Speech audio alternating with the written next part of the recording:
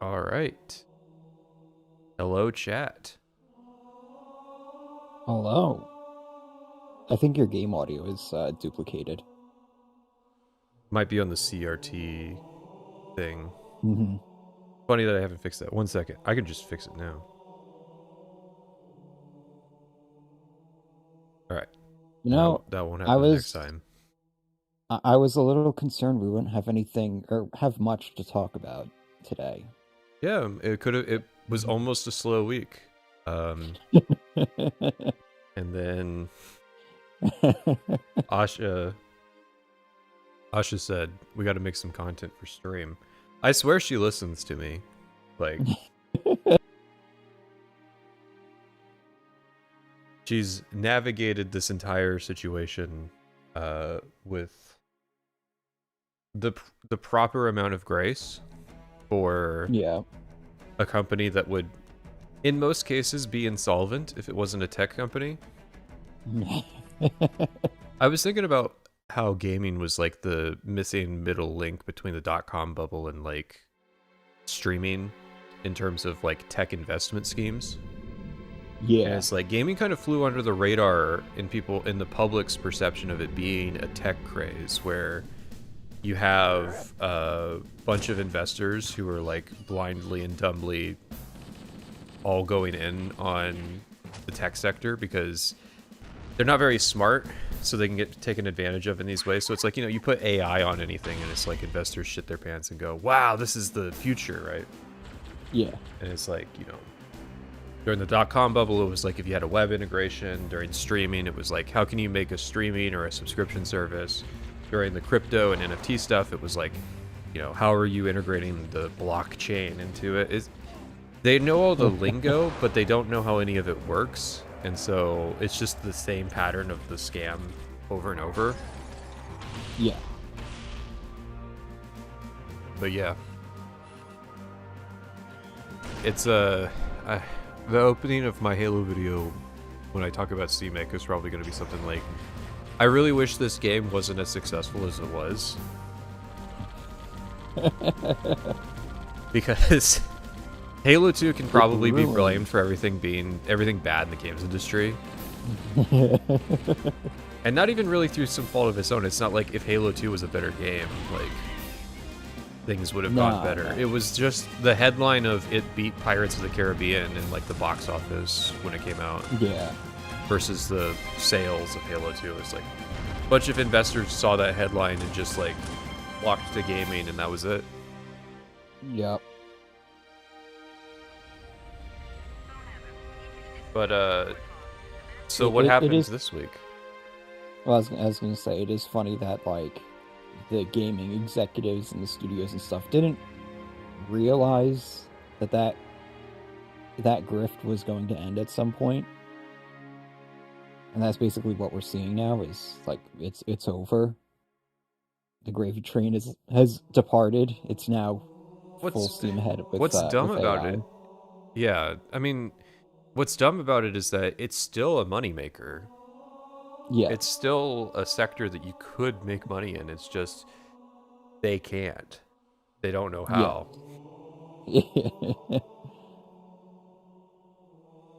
So which is it's like, why, which is there's why Bethesda is now doing everything that they should have been doing like 10 years ago. I know, it's hard to razz them, like, oh, too little, too late, what have you. This they will be infinitely made fun of for not doing this 3 years ago, let alone like Yeah, 5 or 6 years ago.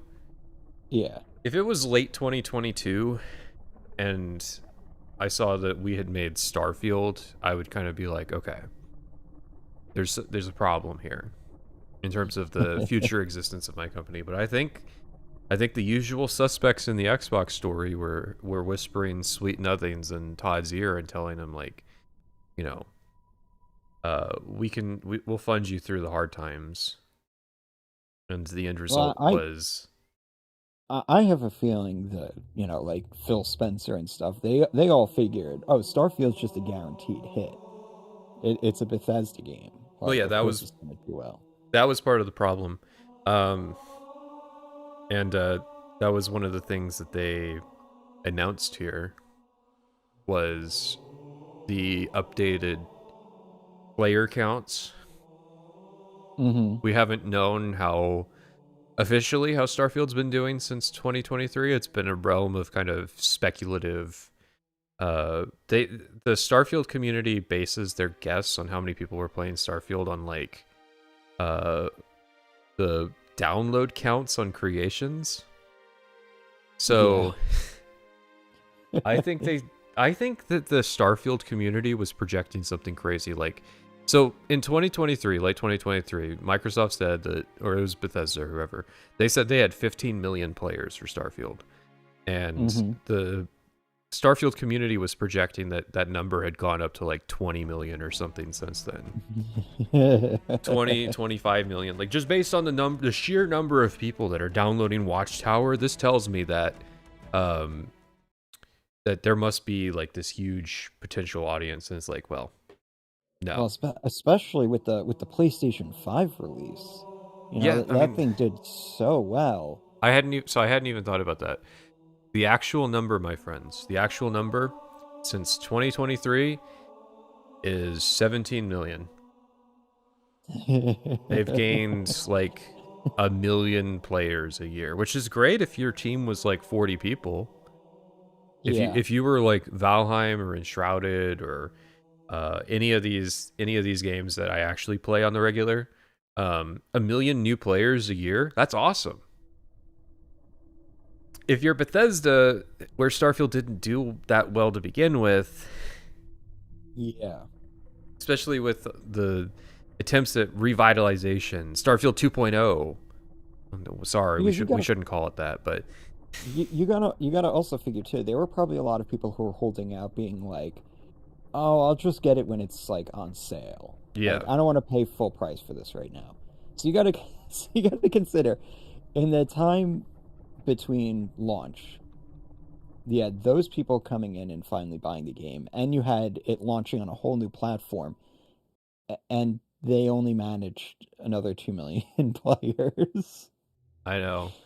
Which, given some of That's the bad. other numbers they gave, um, not to get ahead or anything, but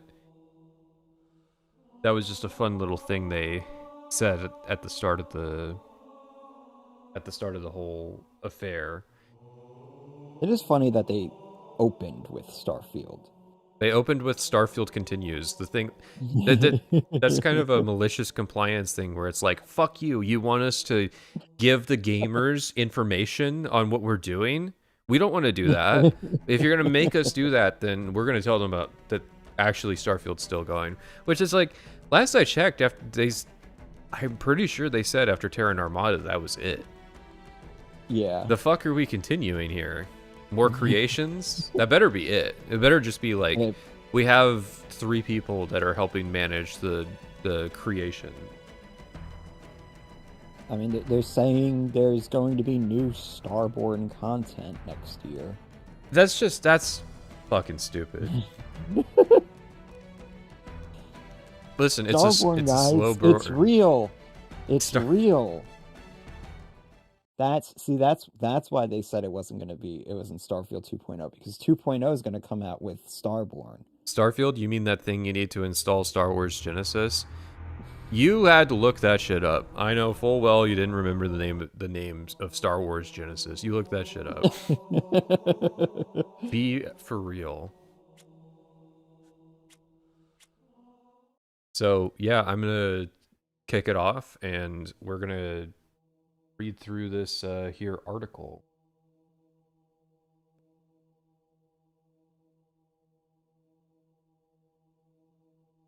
You want to read the article or just the Bethesda's message? The article is the whatever the sorry, it's the URL says it's an article. But Oh, it's a okay. note from Bethesda Game Studios. You have that? Yeah, yeah, yeah. Because Yeah, I that, have like an actual article IGN wrote, but like the I don't want to article read itself is IGN. pointless. Yeah. Yeah. We're gonna have to listen to Jason Schreier later. Like, I'd rather mitigate my journalistic exposure today.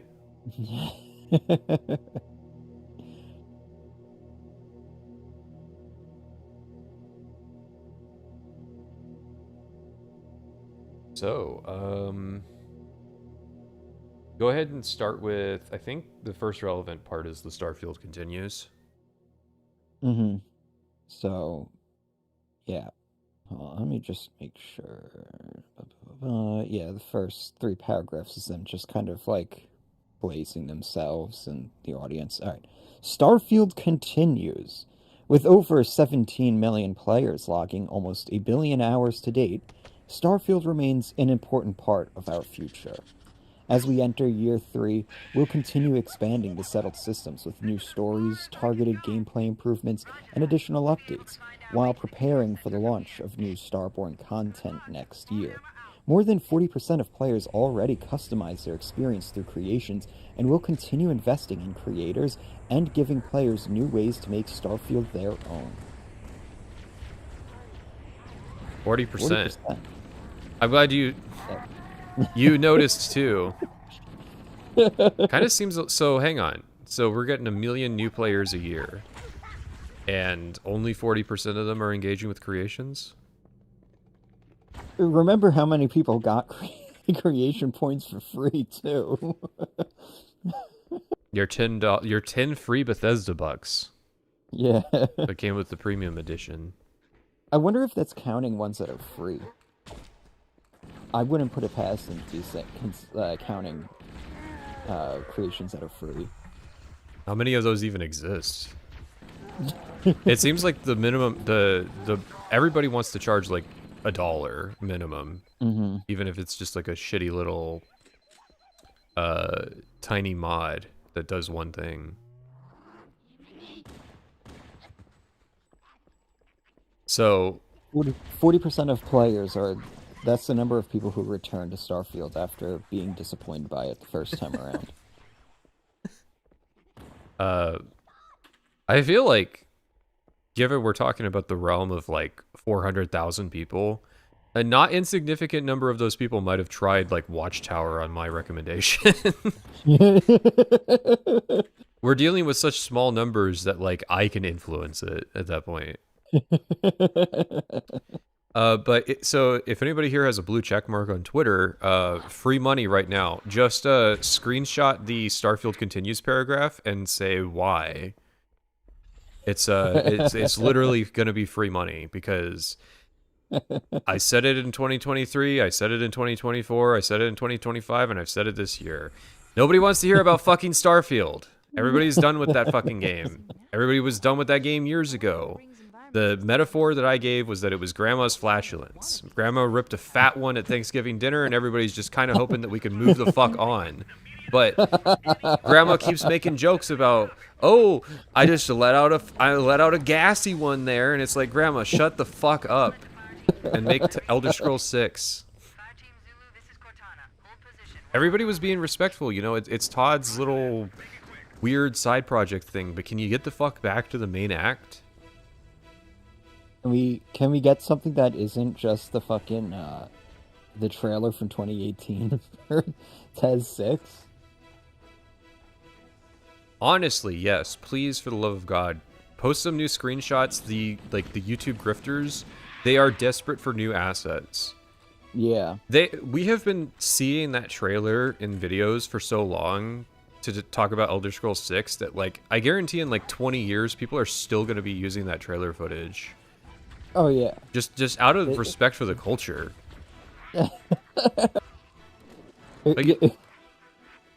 That's a good point. It has become its own, like, it has ascended beyond like even a meme. It's just like, well, yeah, my nostalgia for turn of the decade, like 2018 to 2022, my nostalgia for the era, you got to include like a CRT filter on top of the Elder Scrolls 6 trailer and going, this was my childhood. I was there. I was watching that live. Yeah, remember when that was exciting? Okay, well, probably not, but you know, remember when you thought that it would go somewhere in your lifetime? I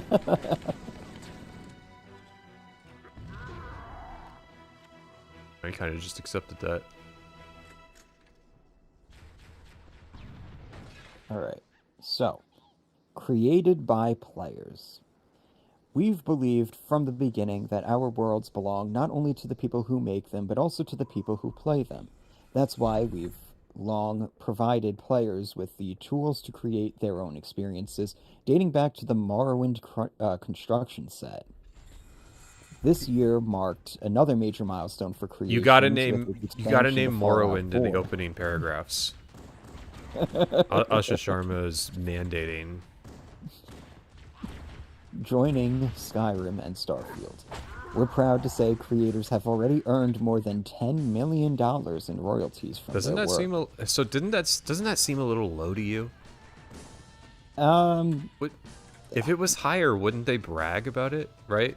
So that's got to be like the absolute max of what they've paid to like mod authors. $10 million? Yeah. That's it? Yeah. Yeah. Like, are you fucking kidding me? Mod authors, God, I gotta remember the numbers Zarek gave, because he had talked to somebody who did it, who didn't want to be named. So, you know, take the credibility of that where you will. But I think it was low. It was like 1/3 or something. Like, you get a pretty small percent of the overall cut. But it's like, if we found out what the cut is for making creations, we would be able to reverse engineer what the total sales are from that. Because we have to assume there's no way that they're like bragging about like $10 million. That's like a pathetic amount of money for how much they've been just harassing us with it. I mean, again, they've fucked up the release of Skyrim in a way that messes with everybody's installs. They fucked up the release of Fallout 4 in a way that messed with like Fallout London, which is the most relevant that Fallout 4 had been in a while, and like they screwed over those guys to shove in creations. And it's like Starfield's modding scene was killed before it could even start because of creations, and then like the end result is that like, I don't know, maybe they made like $30 million from it. Ace Walker says mod authors on Nexus made 11 million in the same time frame. Yeah, I like, that's probably going to be like on the Starfield subreddits as like cope of like, see, it's viable, the business model is viable, because they were saying like Starfield should be catered to because they're higher value customers. So it's like, instead of being a $70 transaction, the average Starfield player, they claimed, was like a $400 transaction, which, like, first of all, bragging about your $400 that you've spent on official Bethesda mods is kind of embarrassing. Yeah. But also, no. Just no. Well, first off, the average is going to be below $70 because most people played it on fucking Game Pass. Yeah, the So, average is real. like, what was Game Pass in 2023? Like $10 a month. The average Starfield player is worth $10. And then you have an extreme outlier of a tiny part of the community that's like got a stupid number of paid mods installed. Which, first of all, I played some of those mods. What the fuck? Like, how do you spend more than $10 and not feel guilty? Like, I played one that like reinstalled a fuel system, and it was so fucking bad. It was such a bad implementation. There were spelling errors all over it, and it was just like a janky, broken experience. And it was like, Jesus Christ, I can't imagine having a Starfield mod pack that's like full of shit like that. That would be... Yeah, I was working on the VTuber thing. The issue is that Linux laptops, so Linux, it's like, it's kind of ironic. That's like the one thing that really just doesn't work out of the box. And it's because all the VTuber software is reliant on Windows drivers for using webcams. Linux is anti-Gunner. You would think that, like, with all the trans people that are into Linux, that there would be functional VTubing software. But yeah. Fallout 4 creations I still gotta... I don't know. You don't? No, you don't. I'm morbidly curious I'm morbidly curious. You're morbidly curious how the anniversary edition of that game goes. I think honestly the best thing is just to like let it be irrelevant. Because there is kind of a like they can't even get the uplift because like anniversary edition was such a fucking stupid era of being like in the Bethesda space. Yeah. I can't imagine that like there were people who like experienced anniversary edition who thought, yeah, I want to do that again with Fallout 4. Transgender Yeah, like yourself. I think people kind of learned from the first one. It's a sign of the times that there are people who like are convinced that I'm gonna be on like a trans arc soon. I was like, no, the fuck, I'm not. I have a whole ass video series where you can see me. Mm-hmm. Well, you know. People who had less to work with still transition. Like, I don't know. I wouldn't pull it off to begin with, first of all, and secondly, I don't know. It's one of those things like I kind of just want to go back to a checkpoint.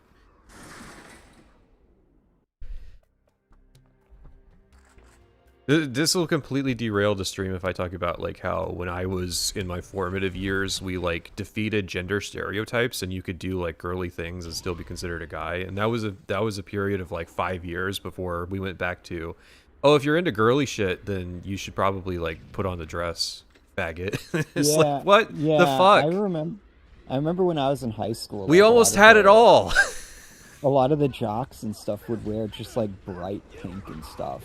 Like their shirts would say like it's cool to wear pink, like shit like that, and it's just like everybody was chill with it. And yeah, kind of lost that. The world saw that we were having too nice of a thing and told us to fuck off. But yeah. Well, I like the conspiracy theory that it was Occupy Wall Street. Occupy Wall Street made the powers that be very uncomfortable with the idea that you know, people, the youth are getting kind of upset with the status quo, and so they like started ratcheting up the identity politics and everything like that. I've heard that before. The variation I've heard was that it was all to derail Occupy. Yeah. Because random people would turn up and start like talking about the progressive stack. Mm-hmm. But Bethesda. The future of Fallout. The future of Fallout. Fallout. This shit's crazy. Fallout is one of our biggest priorities today. Fallout 5 remains our long-range destination, and we have multiple Fallout projects in active development right now. Fallout 76 continues to be home to millions of players exploring Appalachia together.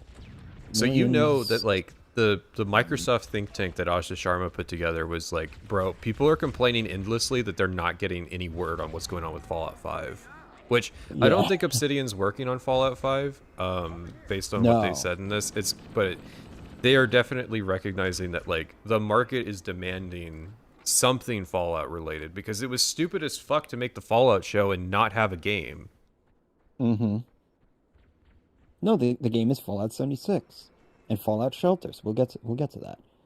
With nearly 70 free updates released to date, the journey is far from over. In fact, 76. We have a major Fallout 76 expansion planned for next year, Raven Rock, a prequel story to Fallout 3. Oh boy! Oh boy! I'm just hearing the Enclaves coming back.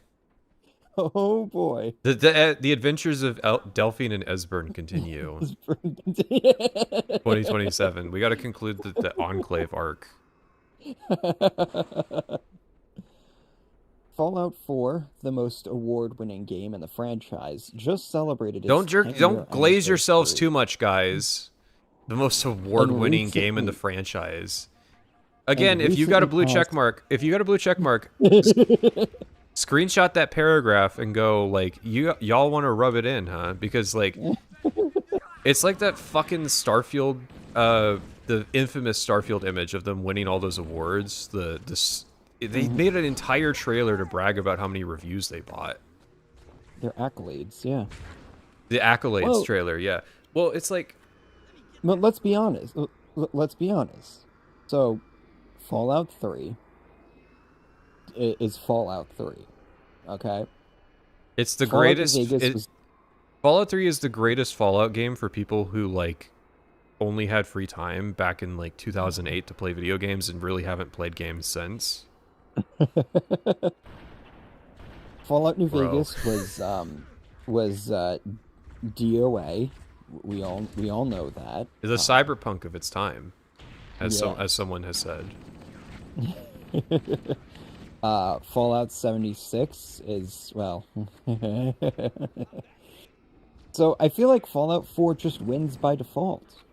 Yeah, but kind of my objection to it is that it's completely ignoring the old Fallout games, which came out in a time period when, like, there weren't that many games journalist outlets to, like, just give out awards on a yearly basis. We don't acknowledge any. The series started at 3. For some reason they started at 3. It represents the number of endings that there are.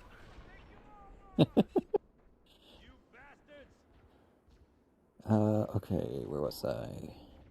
Raven Rock. Fallout 4, the most award-winning series in the franchise, just celebrated its 10-year anniversary and recently passed over 35 million copies sold, continuing to attract a new audience every year. We also know many players... Yes? Bethesda seems stuck in this loop where they'll see people playing their old games and, like, conclude that that's a good thing. And not that of course it's a good thing. Well, I'd hate to spoil a future part, but Skyrim, in the same time that Starfield only gained 2 million new players, Skyrim gained 5 million. Now, personally, I think that's kind of an existential problem. If your new thing, your new gen game that with modern graphics, modern gameplay is attracting less than half the audience of a 15-year-old game. Okay, but you know, Skyrim got re-released on the Switch and the Switch 2 and your mom's fridge, like it. How many of that is resales, and how many of that is like people who already had played Skyrim but wanted to own it on the Switch? Exactly.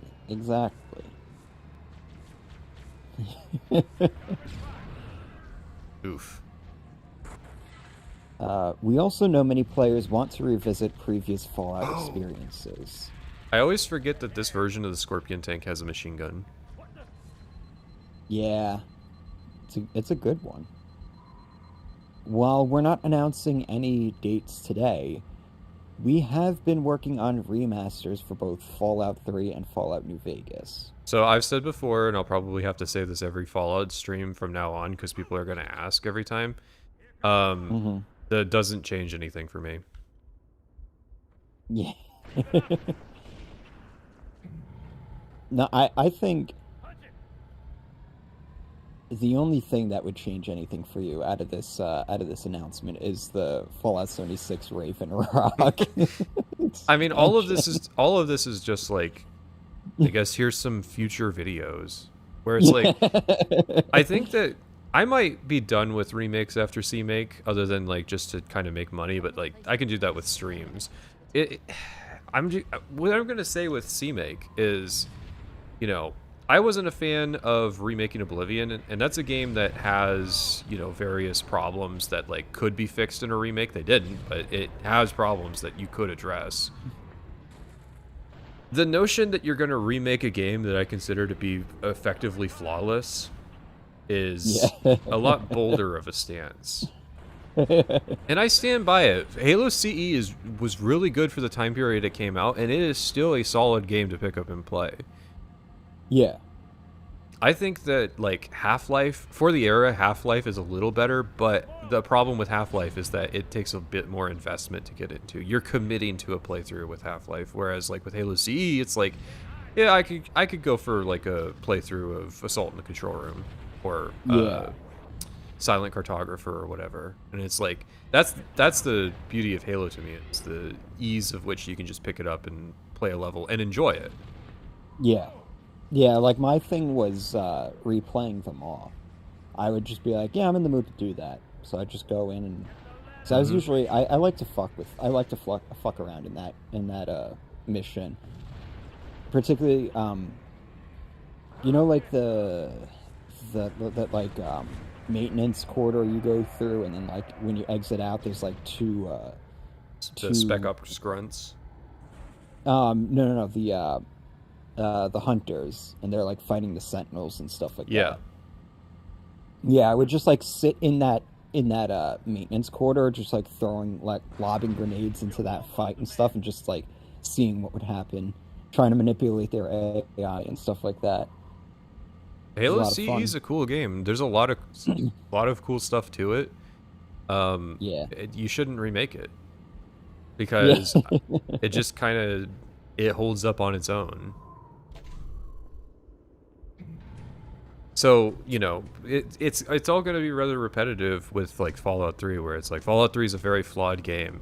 You know what's going to be great about it? They're going to rework the lighting. I think that Fallout 3 with Unreal Engine lighting will look really cool. But Mhm. I don't think they're going to make the gameplay any better. I don't think they're going to Probably not. address any of the main problems with Fallout 3. A lot of them, fundamental narrative issues, the mechanics really just fall apart after like 4 hours. Um, the gameplay gets really repetitive, and the aesthetic art direction. I mean, they're practically like, if they commit to remaking it authentically, then it's going to be pretty ugly. And if they don't commit to remaking it authentically, then it's going to be a source of a schism in the community. Yes. So it's like it's kind of that Morrowind remake Man, situation it where it's like actually is. It's going to be interesting seeing like the discussion around Fallout 3 in particular, because it's going to be like that's the the people who say Fallout 3 is bad are going to use like any changes that the remake makes as like evidence that Fallout 3 was always bad. right. Um, Yeah, for sure.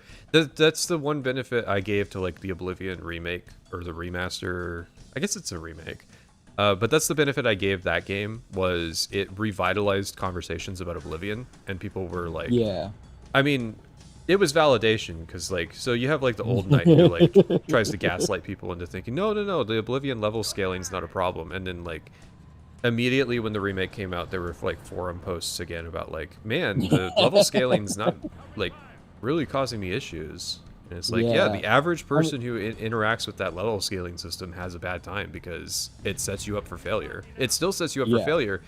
They just made it less annoying if you end up in that position of like being over leveled and Yeah, not doing yeah. enough damage by reducing the amount of health that enemies have. But they didn't fix the underlying scaling, No, because it was that's like a daunting thing to change.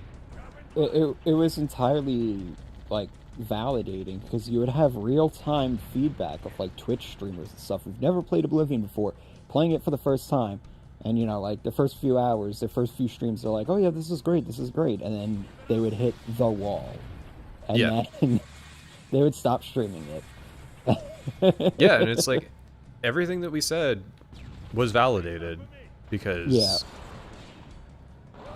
so oh, cannot wait for Fallout 3 Remaster to do the there same goes Sergeant thing. Johnson. Yeah, Fallout 3 Remastered is just maybe the nice thing about it is that people will stop sucking that game's dick.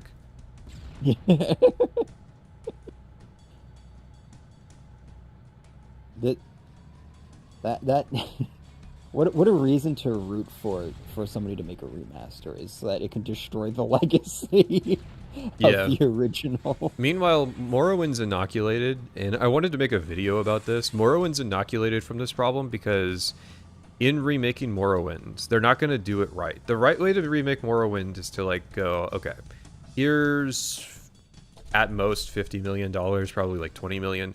Get a team of like 20 devs together and make it a faithful remaster, but don't really like change too much. That's the way that you remake Morrowind, because if you revamp that combat system, the game completely changes. And if you add vocal narration, which a modern audience isn't going to want to fucking read, so you're going to have to add voice narration to that game, you're going to completely change the experience. And it's like, well, here's the opportunity to rewrite the encyclopedic dialogue. And then it's just like, at what point is it a new game? Right. Because it's like, well, we might as well update it to match the ESO lore. And then it's like, at that point, it kind of just stops being Morrowind. Yeah, I mean, they would have to advertise that as a remake. Like C-Make. But C-Make's not even a But, real remake in the sense of, like, there's remakes and then there's remakes. And, like, the typical remake that you see is we've remade the game, but it just follows the same general beats. You don't typically see remakes that, like, completely throw out the old design. Because why would you? What's the point? I think, like, Final Fantasy VII is the most high-profile example of, like, a remake that, like, completely changed the original game. Yeah. And, like, that remake is extremely contentious for that reason. Like, you know, there's a big schism surrounding Final it. Fantasy. It is Final Fantasy. It is Kingdom Hearts Tetramore. Why do you care so much? Yeah.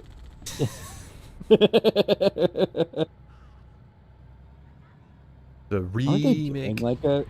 Aren't they doing like a huge remake for Kingdom Hearts or something like that? I don't know. I just can't get past the decimal points. And Japan likes their convoluted sequel titling where Attack on Titan had like 3 final seasons. It's like the final season part 2. Which came out like years after the final season part 1. But Fallout Shelter. Fallout This Shelter was continues crazy. to be the most popular way to experience Fallout on the go. Is there any other way to play Fallout on the go? With more than if you have a Steam 250 Deck. million players. With more than 250 million players. 250 fucking million.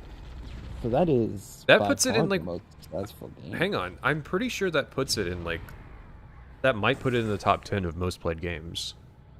Yeah.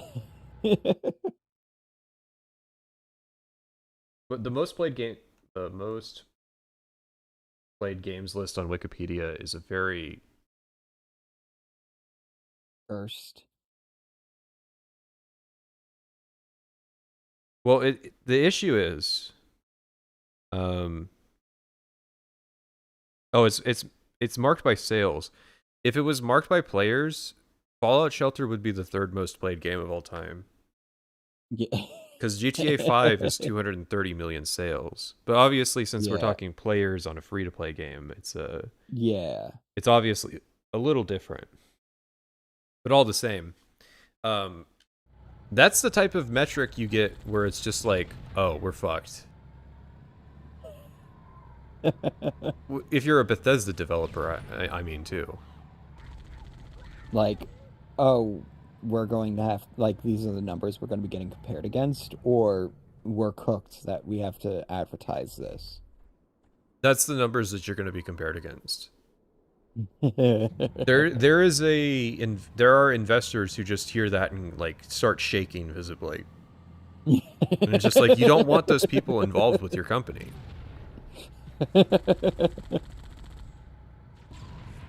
Well, why didn't Tez 6 sell 250 million copies?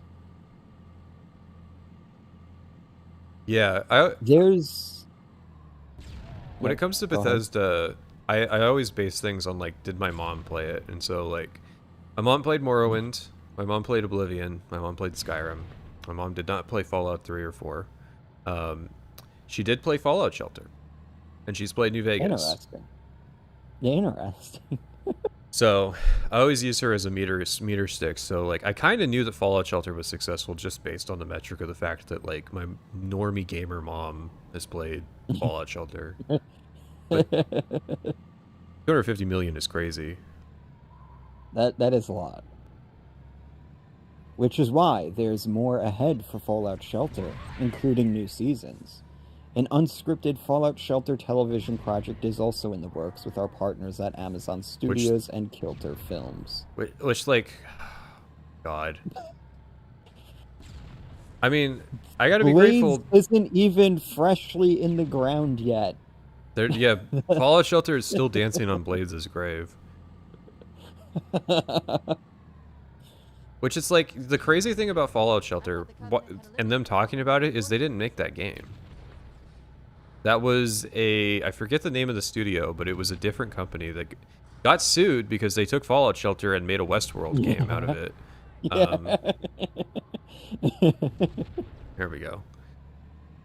But like, yeah, a Fallout Shelter fucking TV show. Mm-hmm. At least that means that like that takes eyes off of making an Elder Scrolls TV show. It would be awesome if that show ended up being like super degenerate. It's like Love Island type shit, just like disgusting. Well, yeah, because Just, like, 250 trashy. yeah, 250 million sales means that like you gotta You there have was to appeal to the skirt. lowest common denominator. We need I sex want- scenes in Fallout. I want I want to be hearing like just the most deranged stories coming out of that production. Anything less than that, I'm going to be disappointed. We locked 200 super Fallout fans Yeah. in an underground bunker for a year. Coming from Mr. Beast, the Fallout Shelter TV show. That's And the only Fallout game that they're allowed to play is Fallout 76. No, it's the unnamed Fallout MMO that we canceled.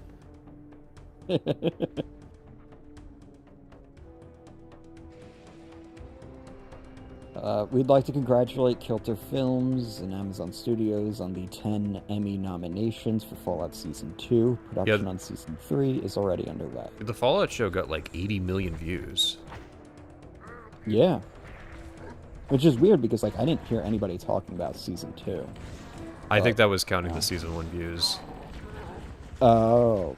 Oh, okay. I would not be surprised if the Fallout show is experiencing... Remember when we talked about quiet quitting series?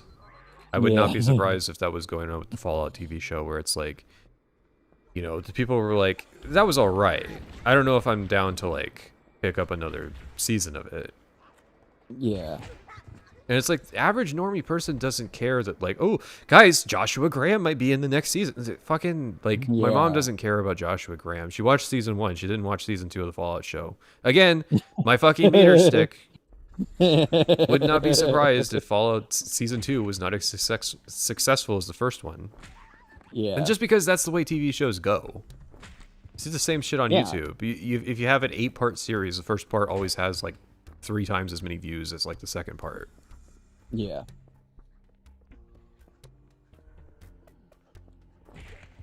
And while we won't host a traditional Fallout Day broadcast this year, we're already planning something special for Fallout's 30th anniversary in 2027, when Fallout Day will be celebrated live in Washington, D.C. Well, I guess we're going back to D.C. Not 2027. If I'm still working on fucking Fallout in 2027, I'm not gonna be thrilled. And I won't be the only one. But the remasters. I mean, like, that's okay. So that's me technically working on Fallout, but if I make a Fallout remaster video, one of two things will have happened. First of all, I will be there to just bang my usual drum of remakes and remasters are a bad thing. They're a sign of cultural decay in our industry. Or they will have molested Fallout New Vegas remastered to such a degree that I can't not talk about it. And I have so far not talked about the fucking Fallout TV show, so to give you an idea to the degree at which one must. Yeah, they need to fuck it up. Well, I'll go to the DC thing if they drain the reflecting pool and have the event in the pool.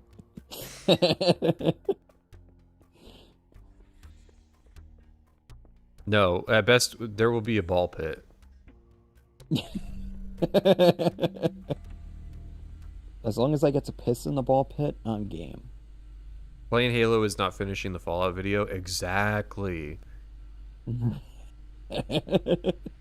I'll talk about CMake, but that's mostly just because I want to talk about Halo in general. It's less about the CMake itself, because I think the CMake is going to be fine. That's mostly just a message of, like, why does this exist? It's more, we got to talk about, like, the Halo TV show and just, like, the direction. Not, like, a deep analytical... what I want to say about the Halo TV show is, like, it focused on, like, the Oni subplot and, like, oh, aren't the UNSC bad guys for doing this? And it's like they generic sci-fi slopified Halo and took away, like, so, like, a lot of people who probably never played the games, don't know what the games are about, probably saw the Halo TV show and were like, this is just, like, generic straight to Netflix sci-fi. I don't know why are people so excited about this franchise? And it's like, that's been Halo for the last 10 years, is people confused why this generic, like, Netflix sci-fi series has been so successful.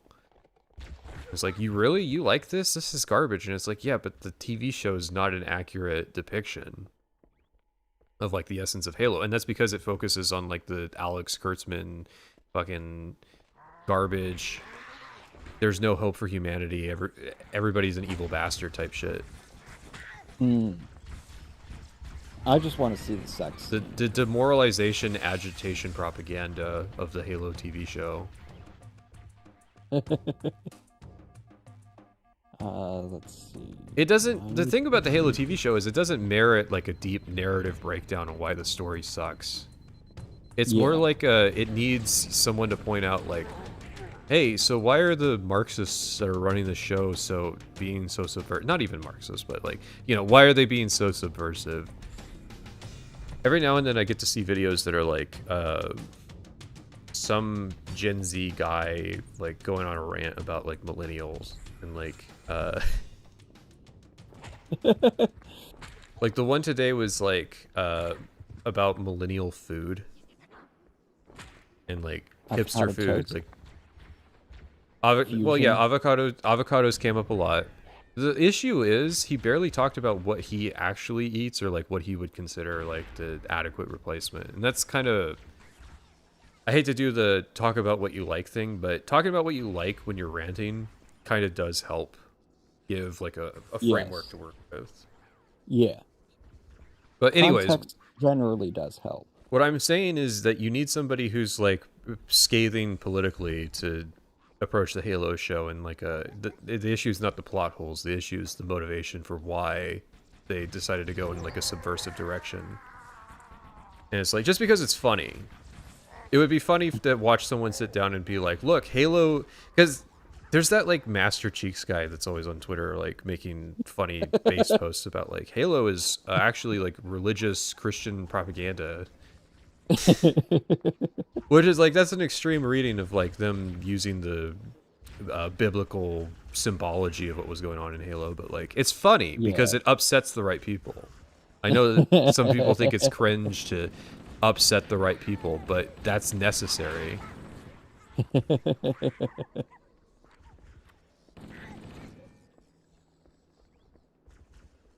Well, I was thinking about this the other day. I was like, if I was making a video game now, I would absolutely be putting in, like, body types and, like, pronouns. No, so would I. So would I, and go nowhere with it. Yes. Because I'm an iconoclast, and so, like, I hear, like, you know, here's the rules for what you're not supposed to do, and I just take that as, like, a personal challenge. Yeah, no, that's exactly it. It's like, oh, here are all the things that I have to violate now. The the worst thing you can do with me is tell me that I can't do something. Yeah, it's like all of Pride Month, I had a rainbow flag on Twitter. I don't ever do that. I just did it to upset like 400 people who unfollowed me. And I was like, excellent, it worked. I don't Just actually what? care. I just pointed out. I pointed out that like every Pride Month since 2023, companies have been doing it less, and it's like that's not me woke scolding them. That's me saying that they never believed it in the first place. Yeah. I don't actually care. It's cringe to like, unless you really care, it's cringe to have a rainbow flag on Twitter. But it I becomes funny because yeah. it's like transgressive. Hmm. And like the right people, if you're too fragile to handle like someone making jokes about like being trans, not in the sense of like they're trans and they're making jokes about their self-identity, but like pretending to transition, if you find that like just grossly offensive, then your worldview is fragile. It can't, Yeah. it's not gonna exist in 10 years. You're gonna get co-opted because you have a weak perspective on how you approach the world. Like you gotta be able to make jokes about what you believe in. Like with the cyclist Absolutely stuff, true. I'm very into encouraging people to adopt that as a mode of transportation. But like a lot of cyclist jokes are really funny, and it's like, so I don't be fragile about it.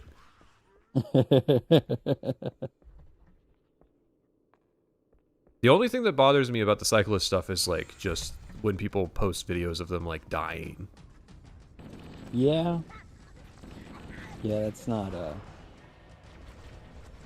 Because it's just like, is a transit policy really like make you that mad?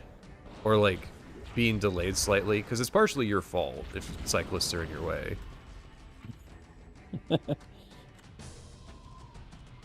All right, we're way off track here. yes. Let me see. Oh, yeah. Okay, so studio collaboration. The Wasteland continues to expand as we team up once again with our longtime friends at Obsidian Entertainment. Yeah, We're I feel happy to like confirm they're working with us on a new Fallout project. We'll this have more to being share in the future. this being buried in here tells me this is the reason why this article exists, because they want to acknowledge it, but they don't want to. They know that the average Bethesda person isn't going to read more than a couple paragraphs before like they go to Maddie Plays to get it summarized, right? So Yeah. they need to bury the nuance in here where they put the word out, but they don't actually have to acknowledge what it means. Yes. Which, in fairness, I'm glad that like I never thought that like they had lost Fallout, but they lost Fallout in the sense of they got exclusive domain over it to do what they want.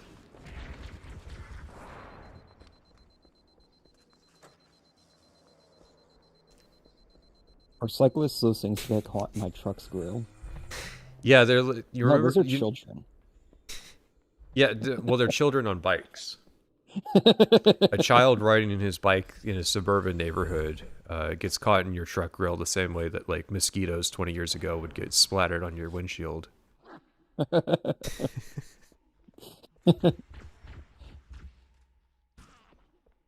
Uh, we're also bringing our teams closer together across Bethesda's and MX Online Studios. Will partner closely with Bethesda Game Studios on the Elder Scrolls franchise, while continuing to deliver incredible new experiences for the Elder Which Scrolls Online. Is cringe. that why they got like cut in half?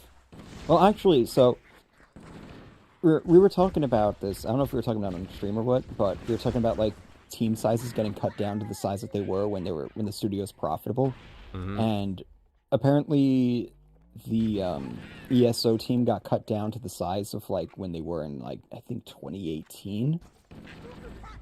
So let that sink in. I view this whole thing like, hey, listen, Phil Spencer's in charge. We're on the dole. We got the dev welfare. We can hire our friends. And I think that the main people who got fired were like all the friends that got hired.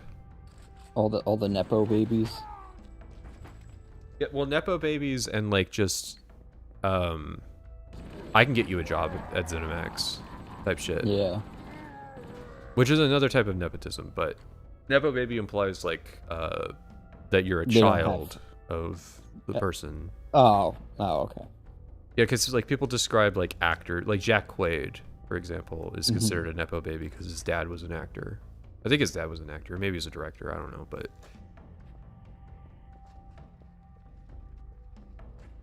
Yeah, the rest of the paragraph is bullshit. Okay. The Elder Scrolls and beyond. That foundation extends beyond our teams to the technology, did not tools, and die. systems that will power the next generation of Bethesda RPGs.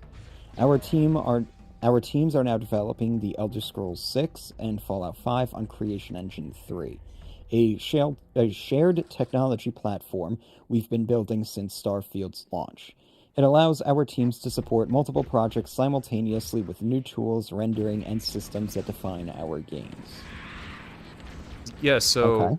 I admit, well, okay, so first of all, confirms not Unreal, which we knew, but Yes. thank God. I will absolutely continue to say thank God that they're not switching engines, because Yeah. I know people, it's a very pop critique of Bethesda to like go, it's the engine, it's the engine. It's like, no, it's how they're using it. 100%. Yeah. They would not be doing better with Unreal. They'd probably be doing worse, let's be honest. So yeah, so they would release games that are broken and also perform like shit. Yes. And would also be probably missing features because they wouldn't be bothered to like replicate them in the new engine. They'd have Watch that meeting. They'd have that meeting where they're just like, okay, we can't one-to-one port Creation Engine to Unreal. What do we cut? Yeah.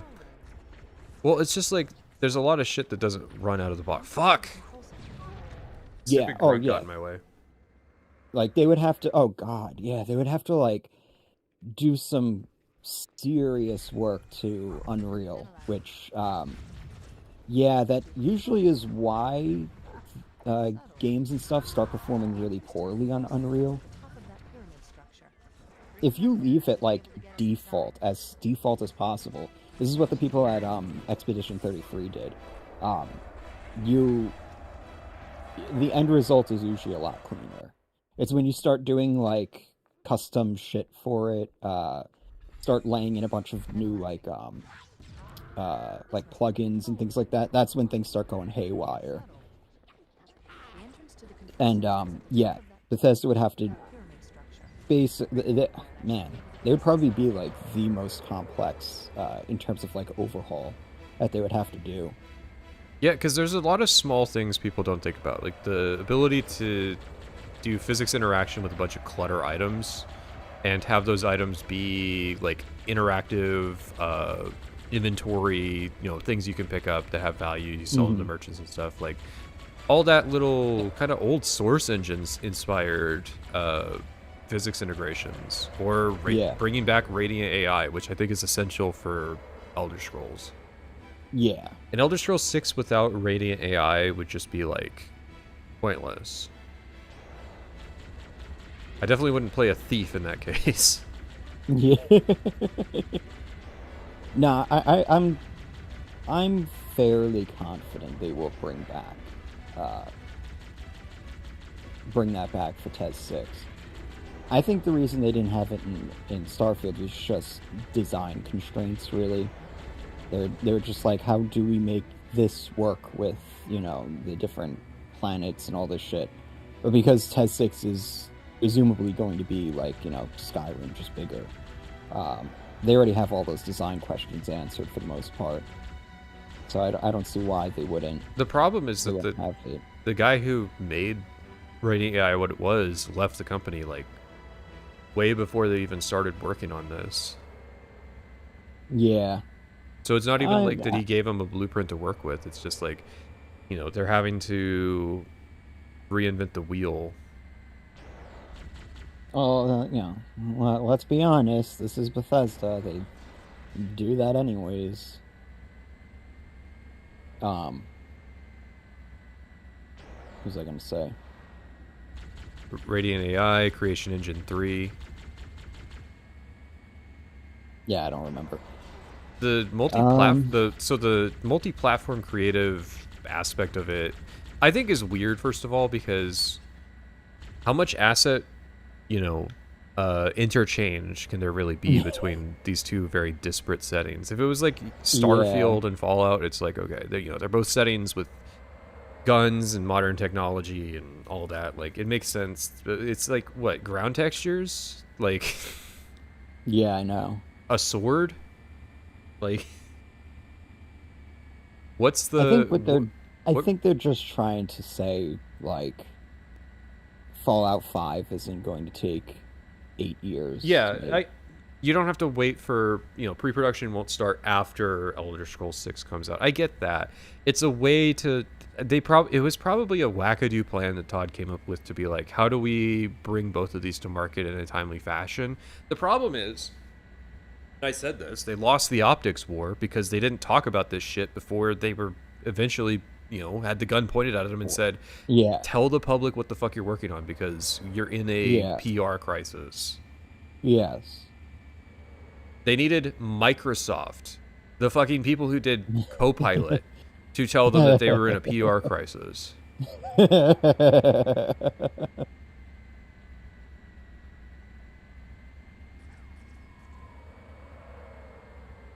Fallout 5 is currently in pre-production. The Elder Scrolls 6 is our primary development focus today, with the majority of our team currently working on the next chapter of the franchise. With over 65 million copies sold, players are still exploring Skyrim 15 years later, but we know it's been a very long wait for the sequel. The next chapter is on the way. Uh, we're where we plan to be. That's weirdly worded. We are where Loving how it we plan to looks. be. Yeah, we're where we plan to be. Don't Loving how it When you looks have and sentences playing like it that, every don't use day. contractions. That's the Yeah. pretty big advice. Just because it helps with your pronouncing and sentence. Hmm. But yeah, they're playing it every day. Um, which then begs the question, why they didn't have anything new to show. They used the same fucking image we've been looking at for since 2018. Like, you guys really couldn't. Nothing. You don't Like, have like a vertical slice, some concept art maybe. That's a usual go-to for game studios that hmm are. You did it with Starfield. You showed us Starfield concept art like 3 years before the game came out. or like a character model in Blender or something like that. You could show us maybe like a Dremora or something like that. Yeah. Be like, by the way, this is an awesome opportunity to announce that we are bringing back a Daedra that wasn't in Skyrim. Some shit like that. Yeah, yeah. Just something, No, because anything. they had to write this in like a day because they got a mandate to like you need to put out an update of what you're working on. Now, I'll give Asha Sharma credit. I think the mandate came last week. Yeah.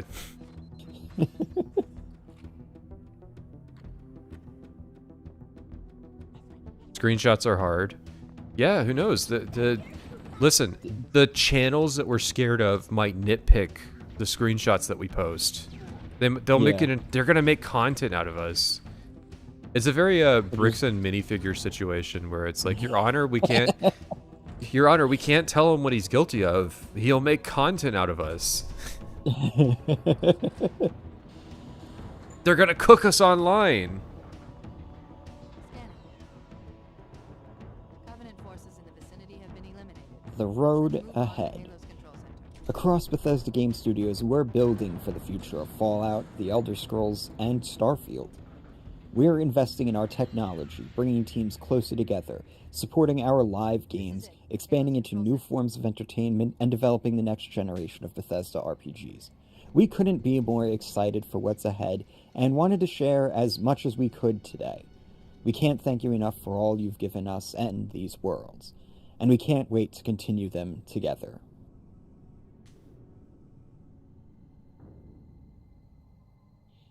They just couldn't. They just couldn't wait. They just couldn't wait to share this stuff with us. But yeah, I mean, any day now we were gonna talk about it, but it's just all that corporate red tape. Any day now, we were going to talk about this like last week, but then or earlier this week, but then a bunch of our devs stormed out during lunchtime and staged a protest in front of our studio. Let's stay focused. Halo.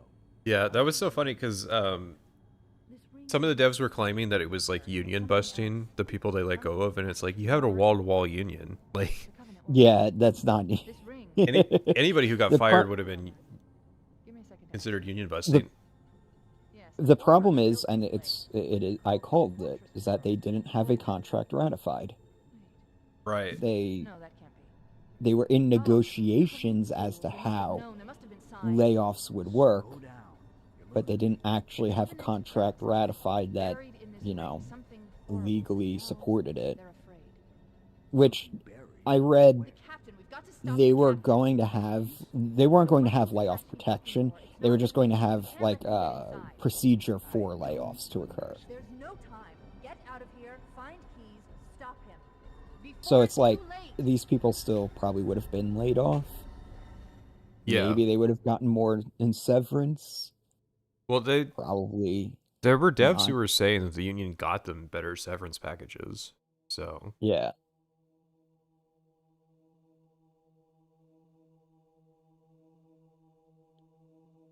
he lies, he's slow, his games don't come out on time. That describes like half of the games industry at this point.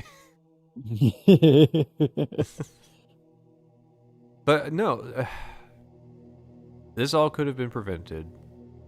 Not all of it, but I mean, yeah, all of it in the sense of like after Fallout 76, as they came to their fucking senses, Yes. they could have prevented all this, but like they treated communication like it's anathema, and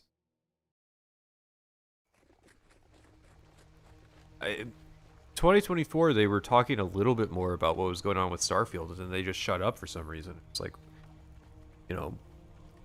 They saw our videos. this was after that point. It felt like that they were trying to make a stab at communication, and then like it didn't work, but we don't know what didn't work, and so Yeah.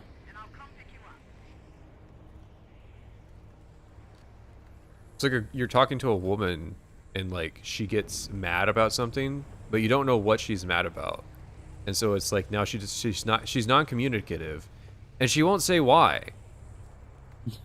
And it's like, Bethesda, baby, talk to me. You should know. The fact that I have to tell you says it's part of the problem. Yeah, that's a. Oh man, CRT is looking extra blue here. It's just blue and black. Listen, it's moody. I will reiterate, it looks 1-to-1 with the OLED in terms of color. So I think what happens with CRTs is the phosphor bulbs aren't stopping all of the blue electron beam, and it's bleeding through the screen and hitting the camera sensor. Yeah. And so it looks extra blue. There's a really cool picture that was taken recently of a muon, which is like a cosmic ray. Yeah. And it's like it struck the sensor of a camera while a guy was doing astrophotography. So there's this smear of pixels across the screen where the muon hit. And you can see kind of what it not really looks like because you can't see them, but Yeah, but it's an interesting phenomenon. There's particle physics is very novel.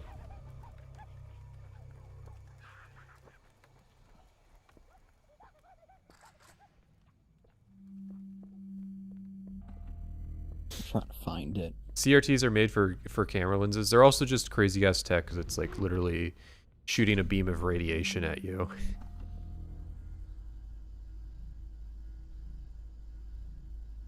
So was that the article? Yep. Yeah. So how all could they have prevented this from happening? How far back do we want to go? Let's say it's like 2022, and Todd realizes that Starfield's not going to be the next big thing. Well, okay, let's start with this. Pete Hines was right.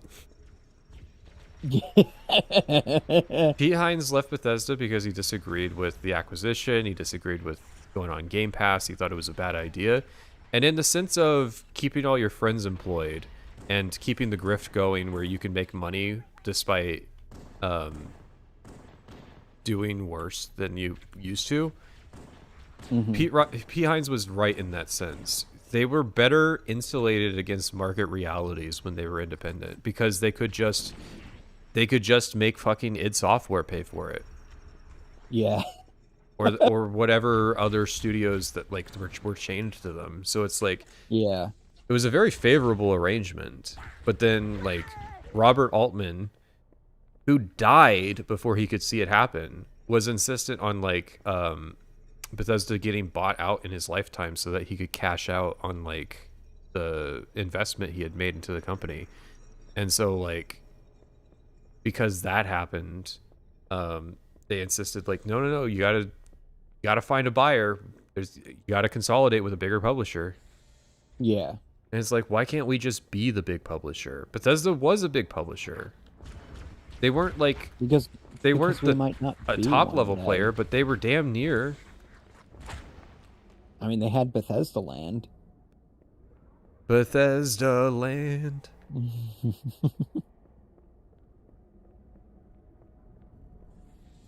But like, so they should not have been bought out. Yes.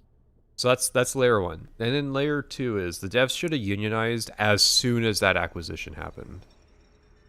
Yeah. And there's no reason not to. There's no way that they were like looking at like 343 Industries or the Forza people or the Gears of War people or like any of these companies that were under the Microsoft umbrella that weren't successful.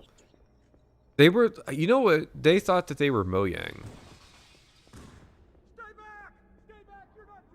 Yeah. They thought that like, you know, we used to compete with Minecraft. So like they'll treat us like we're Mojang. We'll get all the luxuries of being this successful brand carrier of Microsoft. And it's like, no, you're the next 343 Industries.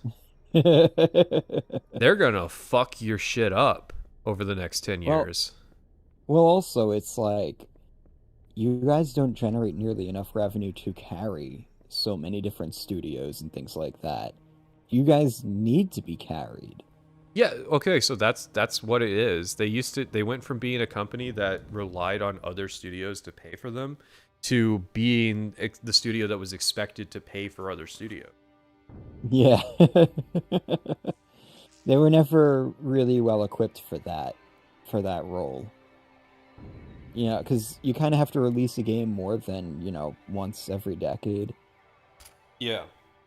That's the benefit of Mojang, is that, you know, they have a lot of different revenue streams.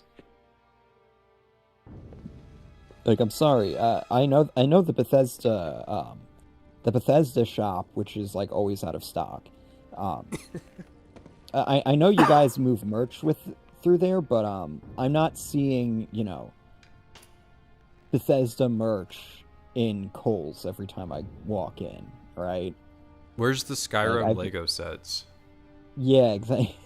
I mean, there probably is, but there should have been, not to the extent. I saw a fan one. There should have been an official like Frontier Lego set. Yeah. Build the Frontier out of Legos, because it would have included a lot of cool people. People would have bought it just for like the Lego pieces. Why do we always have I would have bought it just to blow it up. I still need to So get you the guys, ornithopter. it's thematic. But it's It's like, just like how it happens in the game. if the Dune people were smart enough to get a fucking ornithopter Lego set, why the fuck Yeah. are you not doing something like that? I love this cutscene has scan lines on it, so it's scan lines on top of the scan lines. It's very soulful. I wonder how many kids play Halo CE and wonder why that's the effect they have on the cutscene. This cutscene is soul though. I don't think Halo ever had a cutscene that was like this afterward. Nah. What a missed opportunity, right? Yeah. Like- I like how the CRT cam is just black. Yeah. Oh wait, no. There's some green there. Once it Okay, gets there we once it go. but yeah, once it hits like lit up scenes, it's a lot better. Which is weird, right? I mean, But it's like, I love the idea of just marine body cam footage that Master Chief gets to watch. yeah, I don't know. Maybe there was an accident, friendly fire or something. What do we have, Sergeant? I do wish. A part of me wishes Real pretty. Halo, Friend of yours? Now we just the tone of Halo was like Halo 2. Of Halo 1. No, like going forward, like Halo 3 had the tone of like Well, Halo let's get this 2. door open. I'm always gonna be partial to like Halo CE's, pretty hard to lock it down. the way that it approaches storytelling. Yes, sir. Because Halo 2 was more like, here's some set pieces, you know. It's more exciting. It's Yeah. But that's why I call it the hype moments and aura game, where like it's exciting but for shallow reasons. I just liked this sillier sort of vibe of it. It was just kind of like silly and bombastic. Demon. Don't piss this thing off. Got a bad feeling about this. Boy, you always got a bad feeling about something. Master Chief's just completely... He's in the arms of a giant tentacle monster and he's completely nonplussed about it.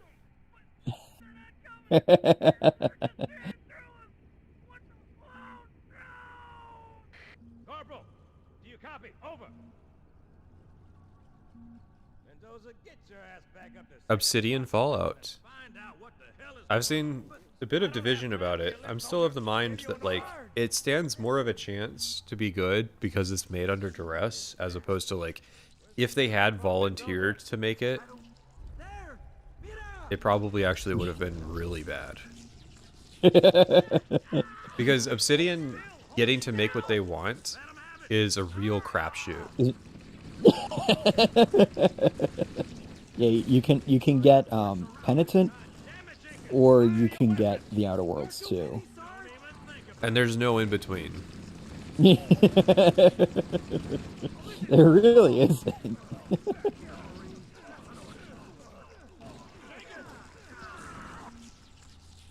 You can get Tyranny, or you can get Avowed.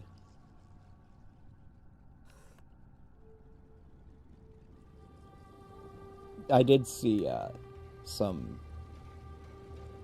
I don't even know who it was. Might have been Chris Avalon, who was like lamenting that Pillars of Eternity is probably dead now and all this stuff. I think it It's was. But it's also like, I don't know, guys.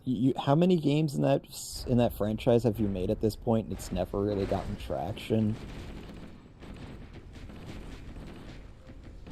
Well, it's like, really what he's lamenting is that Obsidian was dragged into being this AAA studio that it never was. Yeah. Which I described in my original Outer Worlds video. I was like, they're a shade-loving company. They're not supposed to be, like, at the center of attention. They exist in the shadows of other companies, and that's fine. That's where they do their best work. Yeah. But then, you know, Someone got it through their head that they Outer need to be a... Worlds too. Yeah, someone got it through their head that they need to be a company that, like, actually produces popular games, and it's like that's just Yeah. not that's not who they are as people. They're iconoclasts in that sense. It used to be the games industry was full of like there were two types of companies in the around the 2000s. There were like the late 90s is more accurate. Super innovative companies that pushed the tech but had very basic games, and then like super creative companies that didn't really push tech but like took the engines that they made or were using a lot farther, right? So Yeah. like Valve with the Source engine versus like everything that people have managed to do with the Source engine who weren't Valve, or id Software versus like Doom and Hexen type shit. Yeah. Halo was kind of interesting in that they were innovative engine wise in a sense. I mean, Halo's nothing too crazy, but also that they had that creativity. That's kind of the star power of Halo, was that the Yeah. engine wasn't derivative in the same way Well, it that was like also, I mean, it was also on console, like, so yeah. they do get some they do get some tech innovation points for that alone. But also, yeah, they had that. They were able to make something iconic and nail it too, like first shot. Yeah, Halo had a crazy development cycle too. Yeah.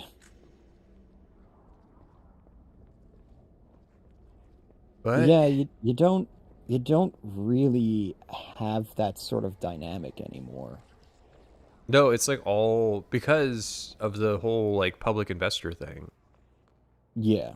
of like you need games that look good on earnings calls or like at developer pitch meetings or what have you, as opposed to games that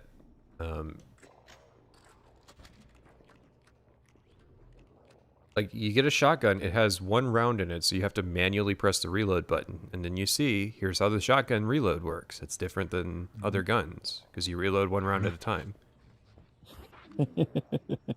Just tons of little smart things with Halo CE.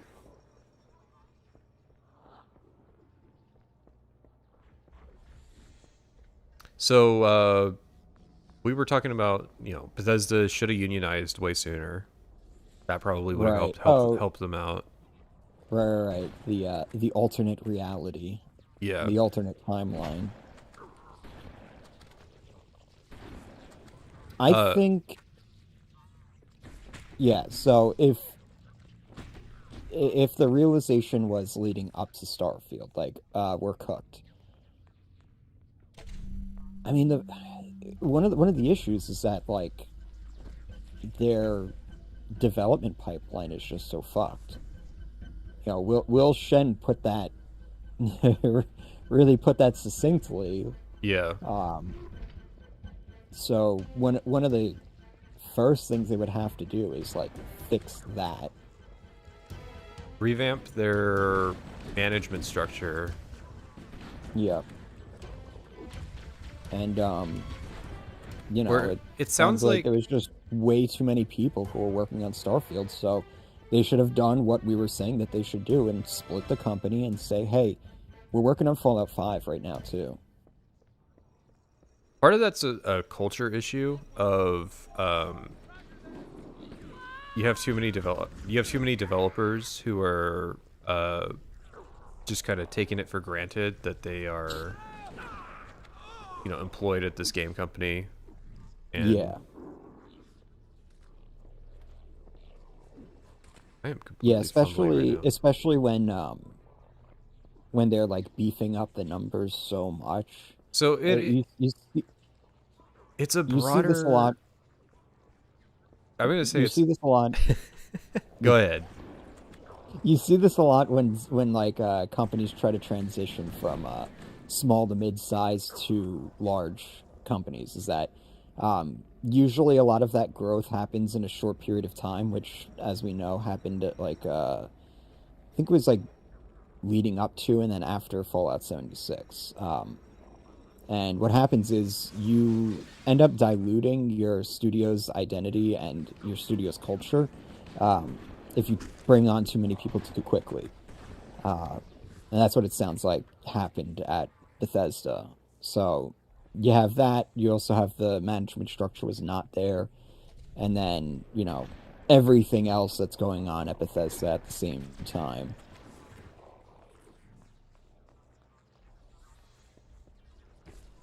I think it's also a game dev mentality problem. There's a very us versus them when it comes to the consumers. And Yeah. they just didn't want to like listen to customers. And then they just took for granted that like, we can't fail. Gaming is a infinitely upward growth sector. Yeah. Especially after 2020. Yeah, it's like, why would we need to I'm gonna die here.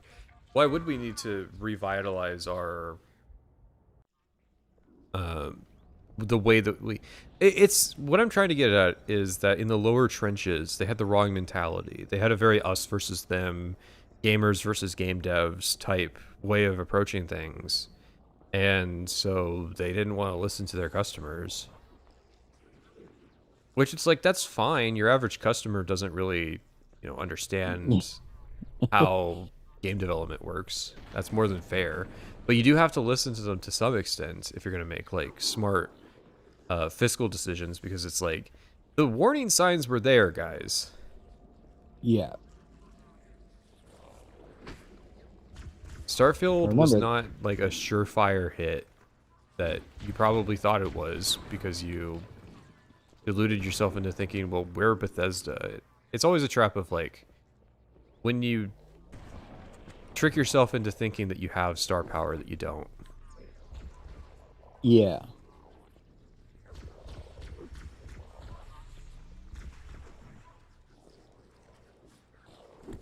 I mean, it's I can understand the mentality when you have like all the game journalists and stuff like lining up to suck It your all cock. goes back to Gamergate.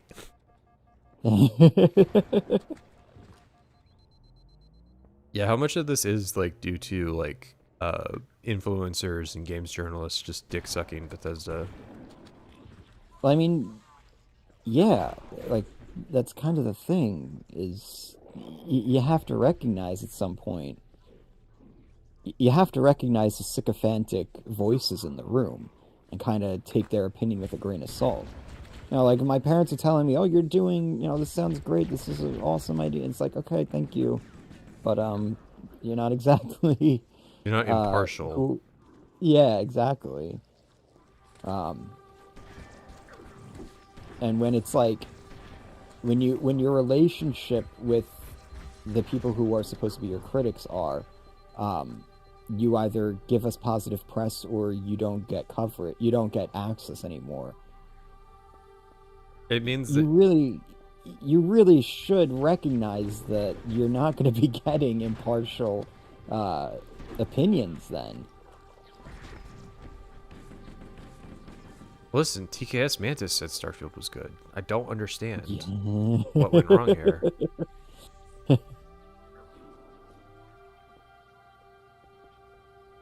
That's why it's like I try not to think of voices as like, especially like negative voices, as just like haters, because a lot of times when like, people are being very negative towards me, I can tell that it comes from a place of like, oh, well, they sincerely liked me at one point and they're just kind of disappointed with where things are at right now, as opposed to like, they don't unconditionally hate me. They just have a perspective that they want things to be different. Yeah. Or more than likely, they want it to be the same. They want it to be like what it used to be. Some people have warped perceptions of the past, though. Yes.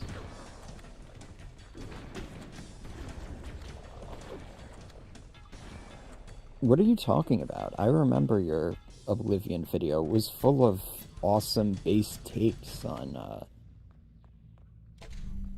gender roles and You used to be very anti-woke. This is Echo 419. Chief, is that you? Starfield 2 will be No. good. You disappeared inside the structure. What's going on down there? I'm talking dude, if there's ever a Starfield 2, there's no way. Starfield 2 needs to be I mean, honestly, you get an Obsidian company to make that. Yeah, that's exactly what I was thinking. It's like Somebody how else, BioWare play used with to that grenade. BioWare used to just like they would make one game and then they would hand the sequel off to like Obsidian. Yeah. They did that with I think Neverwinter Nights, and then obviously they did it very famously with Knights of the Old Republic. Mm-hmm. And it's like that's the way that you handle a Starfield situation, because a new studio will come in and they'll bring their own kind of perspective on like what needs to be kind of addressed, and then maybe you get a Starfield game that's kind of a little parodic of Starfield 1 in that sense, where it's like Knights of the Old Republic's not a parody of the first game, but it definitely is playful with like RPG conventions. And it's like, how do we tie the experience system into being like connected to the Force? And it's like, hey, that's a really clever idea, and it's like it's a fun play on what you expect. That's the benefit that you could get. But modern games industry logic tells you that like once you have a game, its sequels have to be developed by the same studio. And it's like, well, then what happens with Bethesda, where you have Elder Scrolls and Fallout already, franchises that are more successful but neglected in big ways?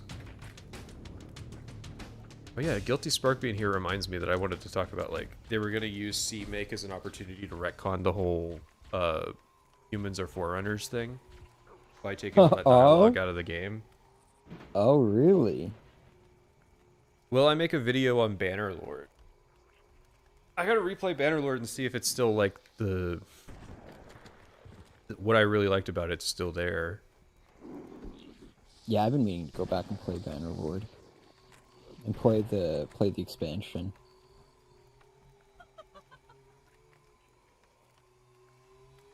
That's one of those games where it's like I'm afraid to go back to it because the last time I played it, it was like, oh, I'm staying up like 20 hours a day, just no life in this thing. I've not had that sort of the benefit of that sort of free time in a while.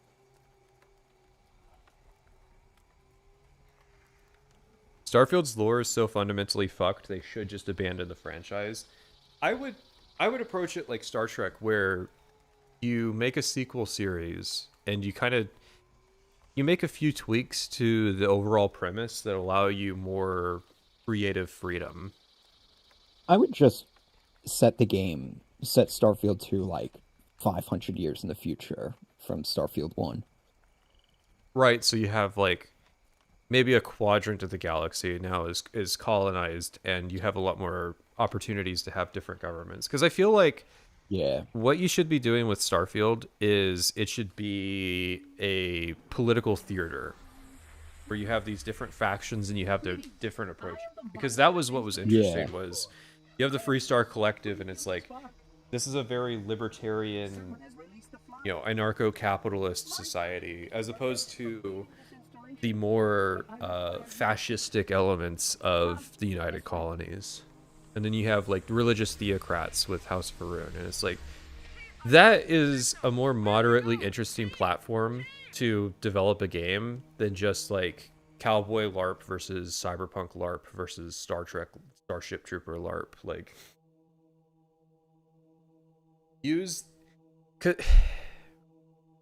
it almost has that Star Wars effect. And here's where they could have been successful. Make a game that unifies all of the different perspectives on science fiction, right? Why are you making it a setting with mechs if you're not going to include mechs in the game? Because this would be an awesome opportunity to unify like Star Trek style science fiction with like a faction that does Gundam stuff. And it's like, whoa, that's like a really cool idea. Like, do an interplay of those elements. Don't just make it a bunch of references to shit you like. What a fucking millennial game. Yeah, we made a science fiction franchise that's nothing but references to other science fiction franchises. Fuck off. It needs aliens. I genuinely do not think that Starfield needs aliens at all. Yeah. It's the same as like, you know what Fallout 76 needs? It needs human NPCs. Then it'll be good. It's like, no, you don't need aliens at all. What you need is they have enough to work with. You have a good framework already. Yeah, so like you have completely so Earth is gone. You have completely unregulated settling of star systems, and then it's like small cultural differences that existed during the diaspora of Earth that manifest into wildly different like cultural and philosophical perspectives on like how to go about life in space. And it's like it could be a great commentary on the nature of space exploration, where, you know, in the process of trying to expand what we knew about the universe, we also ruined the commonality of human experience that we had back on Earth. It's like, that's the promise of a faction like House Faroon, is like, how did they reach a point where they were that radically different from what we expect? The problem is that I don't think Immel has the chops to tell a story that's like a political exploration of the human nature in a space exploration environment. No, I don't think so. But that's why you give it to another studio and they make it that.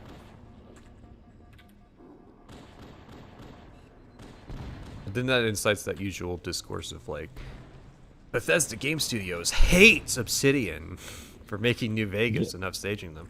As I am guilty of spreading that narrative as much as the next person. It's not really true, but it's a fun narrative. No, they're friends. They said it in the announcement. No. But Bethesda made a PowerPoint presentation and it was like, yeah, that was Bethesda Softworks, the publisher. Yeah. And I'm sorry, but we didn't need that Chris Avallone interview to know that those guys are shitheads. It was trust me, there were plenty of signs that Bethesda Softworks was a shitty company.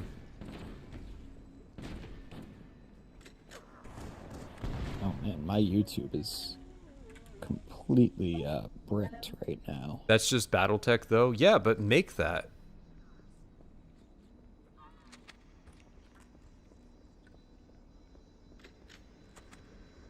I don't care if it already exists. That's what they should do.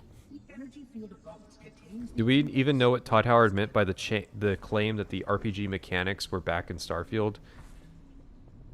I assume that it's got to be shit like they re-added classes by another name.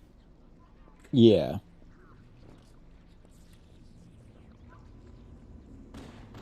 I think it was that, and I think it was also the speech system. There's a speech system, there's traits, there's all this stuff that you would typically associate with an RPG. It's just not particularly well fleshed out.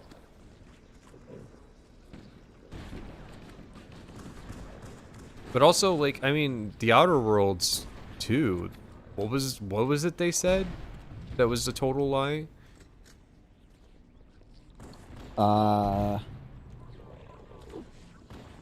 It was something about like a crunchy. This is the crunchiest game we've made, or some shit like that. Yeah, the crunchy RPG. We're returning to the crunchy RPG sort of thing. And it was like, what was the crunchy part? The fucking paint chips that you eat when you were making this game? Crunchy RPG. Meanwhile, they crunched it. They crunched down the numbers to. Yeah, I think that was the joke. Between the first two games. Yeah. The crunching part that happened was the crunching of all of the RPG mechanics into non-existence. I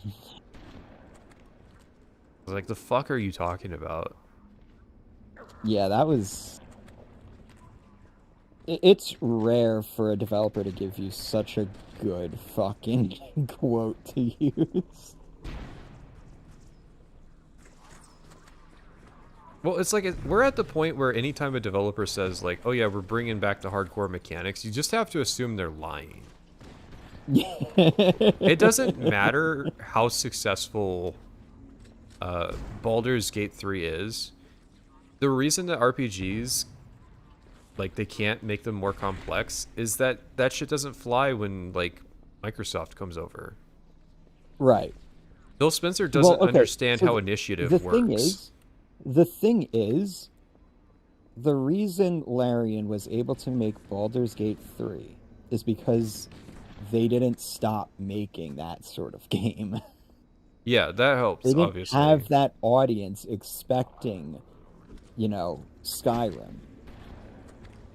You play what is it? Divinity Original Sin Sin 2. Yeah. Yeah, and it's like It's very... you can see the parallels there. The rules are different, but it's still very clearly a tabletop game. Yeah. At a caliber near 5th edition. Because 5th edition's very accessible, but even then, you know, imagine explaining to, like, the guy at EA that wanted Anthem to be an Iron Man game how, like, armor class works.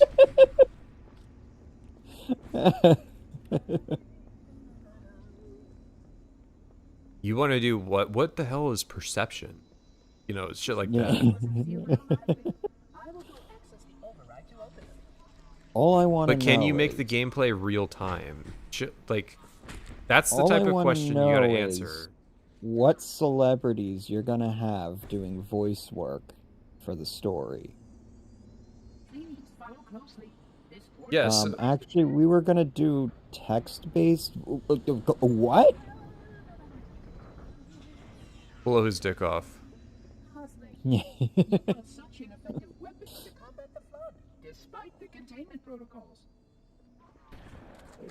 No, but Test 6 is totally going to be like a return to form. Like, it's going to be even more hardcore than Morrowind. Yeah, so I guess we got to go even further back in our timeline. Which, I mean, like, at that point, you're just like in the old videos of like, don't make Skyrim a game that appeals to the mass audience. I think. No, this isn't the Fallout script, so I'll talk about it in that video. But I thought maybe it was in the Starfield thing. The problem that Bethesda had where they kept assuming that they could replace their old audience with a new growing audience, but then like the potential games industry audience started to slow down in growth. Yeah. And so that stopped being a meaningful vector. Yeah, you saw a lot of studios fall into that trap. Yeah, well, it's like we don't have to appeal to our old fans. We have new fans that we can replace them with. Even pre-gamers are dead. Like, the perspective of, like, it doesn't matter that we're losing the... I say it in the video, even, like, the Oblivion fans. It doesn't matter that we're losing them with Skyrim because, you know, we're going to gain this Call of Duty audience. Yeah. This Skyrim will gain the gun and ball gamers, which it did to an extent, but, like... That's a very fleeting thing. Like, normies are extremely fickle about games. Well, yeah. Yeah, okay, so that's kind of the... That was kind of the point that I wanted to make, too. It's like, you're replacing your your more resilient audience. Like, the audience that was willing to put, like, stick with you during, like, the, you know, harder times and stuff like that. You're replacing them with an audience that's going to be more transient, that's going to be more susceptible to getting picked up by your competition, or being more susceptible to losing interest, or being more susceptible to price changes in the hobby, things like that. And I think that's where a lot of the issues that developers are like big developers and stuff are coming to terms with now, is realizing that those audiences were never really going to stick around. Especially now when you're talking about game consoles that are going to cost $1,000. Like, you want to talk about game over. And I think that's why everybody is collectively shitting their pants right now in the AAA industry. Is like, oh fuck, the people. There's an affordability crisis in gaming. Yeah, well, the people we were appealing to for the past 15 years or so, they're going to leave the hobby. They're not gonna intellectually understand why, game, because you see it with the Red Dead 2 comparisons. They're not gonna understand why that's happening. And it's because the industry is going through a period of austerity where it's we're going to have to downgrade the way that games look because that's the only way we're gonna make the hobby affordable. Yeah. But why is the new game not better looking than the old one? It's a weird world where the 4090 might be the pinnacle of GPU technology on the consumer side for a while.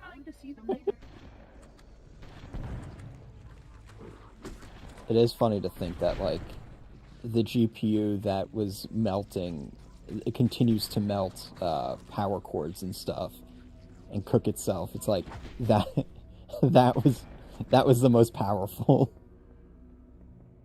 Sorry guys, we can't go any more powerful.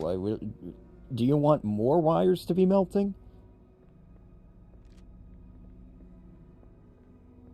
So yeah,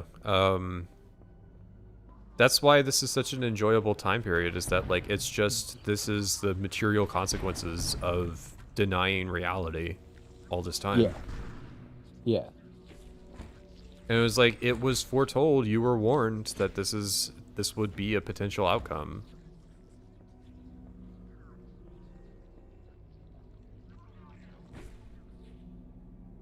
No sympathy. No, I don't feel bad for you that you're in this position. Especially since I don't need you. I can still enjoy my hobby without you guys. I've been playing Stationeers lately. Pretty fun game. Oh. A little autistic, but Yeah, that's the game. That game, I checked out of it because it was menuing for everything. Yeah, because it's a Space Station 13 derivative, so it's going to be a little...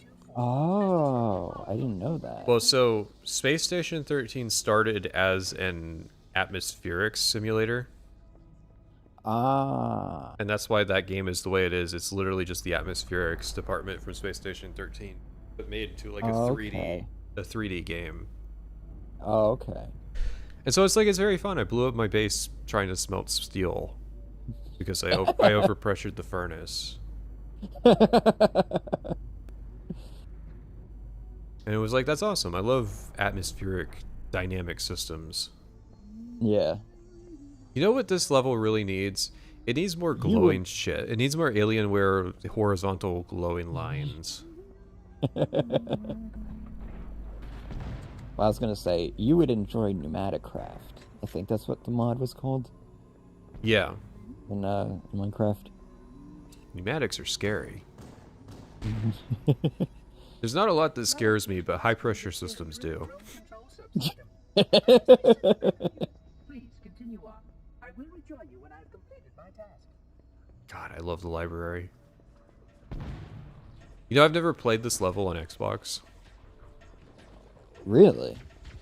Yeah, I didn't have an original Xbox until well, I had one temporarily, but I only played Halo 2 on it. It was before I got my 360.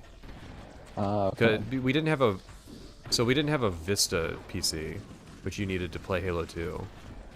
Yeah. Because Microsoft are a bunch of incompetent retards. So there was a time period when they were pushing Vista by look, you need it to play Halo 2.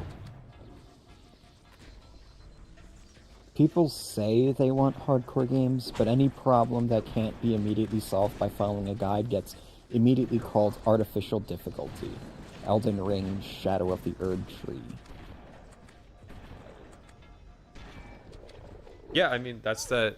I was thinking lately, I've been playing a lot of games lately that were kind of boring because they didn't have failure states, and I kind of just like mentally check out of playing them after a while. Yeah. Oh, right. Because Sometimes I enjoy a game like that, but usually it's like a sandbox, like glorified creative mode type of so like game. one of those I played lately was Drain Sim, Yeah. and it's I like know what you're talking about. the reason that game is so compelling is because it has one of the most advanced like water physics systems I've ever seen in a Yeah. game. Yeah. Where I'm like, I'm okay with this game sometimes running at 40 FPS because holy shit, it's rendering water. And I'm like, I'm the fucking like Skyrim fan at QuakeCon chanting water, water, because like I just dug a trench and the water is dynamically draining from like one pond to another and it's changing the overall level and it's like, how the fuck did they do this? That is so cool. Yeah, I've been told by multiple people that I gotta play that game. So like, it's a cool game. It's also impossible to fail in that game. It's not very mechanically deep in terms of the challenges that you face. I would love Yeah. if that game was grading you on like how much water damage you could fail to prevent because you like accidentally flood certain areas or what have you. Yeah.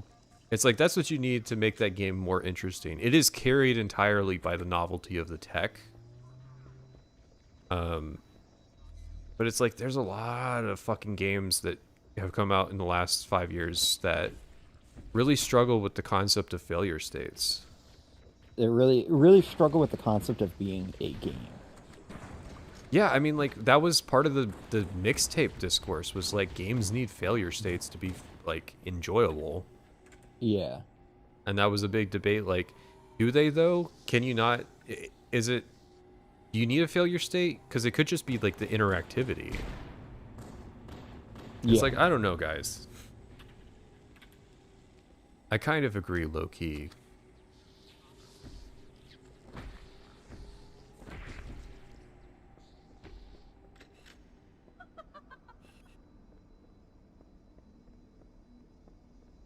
And then inconvenience mechanics, I think, are important, especially for like RPG and RPG adjacent. Speaking of RPG, RPG adjacent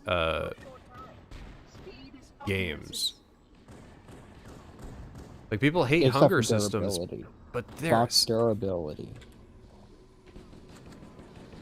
you actually hate durability. No, I Yeah, love durability. Well, when it's done correctly. when it's not like Oblivion where the shit's falling apart out in a single dungeon. It's just like little maintenance mechanics that you have to think about that like snap you back awake. Yeah. You know what it is? It's the proliferation of weed culture. Weed gamers can't handle anything that wanna, like, makes them vibe out, man. actively think. Yeah. The whole mentality of like games exist for me to vibe out too, I think was incredibly destructive for gaming as a whole.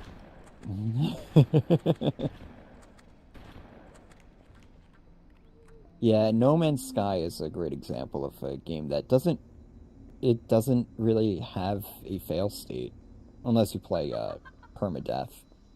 And Which then is and then in it of has too itself, much it's- of a fail state. Yeah, exactly. Exactly. Kind of like hardcore Minecraft. Yeah. But at least Minecraft has a little bit better of a combat system. Oof. That's rough to hear. Yeah, No Man's Sky combat is it's something. It exists. Top 10 durability systems in gaming. Number 1, Breath of the Wild. No, that's one of those that was so bad that like it turned people off of the mechanic entirely.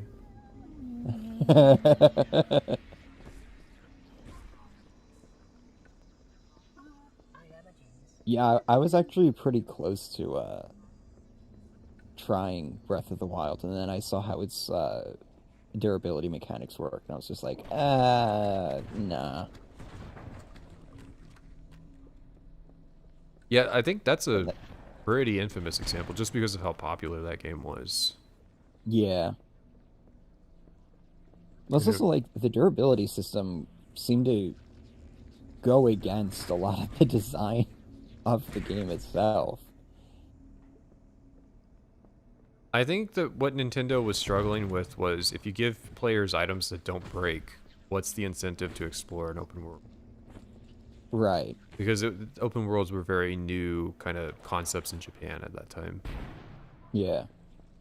They had trailed behind the Western games industry in that respect. So, it's like if you had durability and items breaking and shit, like, well, then you have like a better incentive structure. Except not really, because then you have it creates a disincentive to like, it's like, why am I going to go out and do this like hard dungeon to get this cool sword if it's just going to break on me and there's nothing I can do about that. And that was my mentality. I was like, oh, this sounds really cool, and then I found that out. I'm like, okay, well then why am I going to like do anything optional if like all the rewards are going to be so transient? That's where Zomboid kind of succeeds, where you get a powerful weapon and you're like, but why would I use it if it's gonna break? And then it's like, oh, but I need to use it now or I'm gonna fucking die. Like, Yeah. there's no matter of choice to it. It's like do or die. Yeah.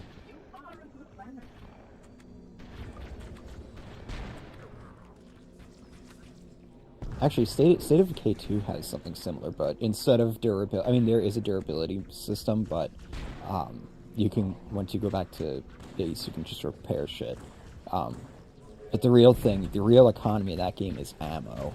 It's like, should I really bring out the thing that uses the 50 caliber ammo that's like, Yeah. I might get 10 bullets in the entire fucking playthrough? That's why I talk about But ammo at the systems same in games a time- lot. Yeah. No, that's a game that actually really does more economy right, and it scales well too with like the difficulty settings and stuff.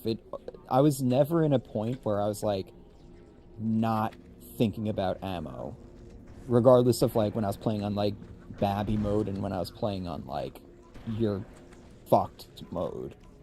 It was always like an agonizing decision before I left base. Like, oh god. What caliber am I going to use now? So you could go through ammo so quickly in that game too. You just get like one ambush pops up and it's just like, fuck, all my ammo is gone. It's a good game.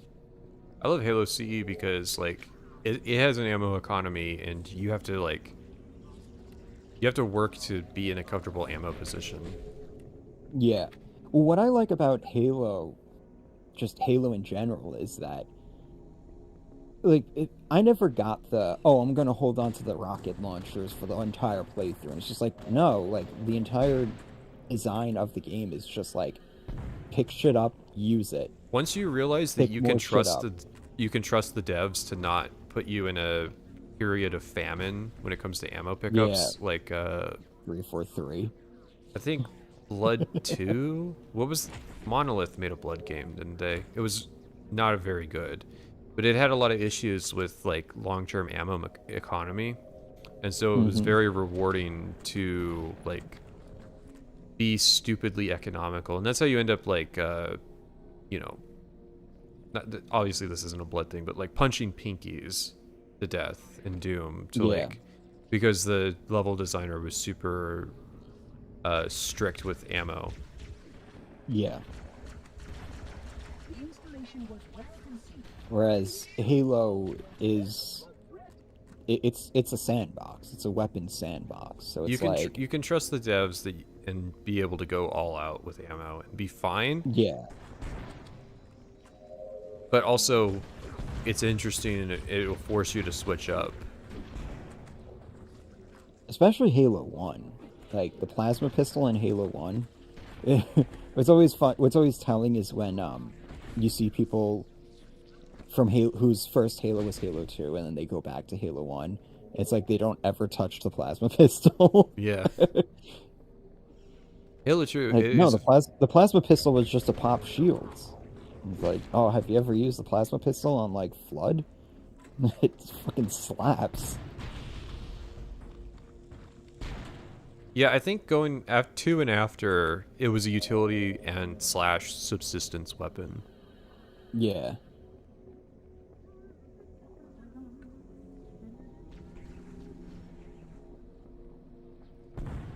Yeah, and now Monolith is making a canceled Wonder Woman game.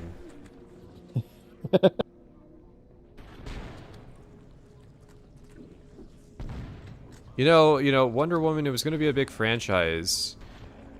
And then Israel had to go bomb Gaza. We did have a super chat earlier about the marathon director leaving Bungie. Yeah. I actually caught that news from the pre-stream chat. I saw that and I pulled up the article about it. I was linked it to before the stream. Yeah. Which it's like, that game seems like it's in a dire situation. I mean, Bungie as a whole seems That- like it's in a that's- dire situation, but like, Yeah. I don't think the comeback is happening, which is a shame. I really wish we had done the free weekend and checked it out together. Oh. I have Before the I game have no dies. interest. I have no interest. I think it looks cool.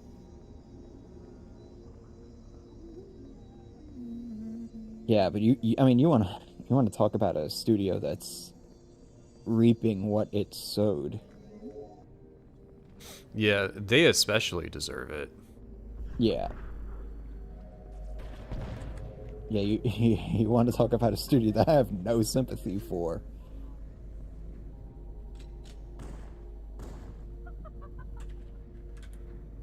Like Justin Truman becoming studio director, studio head, whatever. I think that was just perfect. Just a great way to end it all. Well, thankfully he killed the zombie studio. He killed the company that was called Bungie. Because, I mean, like... I can't wait to talk about CMake and talk about the changing perception of Halo Reach. Bungie was kind of struggling after Reach, and then, like, just Destiny made it worse. But it's like... people treat Reach like it's a bad game, and I think that's kind of crazy. And I think it is layers of narrative of trying to defend Halo 4 and be like, well, Halo 4 is really just an evolution of what was going on in Reach. And it's like, no, it really isn't. And Reach is actually interesting.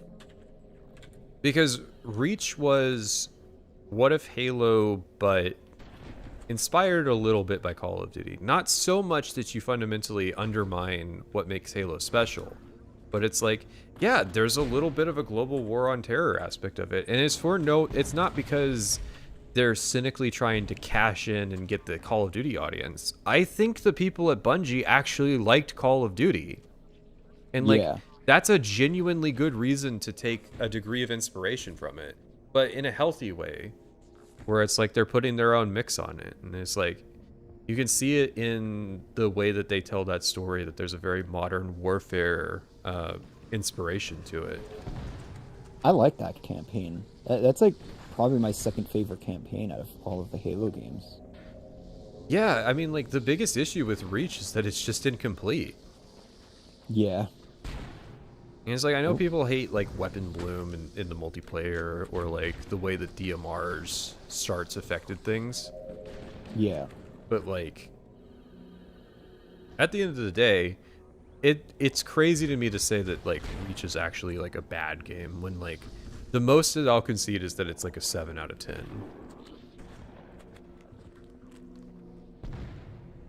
Or, like, it's a little disappointing. There's... in no universe where Halo 4, 5, and 6 exists, does Halo Reach get called a bad game. Yeah, we've seen what bad Halo looks like. Yeah. From a few different Like, perspectives. I'm sorry, but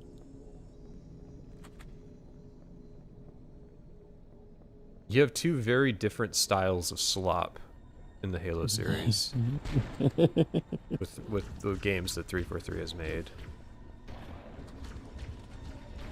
yeah, at least Reach was made with a vision and like artistic integrity, and like they were cooking with it. It just I think like you part said, of it is people wasn't haven't really gotten to play finished. Invasion in a while.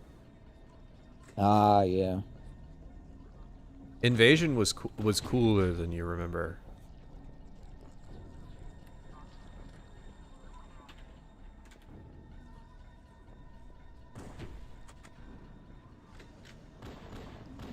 You know what Reach's biggest problem was? It didn't have the flood. There you go.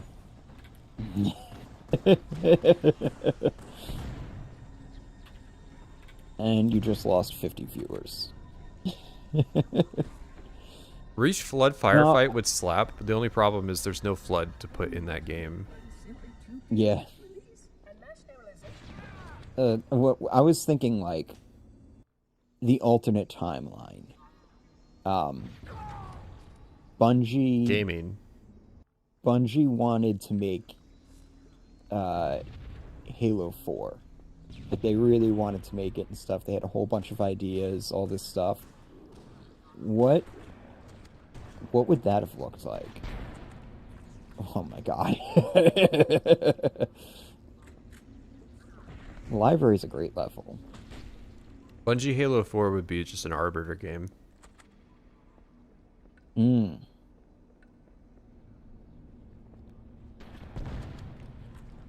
It would probably be Like, something like Arbiter mopping up like brutes, honestly.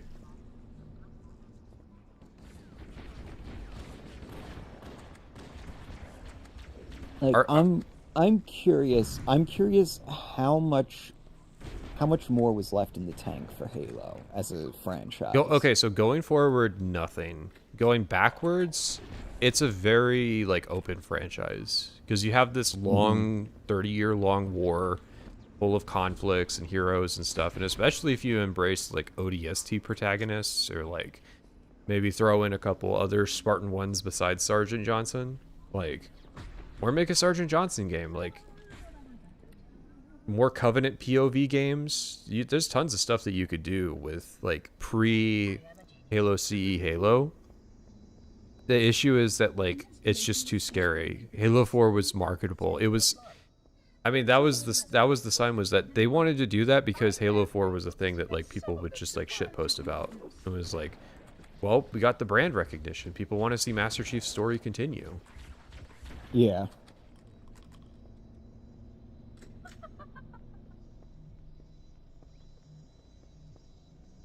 But like I think Bungie made the right call by like wanting to retire from the series. Oh yeah. It was Microsoft that was like just couldn't let it go because they had nothing else. Yeah, people might think the whole like Microsoft putting their eggs in one basket thing is a new phenomenon, but They have made this mistake over and over. That's I mean, that's honestly the biggest sign that like Microsoft has a monopoly on the operating system market, is that Windows makes so much fucking money that they can repeatedly make the same mistake over and over and not go out of business.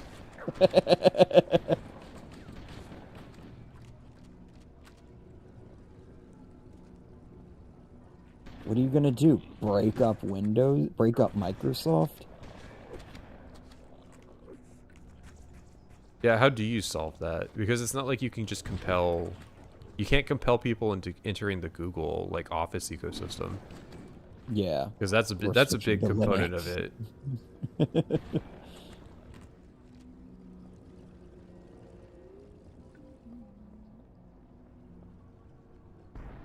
We're gonna have the entire United States military switch to Linux. Like, yeah, that's just not gonna happen.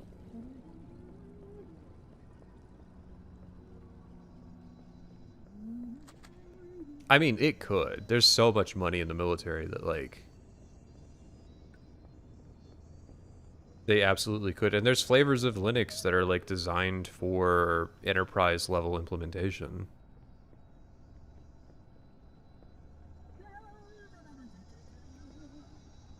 I will deactivate the security lock. The Microsoft hegemony thing is more that like it's an American state interest. That's why America subsidizes it. Not Oh yeah, yeah. It's not the quality of the software that they're making, it's that it's a effective competitive to over whatever's coming out of China or Europe or Russia. Yeah. Yep.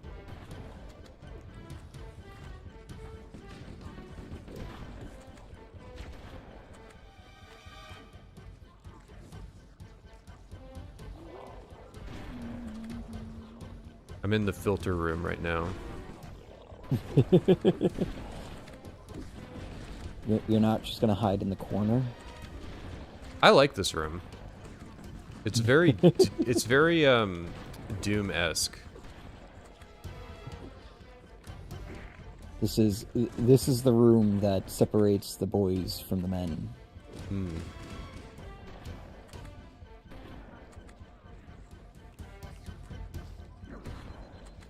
This is the room that tests like, all right, have you been paying attention this entire time for dealing with the flood? Have you figured out that you can jump over the infection forms, or are you just gonna let them do tick damage to you? I like letting them nibble on my ankles. It works if you have full shields, but like, you know, I love the flood as an enemy type. You've got, you know, the infection forms that are constantly adding. They're not units that do damage themselves, but they're adding pressure to the situation. Yeah.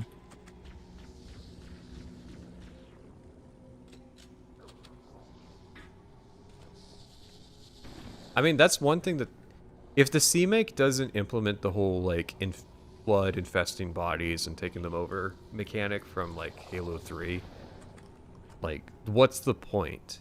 What's the fucking point?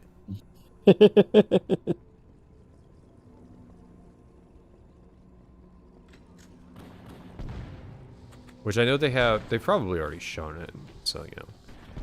Don't go wild being like, Halo fans will hate anything, but don't even think about what they say. It's just, you know. I know they have like the evolution, or like one of them, the tank form.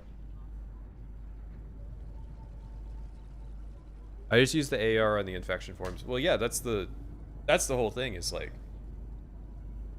that's what I love about Halo is the 2-weapon limit. I wish that it hadn't taken over the of like first-person shooters, but like, yeah, the 2-weapon limit is good. Can you start the watch together? We have a watch together? Well, like, can you set it up? Yes. Because I want to hear Jason Schreier talk about his interview with Todd Howard. Oh, I didn't know didn't- this was a thing. Yeah, so apparently I didn't know that he had been blacklisted. This is old lore. He had been Wait, what? blacklisted by Bethesda because he Really? had leaked like the Fallout 4 script.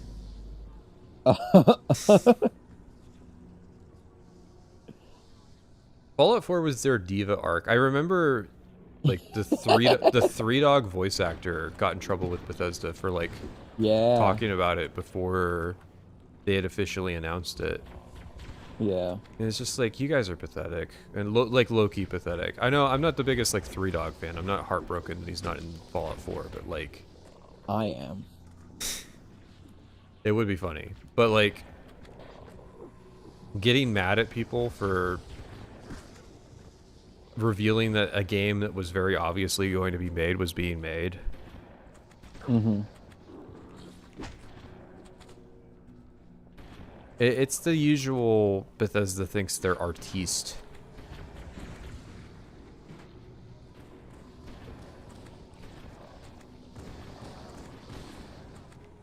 Now they would be begging for Three Dog to come back.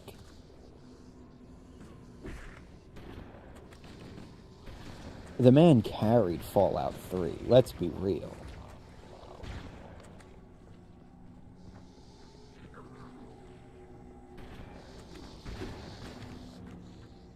But yeah, the 2-weapon limit, it forces you to, on this level, it forces you to choose, you know. You can use the pistol, which is a good long-range option for dealing with flood. Or you can use the assault rifle, which can help you clear swarms of infection forms. And, like, I don't think there's a wrong answer to that. That's what makes Halo replayable, is that, like, you know what, this level, I'm going to take the rocket launcher instead of the sniper. And, like, I'm going to see how differently it plays out.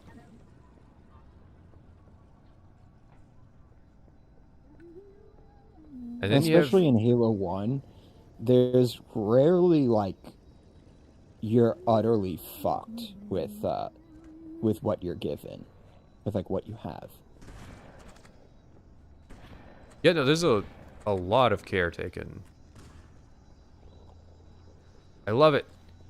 I don't want to see it remade. I don't want sprint being added to it. Lazily. You don't have to do it. You don't have to press the button. There's a skull that turns it off. Why are you still complaining about this? What is the quote? You control the buttons you press. The quote that killed a series.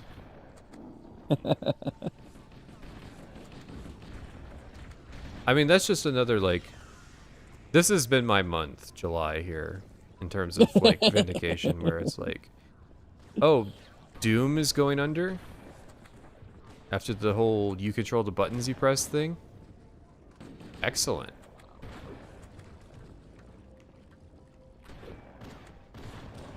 Right, that's the franchise we were talking about with the quiet quitting. Was Doom. Mm-hmm. It's a lot of franchises, but you know. Yeah.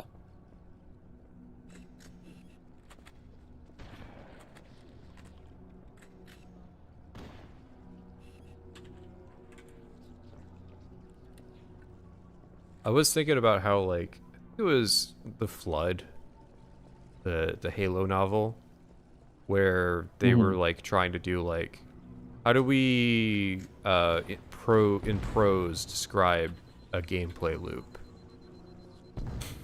And then it's like, because I want to talk about, in regards to Halo, the generic science fictionication of the franchise based on, like, the books. And it's like, well, the books always did that. And it's like, yeah, but the books were just, like, a portal for, like, young kids that were into Halo to get into reading science fiction.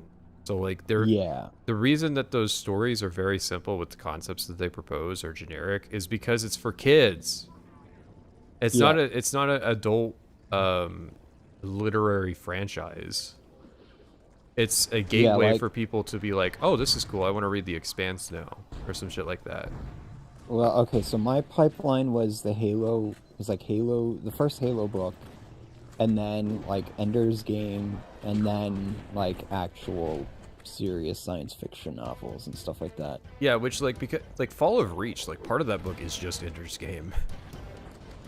It really is. Like, the Halo novels were always, like, generic science fiction, and it's like, but that's fine.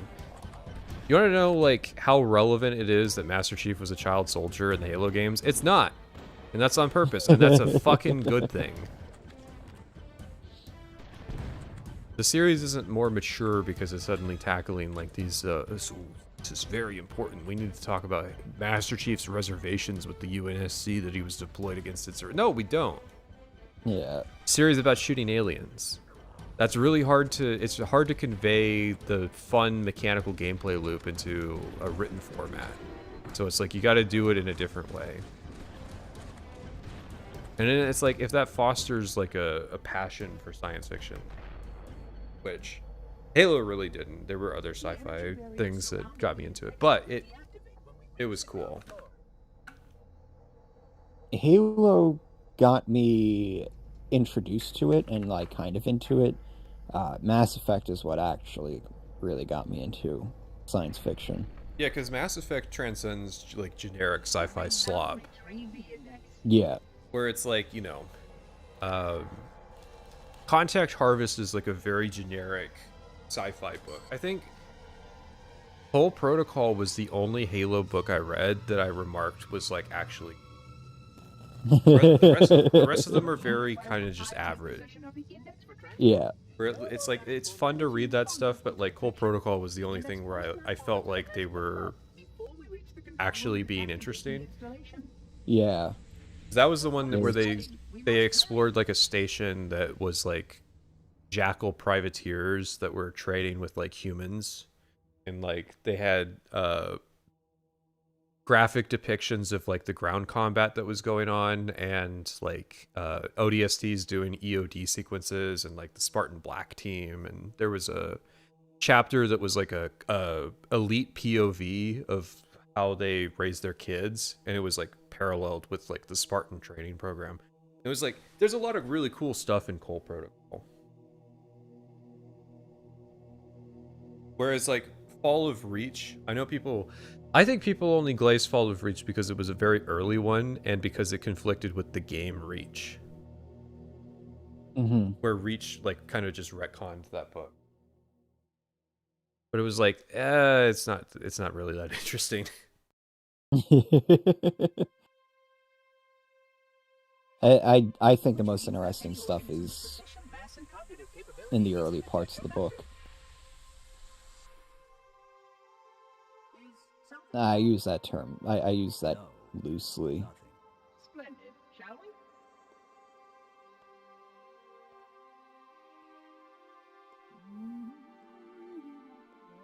The ODSTs in Halo games are 10-year veterans. War isn't that young. They've been killing humans for years. No, that's what I like about Halo is that the war has been going on for so long that it's just like a normalized part of their entire ethos. Because it's almost like it's a parallel with the Forerunners' long-running war with the Flood. It's almost like there's a duality of perspective there, where humanity has this very utilitarian design ethos that mirrors the Forerunners, and then it turns out their circumstances are mirrored. I wonder what other things are mirrored. I spent the last 12 hours cooped up in here watching you toady about, helping that thing get set to No, spin but our throne. humans have been genetically engineered, genetically programmed to think the librarian is hot. He's your pal, is he? And invent Mjolnir armor without the shields. What that bastard almost made me do. Yes.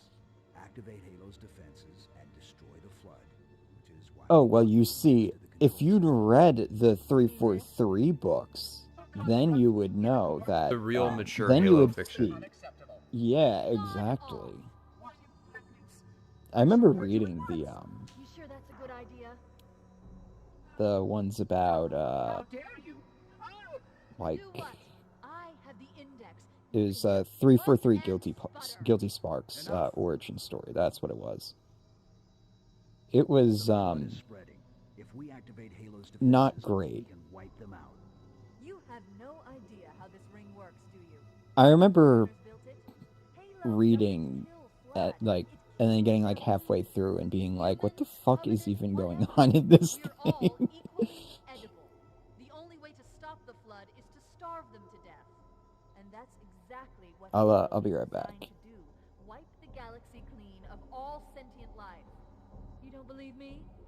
Ask him. She says sawed off because they thought she was going to be British. Is it true? It is kind of like a funny... Technically, this installation's supposed It also says something, you know? 25,000 light years. But once the others follow suit, this galaxy will be quite devoid of life. Or at least any life There's a lot of like life. verbiage choices that you could make with how people talk that says something about the culture that they belong to. Left out that little detail, did he? We have followed outbreak containment procedure to the letter. You were with me each step of the way as we managed this crisis. Chief, I'm picking up movement. Why would you hesitate to do what you've already done? We need to 40k go and 30k right are now. excellent examples of taking a gameplay loop and If it were my choice, making it a would I do it? reading series with game depth in it. However, Ponder your query? My answer is not changed. mostly bolter porn. Yeah, well, so Warhammer as a franchise exists to the lore exists to unwilling to facilitate why all these different battles happen. I've said this on stream before, like, you need a lore framework that explains, like, why two Imperial-aligned loyalist factions would potentially be having a battle. And it's like, you get that with 40k, where it's like, why are the Custodians wiping out Imperial guards? Oh, well, they're on some... They gotta, like, cover up that the Custodians were there because they're technically not allowed to, like, leave the Imperial Palace. It's like, cool, you got, like, a built-in lore explanation that, like, neatly covers your framework. Because not every faction can be like the Orcs, where it's just like, why are they fighting? Do you need an answer to that question? Like, yeah, they're just fighting because they like to.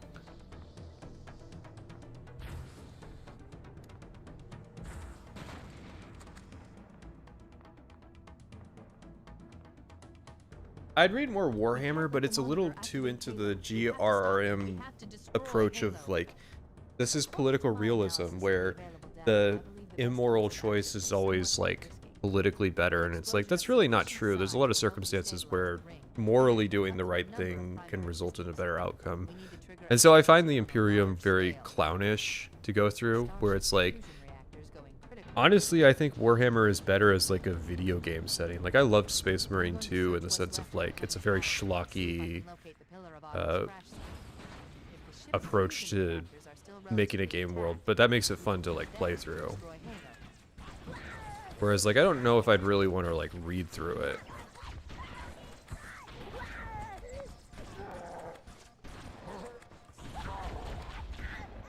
Because I'm more of a baby when it comes to reading. I want to read, like, optimism, or at least, like, decent analysis. Whereas, like, a lot of Warhammer excerpts that I've read kind of insist upon themselves. And also, like, just the quantity of the work. It's like weeks of reading just to occasionally get a scene of, like, comparable to Rabute Gilliman meeting the Emperor. And it's like, that's a cool scene in isolation, but, like, okay, here we go. But I don't think it merited reading through 12 books of, like, Ultramarines. I was hoping my my Coke would fizz a little louder. As like a... You probably got trolled by the Discord, like, noise filter. Probably. It was a little bit quiet. This one is a little flat. Discord hates bits. The monitor or his sentinels find a way to activate Halo's final weapon without the index. New 40k lore is stepping over itself. Yeah, and that's owed to, like, the increasing popularity of the franchise. 40k is a weird situation where, like, you could be a fan, unless you're willing to, like, be a full-time fan of it where that's the only thing you engage with. You kind of inevitably have to be a tourist to actually, like, engage with it. I'm marking the location of the nearest pulse generator with a nav point. We need to move in and neutralize. Where's the sniper ammo? Why can't I pick up this box of sniper ammo? Oh, because it's shotgun ammo. I don't... Maybe the sniper does start with just, like, 8 rounds. That's probably why I always, like, backpack reload the sniper here.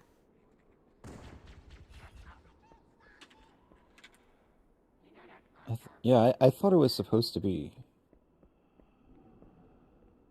I thought you were supposed to get, like, 20 rounds or so from it. Yeah, I think you're supposed to... Because I think that's the only, like, source of sniper ammo for most of the level. 40k books are just Western shonen, just like Harry Potter is. Harry Potter, in a literary sense, is today the day that I'm going to rant about Harry Potter on stream. Harry Potter, in a literary sense, struggles from J.K. Rowling's aversion to world building. Like, anybody who's read modern fantasy can tell you that, like, there's too much focus on world building and not enough focus on, like, themes and character building and what have you. That's the problem with a lot of modern fantasy. J.K. Rowling is the extreme inverse, where she doesn't do world building at all and just focuses on characters and themes, and as a result, it suffers the very unique problem There's not a lot of fantasy settings that have the problems that Harry Potter does. But it's like the entire... Have you read or engaged with Harry Potter at all? Besides like Hogwarts Legacy? Because that doesn't no. count. Harry Potter as a franchise, so the general premise is that like there's a secret society of wizards in the real world that like use magic to conceal themselves from us, and like, you know, it's all a power fantasy thing of like when you're 11, you know, you'll get your invitation to Hogwarts and like you'll uncover this secret world that exists beyond, right? Mm-hmm. The entirety of the series is predicated on the notion that everybody's just too retarded to notice, like equally on both sides of the divide, to notice the other. Like muggles are just too stupid to figure out that the wizards exist. And the wizards are too stupid to like really even comprehend muggle technology. So it's like there's an excerpt in, I think it's Order of the Phoenix, which is the 5th book of 7, where one of the wizard cops is like talking about like firearms, and his conception of it is like rooted in like the First World War, and the series is set in the 90s. Oh. Their perception of muggle technology is at least like a century out of date. Oh. So a lot of people will like make points of like, you know, oh yeah, the muggles, if they ever found out about the wizards, they would like completely shit stomp them out of existence, which I don't even think is true. The world building is so shit that everything can be predicated on they're retarded, and I think the wizards would still win the war because of how just how absurdly powerful the magic in that setting is. That would be, oh my god, that would actually be a funny that'd be an interesting like premise for a science fiction universe, is like we killed all the mages and then the aliens showed up. It's like we really could have used the mages right about now. There's something like that. The illustrator of One Punch Man may have stopped, but he was producing a series that was like, there's these 8 worlds and they all collide, and it's different tropes of fiction. So you have like humanity is being invaded by aliens in one setting and they can't fight them off. But then like they merge with the reality, and like the fantasy people with magic are able to fight off the aliens, while the humans with the advanced technology are able to fight off like the fantasy monsters that they were struggling with, like the demons and stuff. Mm-hmm. So like there's a weird fun interplay between all. But I'm going to use the restroom. Be right back. Okay. So I will interact with chat.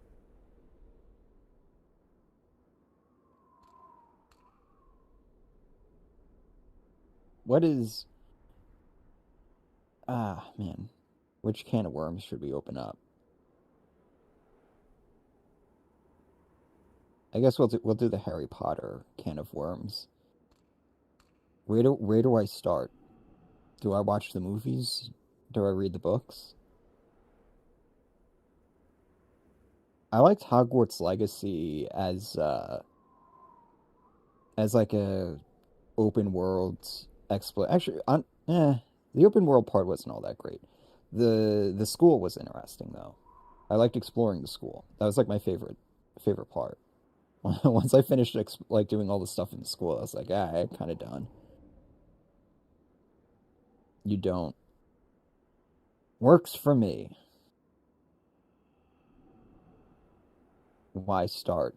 Well, okay. The problem is that I miss a lot of pop culture references, especially among my age group, because like I just did not engage with Harry Potter whatsoever.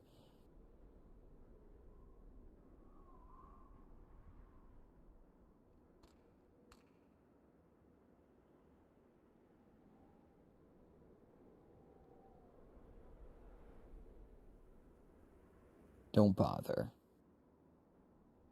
Works for me.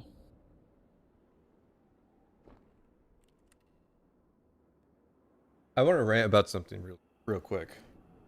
Mm-hmm. In Harry Potter, there is a spell that you can cast on a location That's basically the equivalent of whitelisting on a Minecraft server. Okay. Think about this for a second. This comes up. This is a plot point. You can enchant a house to make it so that it's imperceptible to anybody who isn't explicitly invited by the person who casts the spell. Okay. Imagine trying to fight a war with Al-Qaeda, but they enchant their caves to just... You just can't not perceive that they exist. Yeah. And also, Al-Qaeda, they can teleport. They can teleport in combat. They can teleport logistically. Not only can these motherfuckers teleport, they've got multiple mechanisms to do it. Oh, you can't do it personally? Portkey network. And they can make you teleport. Also, they can brainwash you with multiple ways. They have a spell that lets you mind control somebody to do whatever you want them to do. It's considered an unforgivable curse, but there's no wizard hell for it. They have another spell that should be unforgivable, but can't be because their entire society would fall apart if it wasn't. It's called a memory charm. It lets you wipe the memory of somebody. Oh. These kids wipe all of the memories of a grown man completely by accident because a kid's wand is kind of fucked up. Which tells me that you can just do that on purpose. So imagine you're like on patrol in the British countryside looking for Hogwarts, and this wizard just teleports up behind you, blows up your entire unit and brainwashes you, and just wipes all of your memories. So you're just kind of a vegetable at that point. You want to talk about psychological warfare?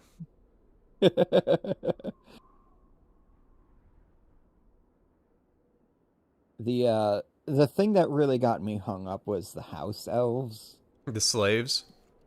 That was Yeah, so Grindelwald showing the wizards that the muggles have nukes was funny, but like if your societies are intertwined, why would they nuke you? I think it was more like, you know, we don't understand muggle politics, so like the city you live in could get randomly nuked because you don't understand what the Cold War is. But it is kind of dumb where it's like it would be 5th generation warfare. It completely transcends the concept of 4th generation warfare of terror cells and like intelligence battles and psychological warfare. It completely transcends that and goes to the next dimension of you can't even conceive what you're fighting. Oh, once you remove the restriction that everybody's just too stupid to comprehend what the other side's up to, that you have to do it for both sides. It can't just be the muggles figure out that the wizards exist. It also has to be that the wizards stop fucking around and actually study muggle technology. And then that's it. What? Your AR-15's gonna help you against a wizard? Motherfucker, they can use them too. And they can just teleport behind your unit, shoot all of you, and teleport away before you can react.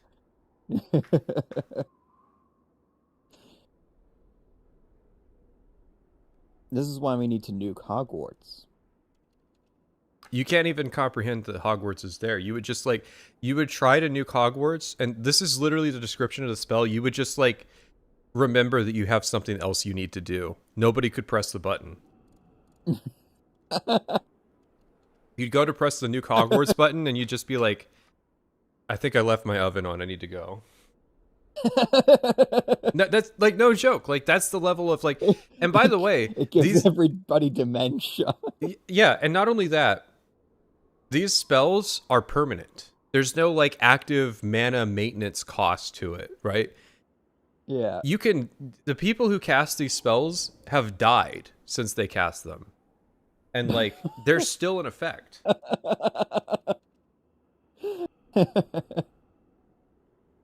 I like this magic system. This sounds amazing. This magic system is just I can do whatever the fuck they want. The term for it is a soft magic system where there's not really any hard rules to how it works. Yeah. So there's soft magic systems, and then there's this, which is a liquid magic system. Yeah. a photon magic system.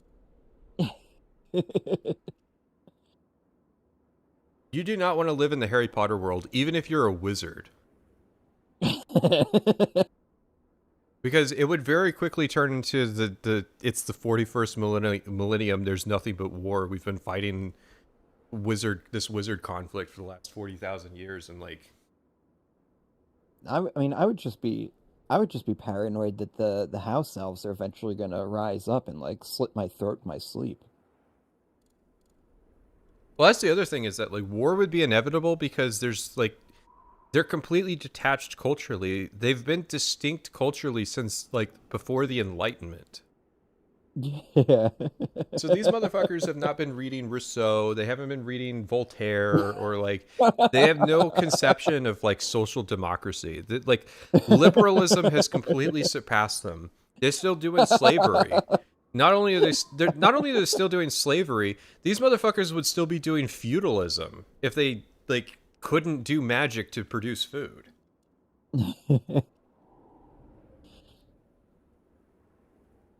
It'd be cool if like this was actually explored.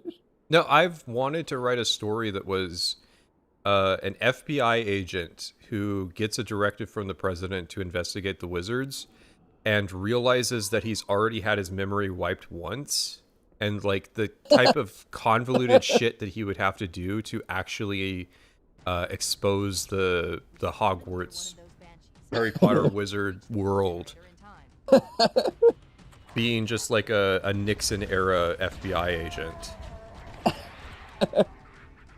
Okay, the fucking wizard who wiped his memory sees him again. He's like, "You again? What the fuck? How?"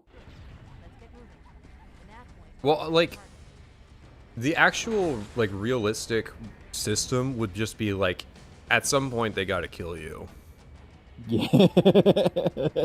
if you're digging too deep. But it's like the FBI would eventually figure it out. Yeah. Like their counter intel is good enough that like even like unnerfed wizards, they're not keeping that secret forever. They had to like invent some shit where like they could wipe the memory of the entire city of New York at once in one of the Magical Beasts movies. What the fuck? I just don't understand why you would, as a writer, give yourself this handicap. She just wanted the story to be about like, you know, love and like friendship and like overcoming fascism. Okay. Well, not even fascism, because it's the generic hokey, like, imagine. By the way, all British women are low-key evil. Sorry. That's just kind of the case. I was watching this video of like this British woman who like cleans houses, and just like the way that she would talk about the person who like messed up the house was just like, you are way too comfortable with the concept of like just the nanny state and the government controlling everything.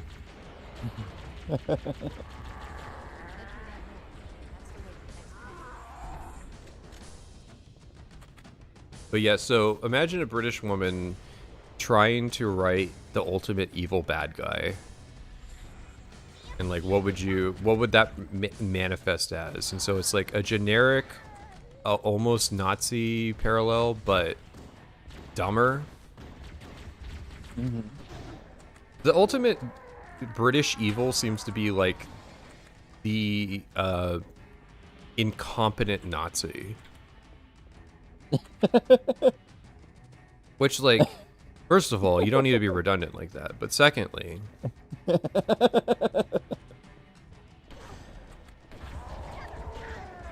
so it's like the villains of Harry Potter are like blood purists, where it's like you need to be born into the wizard caste. Like, so if you're a muggle born wizard who's like, you just randomly manifested wizard powers, then they like discriminate against you. Or like if you're a half-blood. Okay. This is their conceptions of how the world works. The problem is that these guys really haven't like learned what eugenics is because, like I said, pre-Enlightenment culture. So like they haven't figured out that like the best way to preserve wizard society and like build a future for wizard children is to have more children. So you have a lot of these like high-level wizard clans that have one kid per family. And it's like, are you guys retarded? Like, of course the fucking Muggleborns are taking over society. Like, you're not having enough children. Especially in a setting where it sounds like There's no reason it's not to. trivial. Yeah. Like you're not going to be constrained by any sort of like material needs. The Weasleys are considered poor, and that's only food. The Weasleys are considered poor, and that's only because like they're the only wizard family, the only pureblood wizard family to have like multiple children.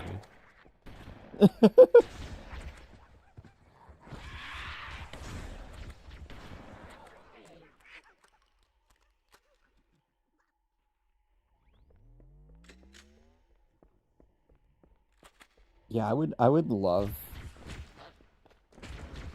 to like read a book or like watch a movie or whatever about like this setting, but if it suddenly was like everybody was actually thinking.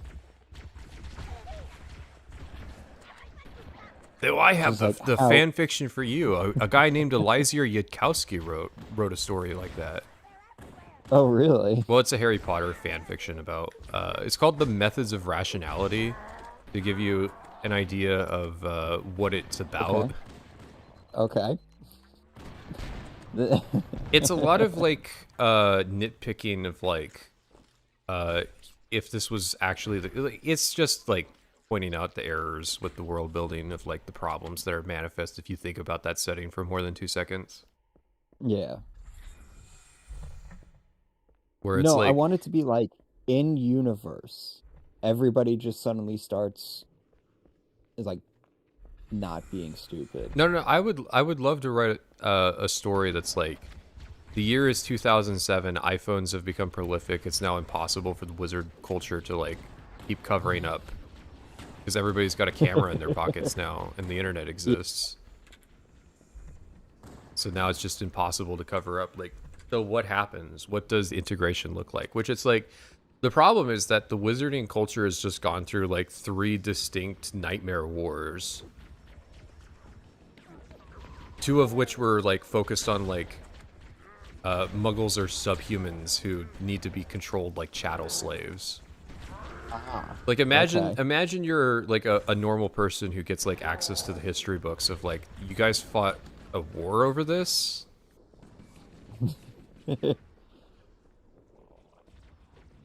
It's just like there's no possible timeline in which like there's integration between, because I think about like would the elites of our society integrate like into wizard culture? Like would wizards just kind of become part of the like upper ruling class? And it's like probably not, because I'm thinking about Elon Musk. Elon Musk would be like violently jealous of the prospect of having magic. Yeah. So like the Epstein class would just despise the wizards, and then also there would just be like a fundamental like political incompatibility there. Yeah. And it's like, given their lack of exposure of knowledge of like centuries of political development and stuff, And like economic theory and what have you. yeah, they would be utterly unequipped to be able to win any sort of like political or optics war. Like the Elon Musks would absolutely well, maybe not Elon Musk, but like, the technocrat class. yeah. So The like Mark Bill Zuckerbergs, Gates, Mark Zuckerberg, Bill Gates, like yeah. They would fucking they would absolutely win that. I think in the broader sense, there would also be a massive Did you just shift commit to suicide? no, to like religious theocraticism, because it's like, well, if the wizards are real, then like you might as well believe in Jesus at that point. Like, There's no point not to. But also, like, Yeah. there's no practical protection from, like, love potions or, like, mind control. Yeah. Where it's just, like, a wizard can drink a wizard can surreptitiously date rape, drug you with, like, love potion, and then, like, you're just mentally their slave for the rest of your life. Where it's like, yeah, you've probably had your memory wiped at one point or another by a wizard cop. Who was like probably covering up a hate crime that was committed against like your family member. Like, oh, by the way, all recollection that you had a child, yeah, the wizards just deleted that from your subconscious. And it's just like, even if that didn't happen to you, you'd probably be fucking paranoid that it did, because how would you know? Exactly. Yeah. And so it's just like, yeah, I need to believe in God because like there's no rationalization possible that's gonna comfort me otherwise. Well, the Bible's got some pretty strong verses about sorcerers, so it would just be like yeah. Well, it's like it doesn't checkpoint after that room, and I think that's why that hallway is so infamous. Because there was discourse about it lately, where it's like you're bad if you die to the flood in the hallway on this level, and it's like, yeah, but sometimes they described a specific way that it plays out, and it's like it does not play out every time. Where it's like the flood shoots a rocket down the hallway, you dodge it, and now you've learned like this is how this is gonna work. It's like, no, I just got sniped from around the corner. Yeah.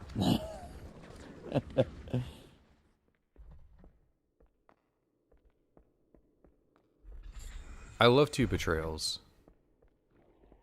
The problem with this sequence is that there's not enough like Covenant fighting back to like help mitigate. Covenant or like Sentinels or something. Yeah, Just it should be like room by take room. some of the pressure off. Yeah. Yeah, I think I appreciate the wizarding world from an ironic standpoint. It's a good franchise to like ironically enjoy. Because it's like Hogwarts Legacy is so much more competent in its world building.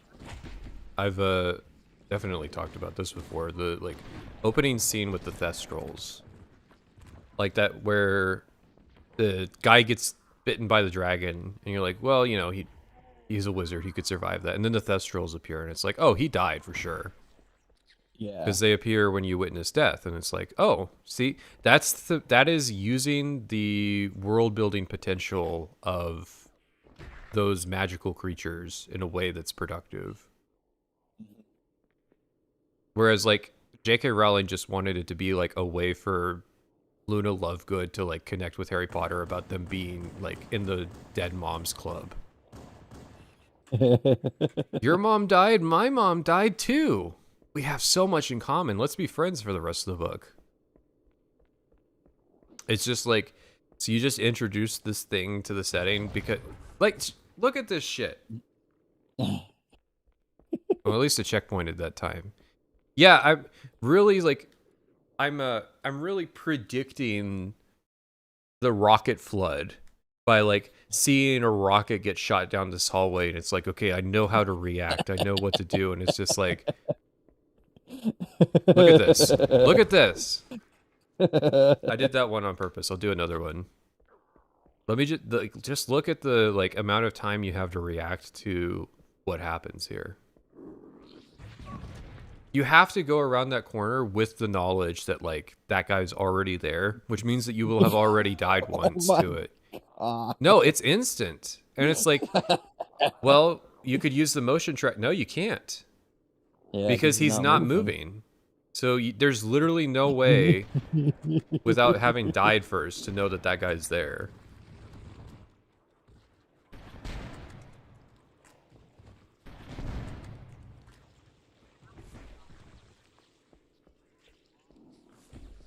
I liked the spell that you're not supposed to use in Hogwarts Legacy, the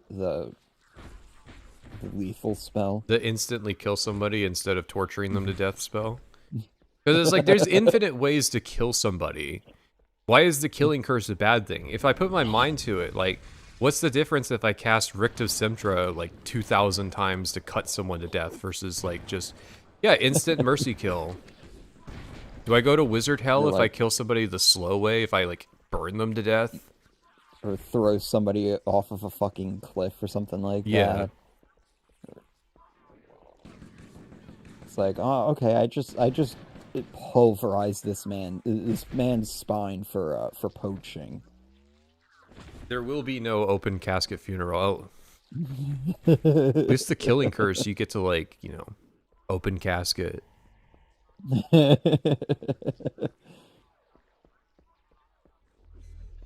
Yeah, I mean, you know, I was playing as Slytherin character, so they're like, oh yeah, this is a really evil character, a really evil spell. It's like before they were even able to finish, I'm like using it. I think the vast majority is because it's the best, honestly. Mm-hmm.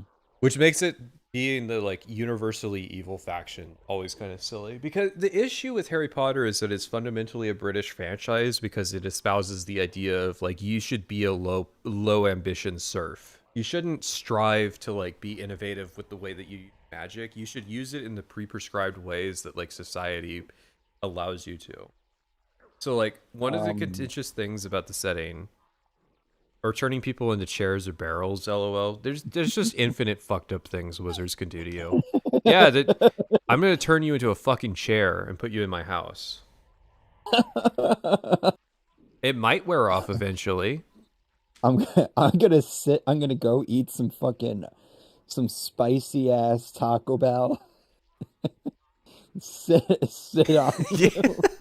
I'm gonna turn you into a toilet. I'm gonna turn you into a toilet. I'm gonna have the diarrhea lettuce. I'm gonna turn you into a rug, and I'm just gonna leave you outside for like 10 years. I'm gonna turn you into a literal doormat. Yeah. Hello, One Take Schreier. All right, set that up just in case we want to start it.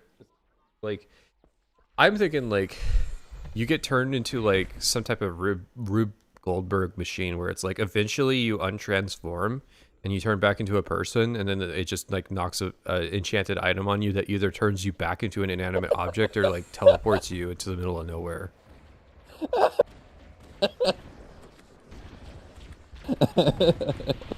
It's like this setting is fucking horrifying.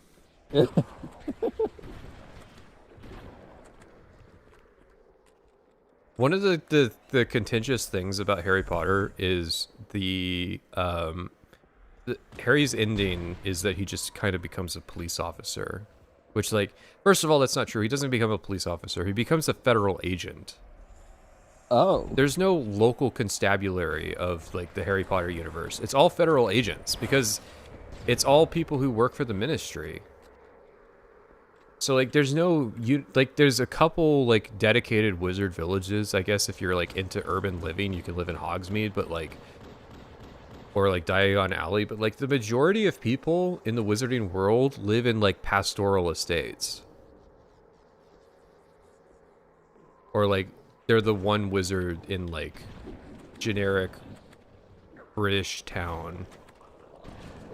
What about those paintings that contain an exact copy of someone's soul? That's fucking Black Mirror eternal torment.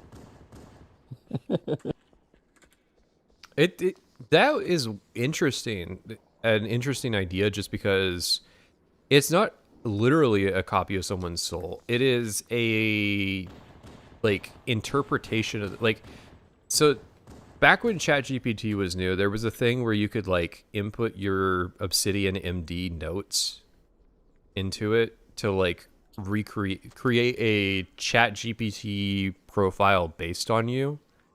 And so like the theory was like you could recreate someone's personality with ChatGPT based on like what they wrote. And it's like, yeah, but that's not accurate at all. Because it inherently relies on the notion that I was being truthful to myself with what I wrote. I'm a conceited motherfucker. You think I write one-to-one with how I think or how I am as a person? And so it's like, it poses an interesting philosophical question of like, if you recreate someone in a painting, does that actually recreate them, or does it recreate a simulacra of who they were perceived as a person by the person who did the painting? Yeah. And it's like, that's an interesting question to raise, Joanne. Do you do anything with that? Oh, no? You're just gonna leave that one in the court? Okay. And Harry Potter's just like that.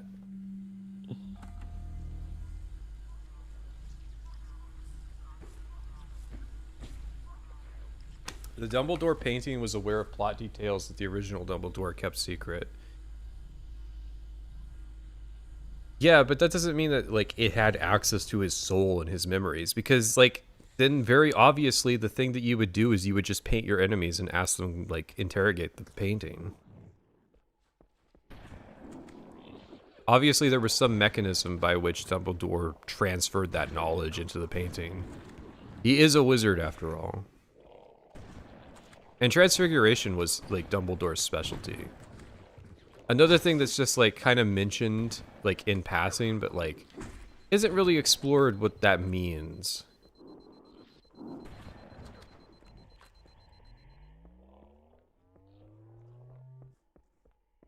The Harry Potter series is, like, kind of like Star Wars, and, like, you can say a sentence like, Grogu took a guy's ribs out and bent him in half and made him suck his own dick, and people would, like, believe you. Okay, let's take care of the next one's generator.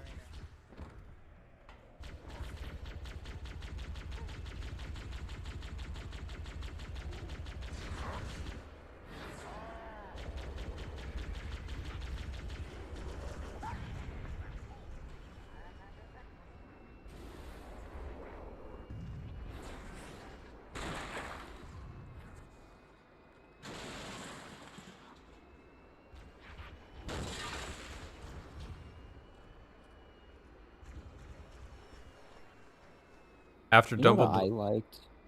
What? Soul Killer in Cyberpunk. At least that says something. It took me a while to realize, like, the actual implications of that. And, like, what Johnny actually is in that game. It's like, oh wait, this isn't actually Johnny Silverhand. This is just a copy of him. And it's just like... Yeah, the game... the game Soma explores that idea a lot. Mm-hmm. Yeah. That was... It's just, like, one of those, like, game. really messed up Cool things story. where it's like... What I like about Cyberpunk is that it approaches body horror, but, like, in a way that isn't gratuitous. Because a lot of body horror is just like, hey, isn't this messed up? And it's like, yeah, like, do you have anything more you'd like to add to that, or... Yeah, like, just... like how the game opens with you rescuing Sandra Dorset. Like, that whole sequence is so unsettling for all the right reasons. It's like... And then, like, but the thing that sticks with me is, I think it's T-Bug who says it. She's like, you know, after this is all said and done, she's not even gonna remember, like, any of this. Just a little scar in the back of, like, her brain. Yeah. And it's like, that's, like, it's merciful, but at the same time, that's fucked up. Again, it goes back to that. It goes back to the idea of, like, the memory thing that you were talking about, where it's just like. But then somebody else then raises, like, a counterpoint where they're like, well, no, because sometimes those people will just, like, randomly start having, like, really bad anxiety attacks and stuff, and they have no idea why. Like you said, it's that body horror sort of thing. Like, there's so much good psychology in that franchise, in that game specifically. Yeah, people were talking about Adam Smasher's End, and, like, if you bring up that it was revenge for like Johnny Silverhand, and yet Adam Smasher has no fucking clue who you're talking about. Yeah. It's just a very unsettling thing because the reason that character exists, do you know why, or the origin of Adam Smasher? Like out of universe? No. So the reason that character exists is the designer of Cyberpunk made up a character that you can use whenever somebody's player character gets too powerful. You just have Adam Smasher show up and kill them. And so, like, he does not remember who Johnny Silverhand is because Johnny Silverhand is just another person that he killed in a long line. Yeah. It'd be like the Mountain almost in Game of Thrones. Yeah. Well, not the just dude just shows up to kill people.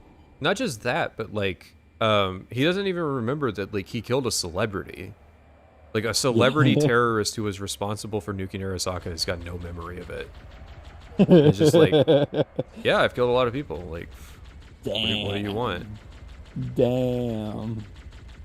There's a lot of similarities between Adam Smasher and like Leggett Linnaeus in terms of like the roles that they play in their individual game, where it's like they're kind of the antithesis of the faction they represent. Where it's like Arasaka is very much like trying to break down the sense of self and individuality, and then like Adam Smasher, ironically, is a very individualistic character. There's only one of that guy. You would think that Arasaka would like have a line of like devious, like high, like Dark Trooper type shit, whereas like no, Adam Smasher's just like he's a singular unit that represents the end point of that philosophy. Yeah. But no, Cyberpunk's bad because it's like it's a Far Cry game. I was gonna say he is the Cisco. I was watching like a compilation of like clips from movies and shows of people who are being like, "Oh, what are you gonna do? Shoot me?" And then they get shot. Right.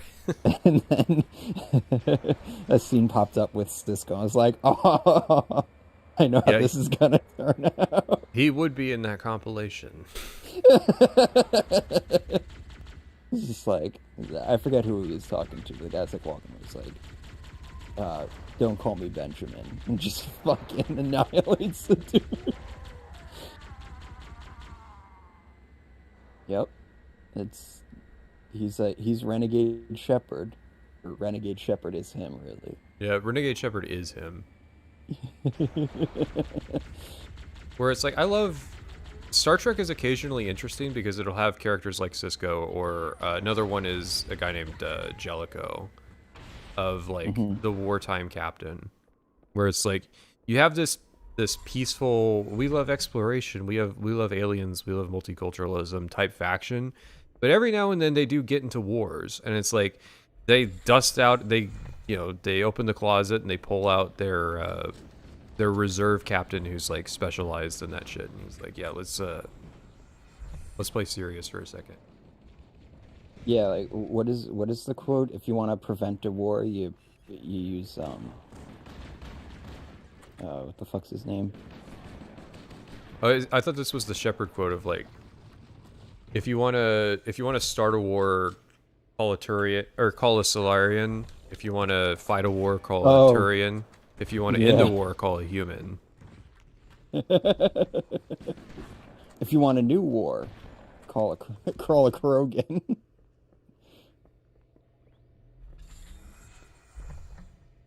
But no, it's I don't know enough about Star Trek to make the quote. Yeah, you should watch DS9 sometime. There's a lot of things I gotta watch. Starting with the Halo show. What will I watch first, Halo or Fallout? Oh God. Either. I still haven't watched the Fallout show. It's one of those things where it's just like, I really don't want to.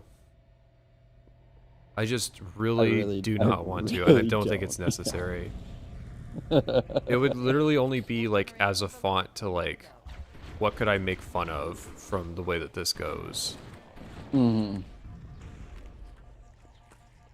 And even then, it's like, do I need to watch the Fallout show, or do I just like get a synopsis of what all happens that's like plot relevant to New Vegas?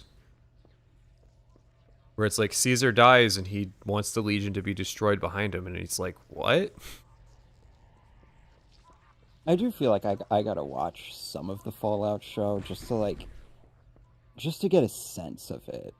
Like, what's the tone like? I feel like the only way I would want to engage with the Fallout show would be like just a clip compilation of like actually plot relevant stuff. I don't really like the concept behind any of those characters. From what I've seen, they seem obnoxious and annoying, and just like it seems like Reddit millennial type writing, where it's like, you know, you have the low aspirational mutinous male figure, you have the high ideal smugly condescending female character, you have the know-it-all like genre savvy cowboy guy, and it's just like, I don't want to watch that. None of that sounds appealing. I need to rewatch Boardwalk Empire. That's what I need to do. You know, really, as you could just rewatch The Wire. For the 5th time, yes.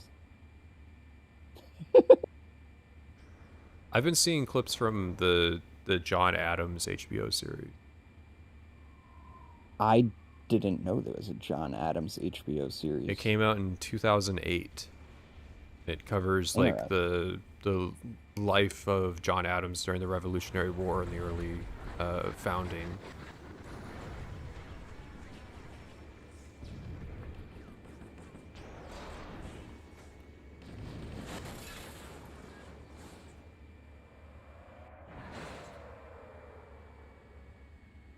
Should we listen to Mr. Schreier now? Mr. Schreier. Can we put him on like Here. 1.5 times speed? Yes.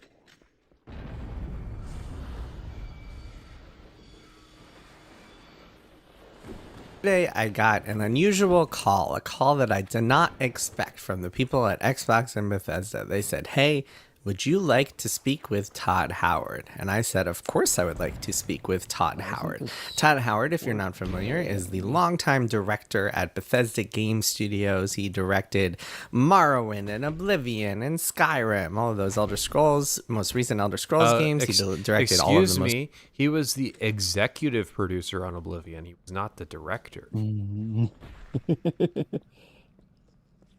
Where is this? Oh, is it here? Playback speed? Yeah. Recent Fallout games, Fallout 3, Fallout 4. And he is someone who also directed Starfield. He is someone who... His vocal pitch is not something you want to speed up because it's going to raise his pitch, but like...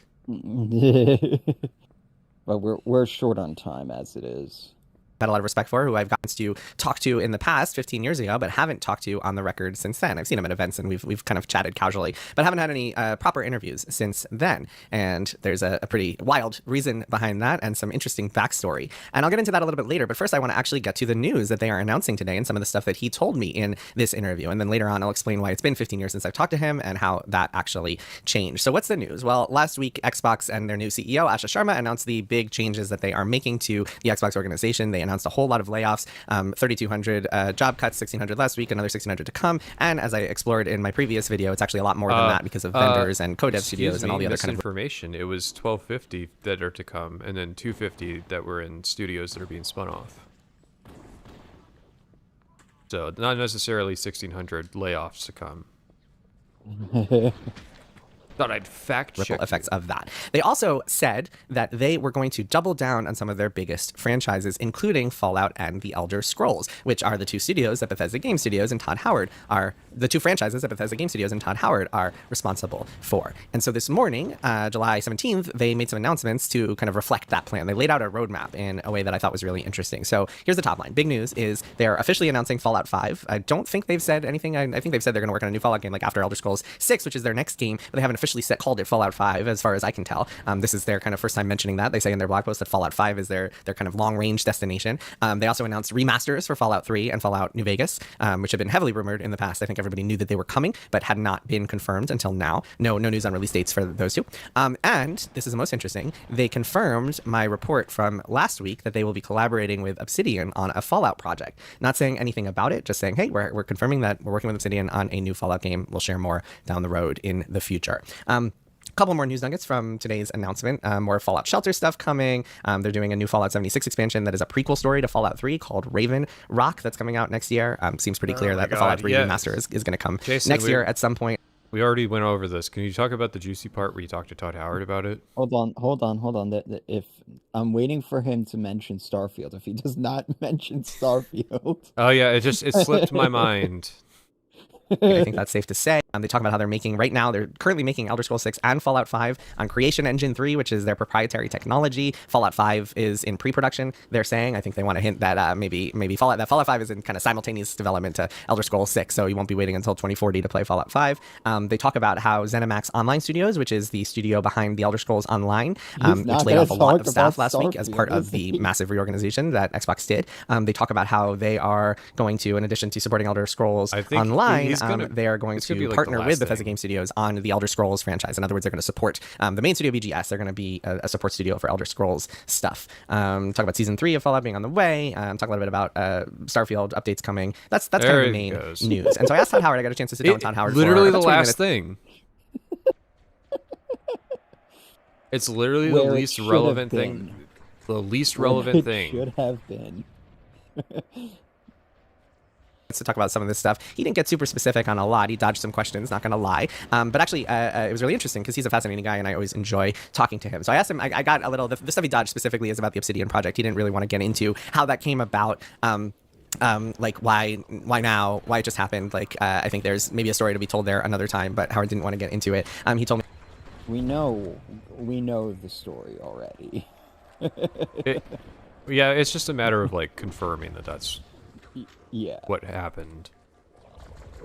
Me that I'm going to read a little bit from the transcript that I have here. He told me that he is good friends with Obsidian, talks to Fergus Urquhart, their CEO, all the time. When I asked him, I said, hey, like, have they gone to you in the past to pitch Fallout games? And he said, well, we all talk, and hey, this would make sense when the timing is right. And so I said, well, what made the timing right now? And he said, quote, that would be spoiler-ish, which I thought was pretty funny. What do you...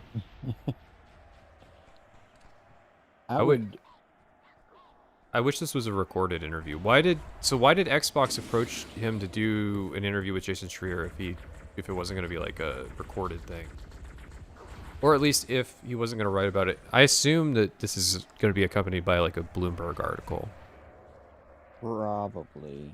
I'd have to imagine, because like, why is Jason Schreier getting the scoop on his YouTube channel? He talked a little bit about what does it mean to be that it's spoiler-ish to like find out what happened with like Obsidian getting the what's the fucking spoil? It's not a narrative reveal, it's a business decision. Like, just answer the question, Todd.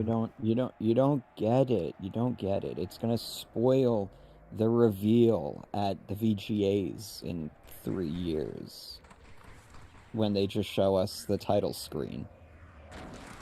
Dog. It's it'll spoil the if he answers that question in any way whatsoever, people will be able to intuit based on the alignment of the stars and the angle of the sun that it's going to be set in New Orleans. He doesn't want to give the honest answer that like we were given the directive from this on is high. This is a top-down directive. Satya Nadella we don't get to say no. Came down and said, "This is how it's going to be." look, we completely embarrassed ourselves with Copilot. You guys need to start making money.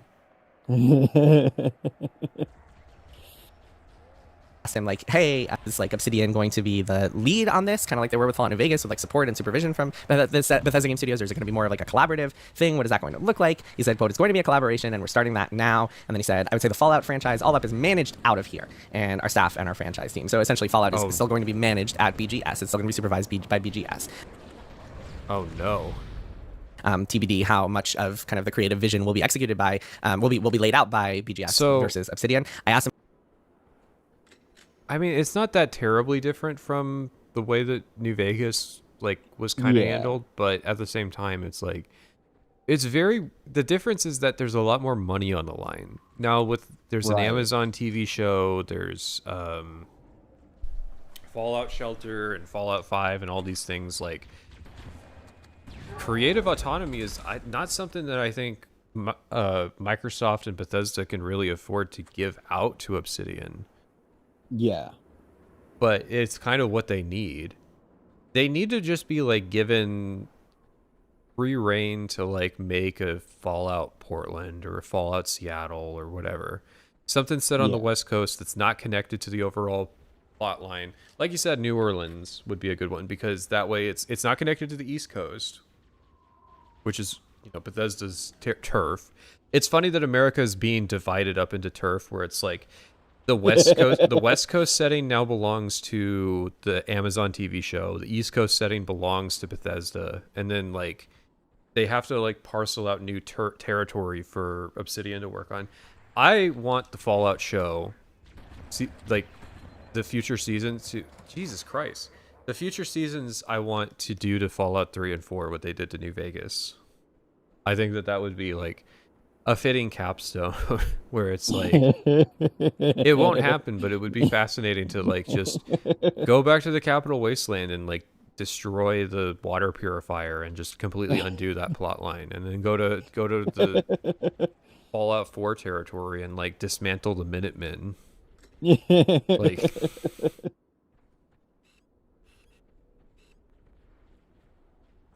would be I wonder if the writers of the show have more autonomy than like Bethesda does at this point. Like, could they just dictate like, yeah, we want to go and do this, and you know, Todd Howard and company are just gonna like rubber stamp it because they're like, the show's really successful. Like, who are we to say? Yeah, Todd's an executive producer on the show, so I think that he has a lot of creative input on what's going to happen. I would be fascinated to know what the fiscal relationship there is. Yeah.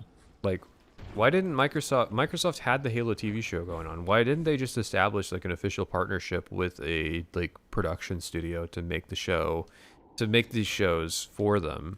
They would have oversight over, instead of like, yeah, we'll give Paramount Halo and we'll give Amazon Fallout. And then it's like, I'm wondering, like, so if Todd's the executive producer, is he putting money down that he's made over his career on, like, making a Fallout show? Yeah, that's a good question. Is Todd more financially interested in Fallout as a television show at this point than he is at, like, running his own game studio? Yeah. Because that's what it seems like. I mean, like, you That gotta would be remember... funny if, like, the only way he was able to actually get on the crew for the show is that he had to pay his way in.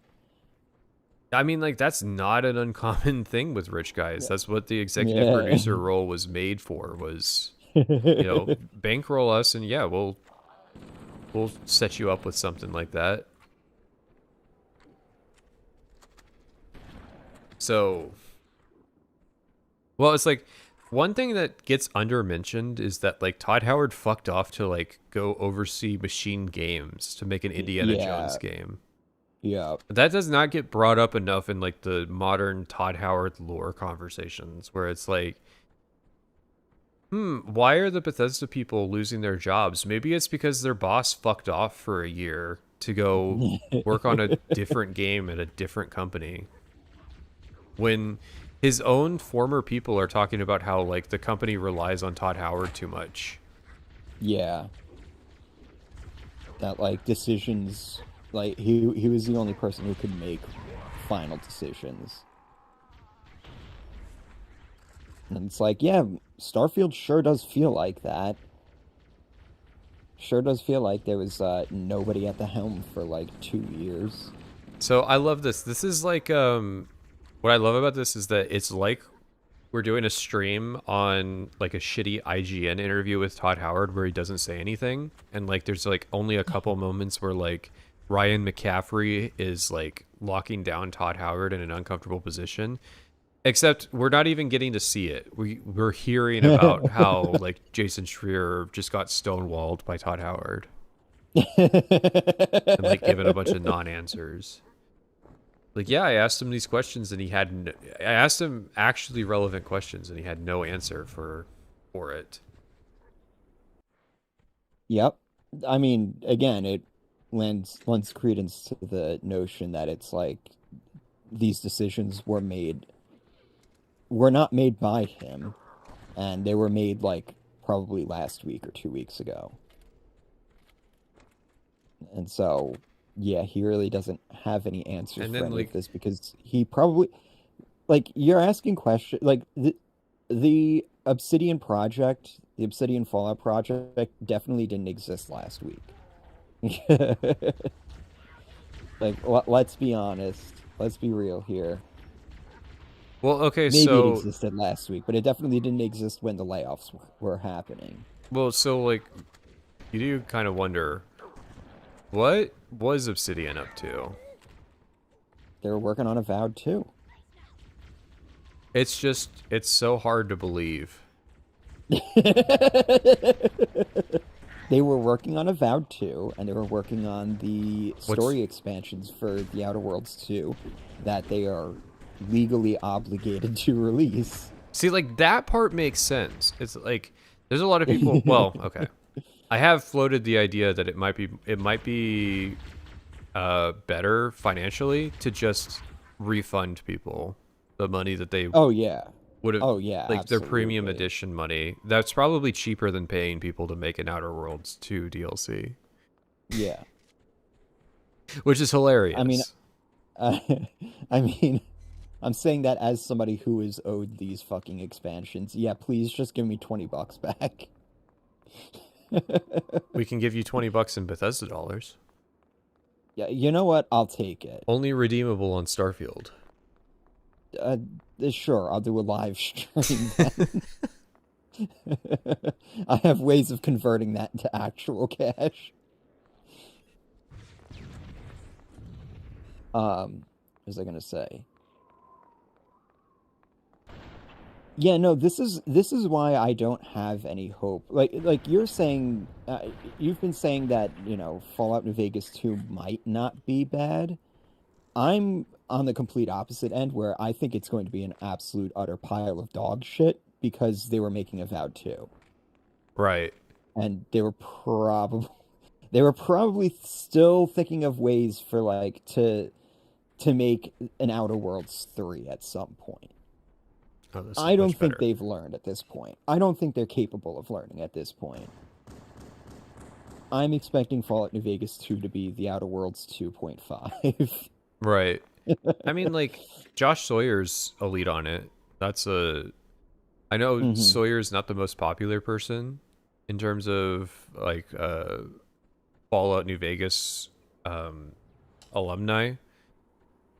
And him being attached to the project doesn't necessarily make it good in itself. I just think that the points it has going for it is, you know, they do better when they're under duress, and Sawyer is working on it. John Gonzalez is back at the company, so, like, the biggest issue that I foresee with the Fallout game that Obsidian is making is that Bethesda is probably going to be watching them like a hawk. Yeah. Well, okay, so, and Jason Schreier pointed out, like, Todd Howard name dropped the studio head or whatever, the guy who was in charge, who was, like, responsible for the Outworlds. Fergus Urquhart. Yeah.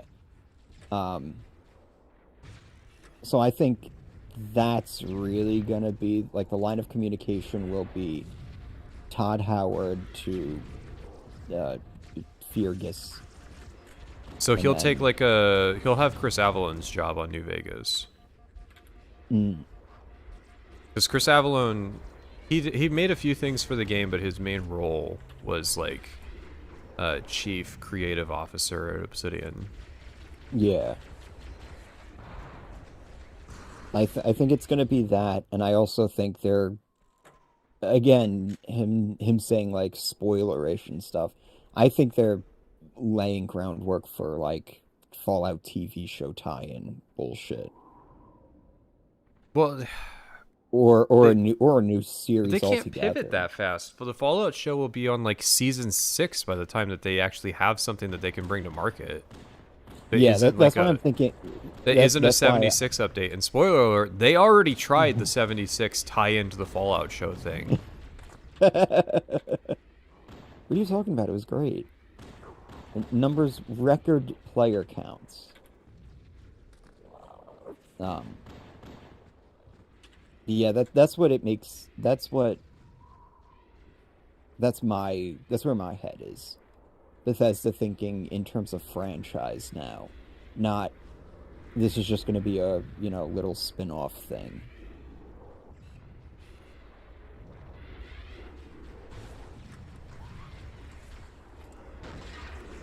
About the engine, which I know a lot of people have been wondering if this new Obsidian Fallout game is going to be on the Bethesda proprietary creation engine toolset, or if it's going to be the Unreal Engine, which Obsidian is more accustomed to. An engine, in case you're not familiar, a lot of times people use this kind of video game lingo, assuming that people know what they're talking about, and a lot of times people have no idea what an engine means, but they talk about it anyway. Essentially, an engine is kind of the framework of technology and tools that you use to create a game. It's very important on if you're actually working with the game and the technology and the tools. I think from a consumer perspective, a little bit less important than maybe people out there like to make it seem. Enthusiast gamers and YouTubers and the like.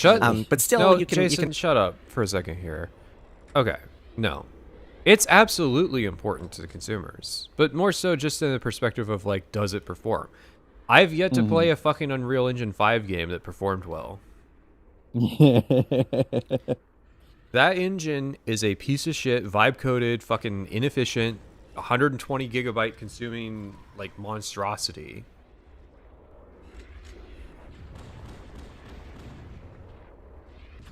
They're gonna use Godot. Yeah, they're gonna be smart.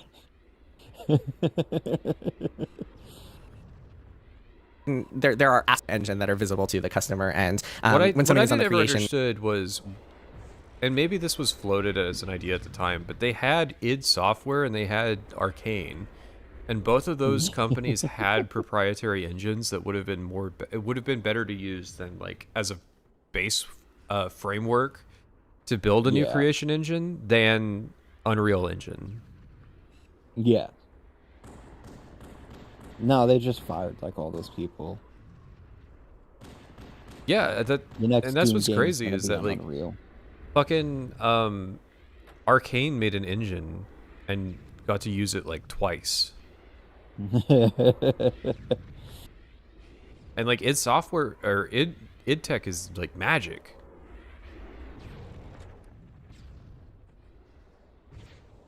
engine. I think there are indications of that in the way that the certain aspects of the technology work. But anyway, he wouldn't answer that. He said, we'll talk about that when we talk about the game. Yeah, I mean, when I asked him about... Hold on. Why? Todd, that's a softball. No, I'm telling you, like, these projects didn't exist 2 weeks ago. Except for the Fallout. Well, now I'm remaster. imagining the nightmare of... You're going to have 2 Fallout games, but one's going to be on Unreal Engine and play like Outer Worlds, and the other's going to be on Creation Engine and play like Starfield. Holy fuck, that's a nightmare. It's going to be a double whammy. Like, one of the cool things about the New Vegas... We're going to watch Obsidian die, and then Bethesda die right afterwards. Oh my god. Like, one of the cool things about the 3 New Vegas split is that they're extremely similar games. Yeah. So similar that you can have a Tale of Two Wastelands. No, you thought the Fallout community was divided as it is? Oh boy, you haven't seen anything yet. It's the Fallout universe is going to turn into the Star Wars universe, where it's just like there's generations I of mean, people bitching about the franchise, yeah, and nobody's happy. you're already seeing that, and I identify it in the Fallout script as like there have already been so many different opinions on how to approach the concept, and each, rather than like fully fully looking into the lore and engaging with the stories and seeing what the thematic tone of Fallout is, kind of just base it on the previous game. So like Fallout 2 is twice the humor of Fallout 1, Fallout 3 is twice the humor of Fallout 2, Fallout 4 is twice the humor of Fallout 3, Fallout 76 is twice the humor of Fallout 4, so like we're at 16 times or whatever. And then the Fallout show is twice the humor of Fallout 76, and it's just like, so you end up with this series that like is really not that comedic, but like it all started because like the people who made Fallout 2 like put like a Star Trek reference in the, and we're like a bit lighter in tone, and it's like that's the first domino that leads to like millennial soy writing in the Fallout TV show. And that's why people hate Veronica. And that's why Veronica being a lesbian is evil. Yeah, I was telling you, I was looking for like clips of like Veronica being cringe. And I was like, honestly, I really can't think of like a prominent example. No, she's just like she just like has a personality. I Is think basically I it. literally think it's people like mentally inserting Felicia Day as a general concept of a person and just like applying that onto Veronica. And it's like she's annoying. Because well, she's just annoying, okay? And then like I made the joke about the cast line that everybody complains about, the Long Dick Johnson thing, and it's like, yeah, that's an alcoholic stumbling their way through a metaphor. That makes complete sense as a line. It's not like, it's really not all that cringe, because it's like, I mean, Cass is a cringe person. Yeah. Yeah, that was my whole point, is like she's just an unpleasant person. But like that's not bad writing. That's actually good writing. And if you don't like her, just take her to the Van Graffs. or kill her yourself, you pussy. She's a fascist.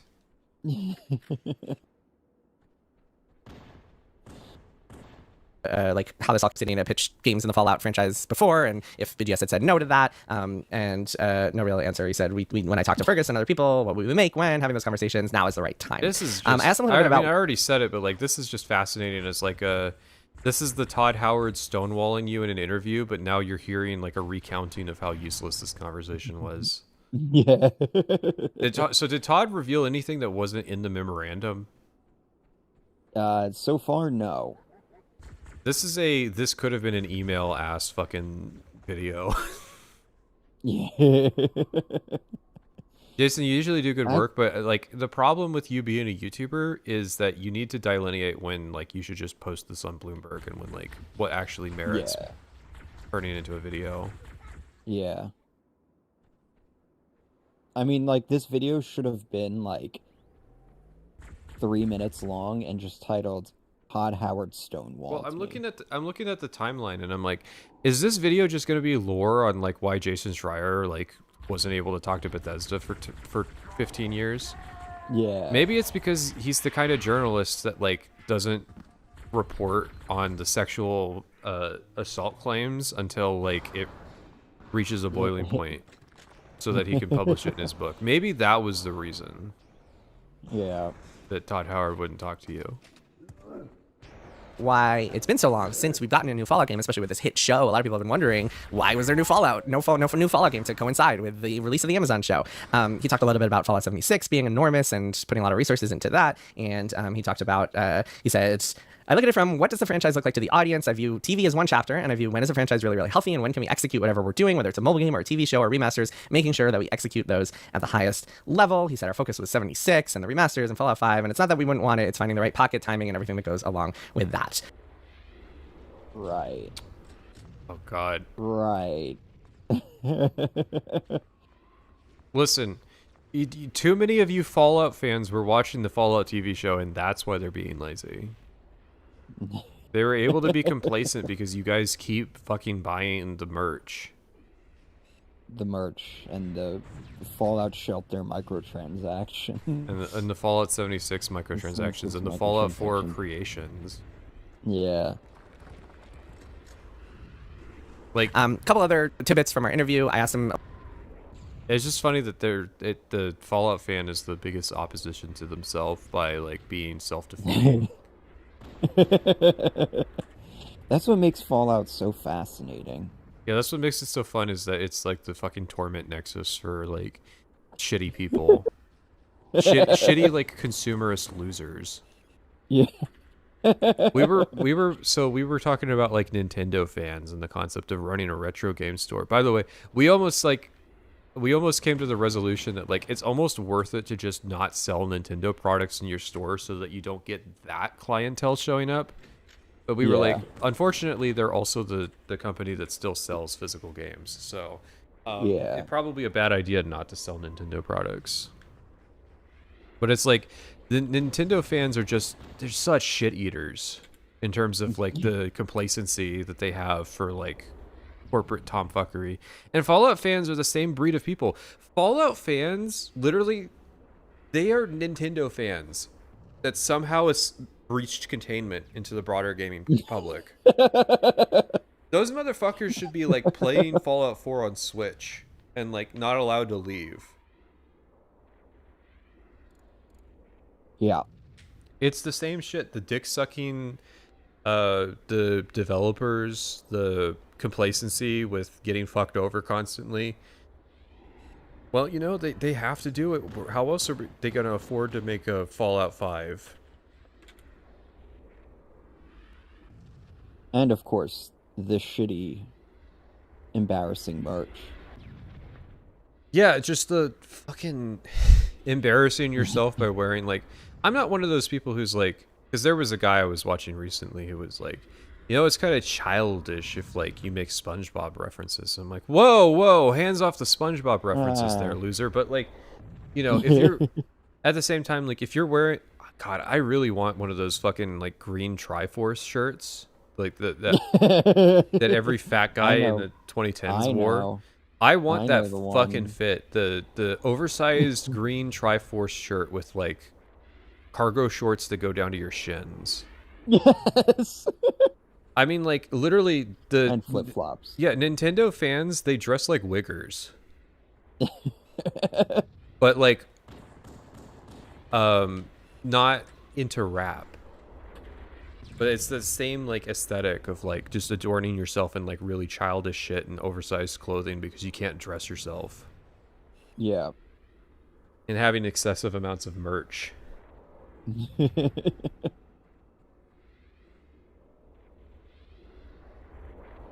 A little bit about the layoffs because BGS actually laid off a few dozen people last week, including some long-timers, some people who had been with the studio for a very long time. He said it's difficult for him, difficult for people who work together. He talked about how it's Bethesda's 40th anniversary and how there have been periods where we've gone through changes. He talks about how like in back in the 90s, the company almost went out of business and then it became kind of ZeniMax 2.0, and now we're going through a change so that we focus best on the franchises and what we need to do to deliver for everybody.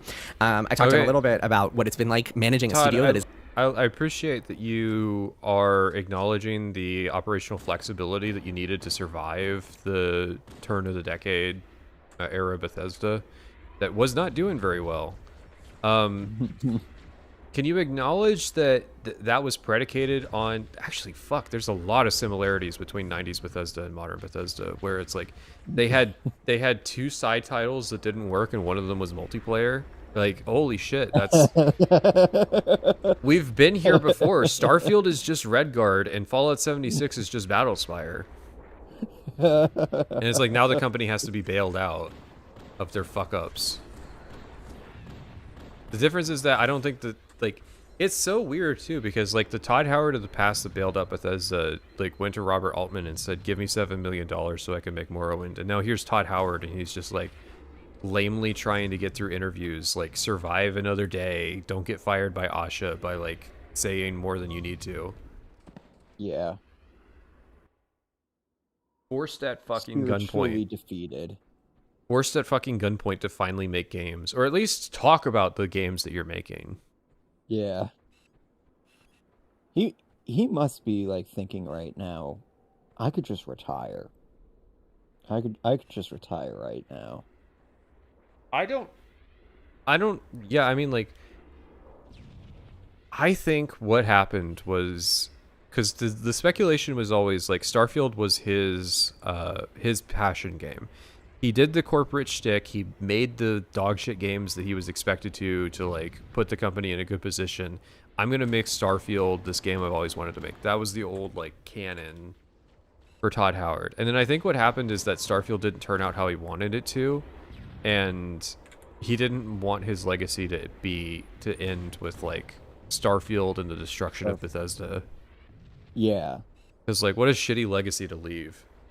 Yeah. It Starfield and the death of Bethesda will completely overshadow the fact that Bethesda only existed because of Todd Howard. And it's like, yeah, he was taking someone else's franchise, but like, those fucking guys weren't making Elder Scrolls 3. They weren't in the trenches, like, getting the money to get it done. Mm-hmm. Less than 100 people on Skyrim to now hundreds of people across multiple locations, offices all around North America for Starfield and now future games. It was interesting hearing his perspective on that. He talked a little bit about how like everybody has their own opinion on like what the right team size is, and how when he started at Bethesda back in the day, there was a team of maybe 10 people on a Terminator game, and then when that team doubles, going from 10 to 20, that's like holy crap! Like we just went from 10 to 20, that's unbelievable. And then it goes to 40, 60, 80, 100, and he talks about how quote there's always a period where everyone has their own opinion. That was the right one. He talks about the progression, and he talks about how like when they did expand from just having that Rockville, Maryland. There's more to it than that, Todd. We're talking about Starfield, a game that has the scale of a game that you made when you had only a couple 100 people. Yeah. You know, you got Skyrim. That's kind of, you've never really expanded in terms of the scope of what you're making past Skyrim, despite how many people you've brought into the company. So inevitably the question is going to be, what is the point of all of this organizational inefficiency if it doesn't result in a better product? Studio to 4 different studios at Bethesda. We went through a lot of growing pains. I won't sugarcoat it. It was tricky. We made a lot of mistakes. And he talked about how like they have a lot of learning to do, a lot of kind of now they're working with a lot of co-development partners, and still much learning to do. I personally find that to be a very interesting conversation. I find it very interesting that he's saying that they still have a lot of learning to do about how to run their own studio. If I'm in the trenches with Bethesda dev, I don't want to hear my boss say that like we have a lot of learning to do. Yeah. Yeah. How many fucking painful lessons do you need? If Starfield wasn't the catalyst for a complete overhaul of your management structure and your work pipeline, yeah. What would it take? Yeah. I'm sorry, but like, what the fuck would it take? Do you like? I feel like that's partly why like the layoff was a shot across the bow of Asha Sharma saying, if you motherfuckers went through Starfield and you still haven't learned, then like at some point, of course, economic reality has to hit you, and like the topic of, and that's something I'll definitely address further down the road in future videos and reporting. I've written some stuff about that as well. I asked him a little bit about the state of Elder Scrolls 6. He didn't want to talk about the timing. He talked about how, like, as most people know, Todd Howard prefers to wait to talk about these games until as close to release as possible. But he said, like, they felt like this was a good time to just kind of, like, lay out this roadmap. And finally, I asked him about retirement, and he told me, quote, "The truth is, there was a period of time a while back where I pondered, what does it look like? Not is it imminent, but what does it look like? And I no longer do. I see the work we're doing. I just love it. I love working with these people. It's really not something I think about." And he says, some folks in our industry that are a little older than me, they're just making great stuff, too. So it's not something I've been thinking about. So yeah, interesting conversation. Hmm. Um. I think the way that it should be is that, like, once you reach a certain age, you need to retire, make an indie studio, and just, like, make little passion projects of, like, ideas that you wanted to do when you were younger, but that you can bankroll now that you're, like, kind of your own man. Don't Yeah. fucking ride a studio into the grave. Yeah. It's a very boomer thing. Like, I don't even think Todd Howard's the right age for this. Mm-hmm. But it's a very boomer thing of, like, I'm not going to retire. I love working with these people. Yeah. And it's like, yeah, but these people, they need, like, they have families and mortgages and shit. Like, they gotta have a boss that can lead them to economic prosperity. And so, like, at some level, it goes beyond what you prefer. Holy fuck, they're actually just spawning on top of me. Well, you know, We love two betrayals here. It is rather telling that that's Todd's mentality, because, like, that's Bethesda's mentality. It's that complacency. It's that It's necromancy. self-centeredness. It's that, just like, we still got it. We you know, we don't have to listen to other people. We don't have to, you know, hand over the baton. We don't have to change or anything like that. It's the world that's wrong. Yeah, and it's rather telling. I actually, when Schreier was saying this, I was like, Todd must be, like, just bullshitting. But actually, now I'm thinking he was actually telling the truth here. I mean, because it is the company culture. Yes, that's exactly it. The culture always comes from the top. It trickles down. So that's why your leadership roles are so important, because they're the ones who set the tone. So if the studio is exhibiting these things, well, that's insight into what the executive team and where their headspace is at. I don't think Todd Howard is a guy who can acknowledge that maybe he was wrong about Starfield. I don't think he's a guy who can acknowledge that he was wrong, period. Again, because we've seen Bethesda time and again, even making when the same fucking mistakes over and over. And yeah, and it's like, even when they do kind of sort of acknowledge some sort of accountability on something, it's always couched in, like, 3 different layers of, but this is why that's not relevant. Yeah. Like, there's no simple taking of accountability. It's always Starfield had 17 million players. It's kind of billions of hours. Honestly, it's a bit of a. So, like, have you kept up with the Bricks and minifigure story? I watched the most recent video. The part 3. Yeah. Yes, that CEO's problem is that he has the lolcow gene.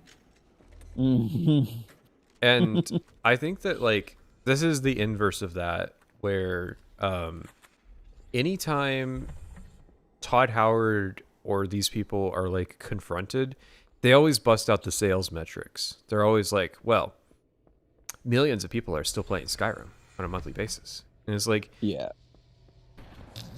but that's not really cultural relevancy. Yeah. Do you think, like, James Cameron rested on his laurels that, like, hey, millions of people are still watching Terminator? No, motherfucker went back into the lab and kept going. And guess what? He also eventually fell off. Yeah. When he decided that he was going to make, like, 6 Avatar movies at once. Which is weird, because it's like, there was no Avatar 2 for, like, what, a decade? Yeah. And then suddenly, so many Avatar movies. So what happened was he confirmed that there was going to be an Avatar, like, series, like, a couple years after the first one. Okay.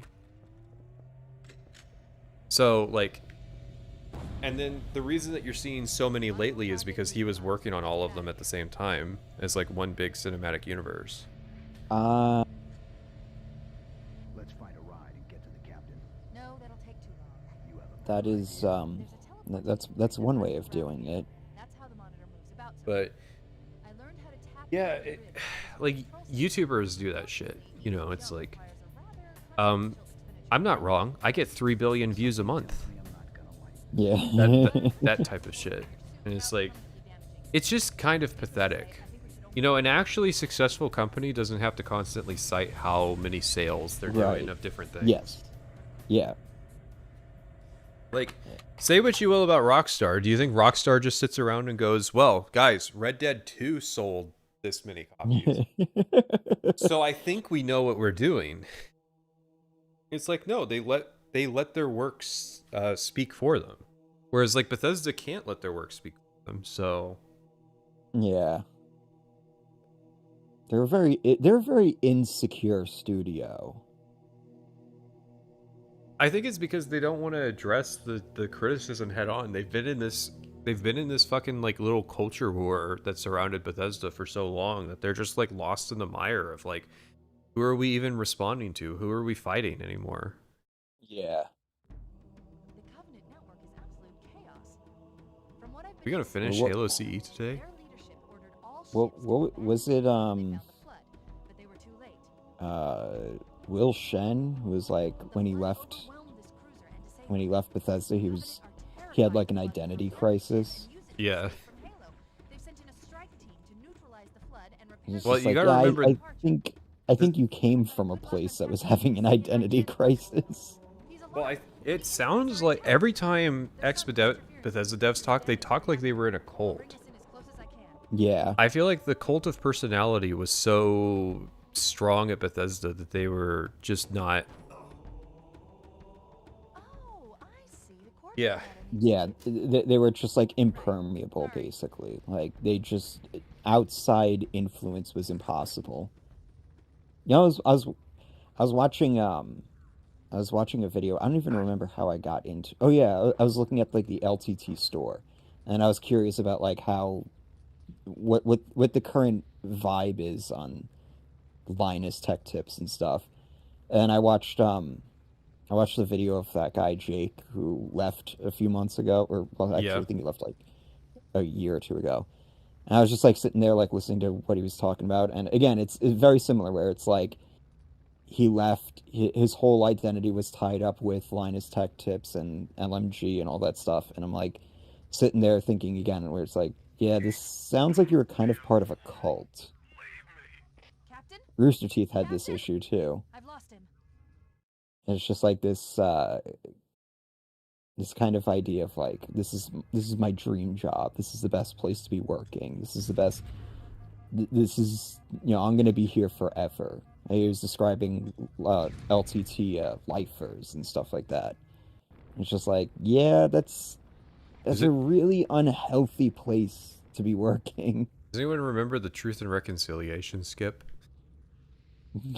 Does it even work on the Xbox version? There is a skip for this level where you basically skip Yeah. the entire thing. Yeah. I think you have to like throw the grenade and then like walk backwards and it blasts you back and something like that. Yeah, you go through one of these doors? Question, let's see. Alright. Okay. Captain? Captain? I've lost him.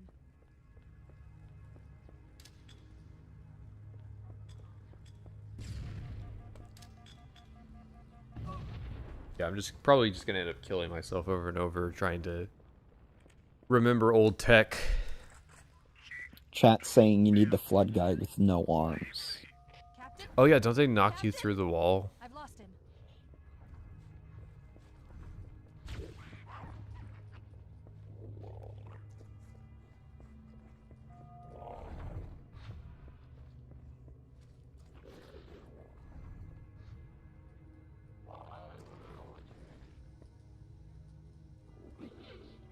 Oh, yeah, you need to use a combat forms revive mechanic against a regenerating energy shield. Right, yeah, now I remember.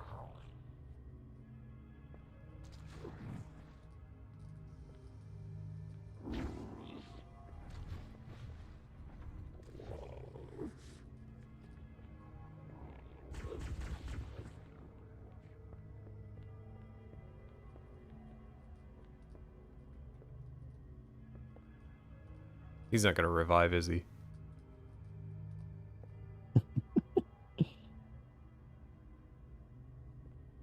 You mean I gotta actually play the level?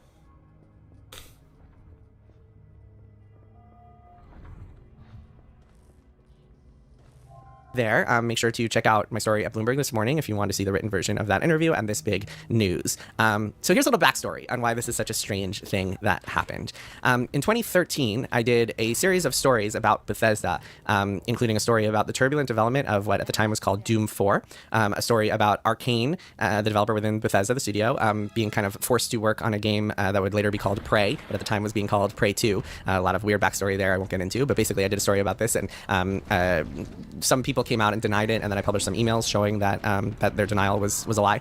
And then finally, at the end of the year, I published a story about Fallout 4. And the context there is that there was this kind of like fake ARG that someone put up called The Survivor or something, $22.99 or something like that. And a lot of people fell for it. A lot of people thought it was a real ARG for Fallout. And so my story, I debunked that. So I'm gonna be real. I don't care about why he got blacklisted from the company. Okay. The same thing happened to Total Biscuit, I think, at the time. Oh, really? Yeah, I think Bethesda, like, this was the Pete Hines era of just like, fuck you. we control the narrative. You guys depend on us for the news, and like, that whole like Access Media approach thing. So it's like we can just blacklist Jason Schreier and like, if he doesn't want to play ball with us. Yeah. I'm gonna be back like literally 10 seconds. Okay.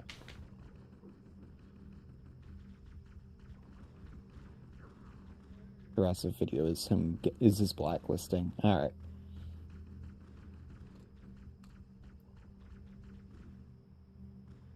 So yeah, basically he just said a bunch of stuff, and Pete Hines was like, "We didn't tell you to say that." Sorry about that.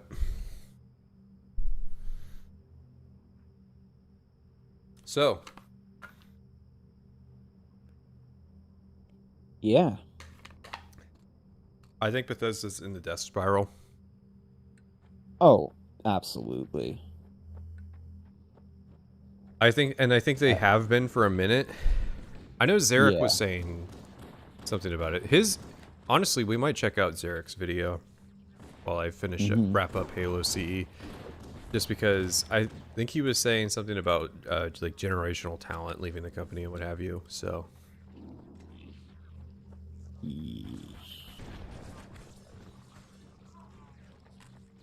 you need help finding it? Video. Is it the one that he posted today? I think so. It should be about the layoffs. Yeah, okay. Yeah, I got it. Hey, Zarek.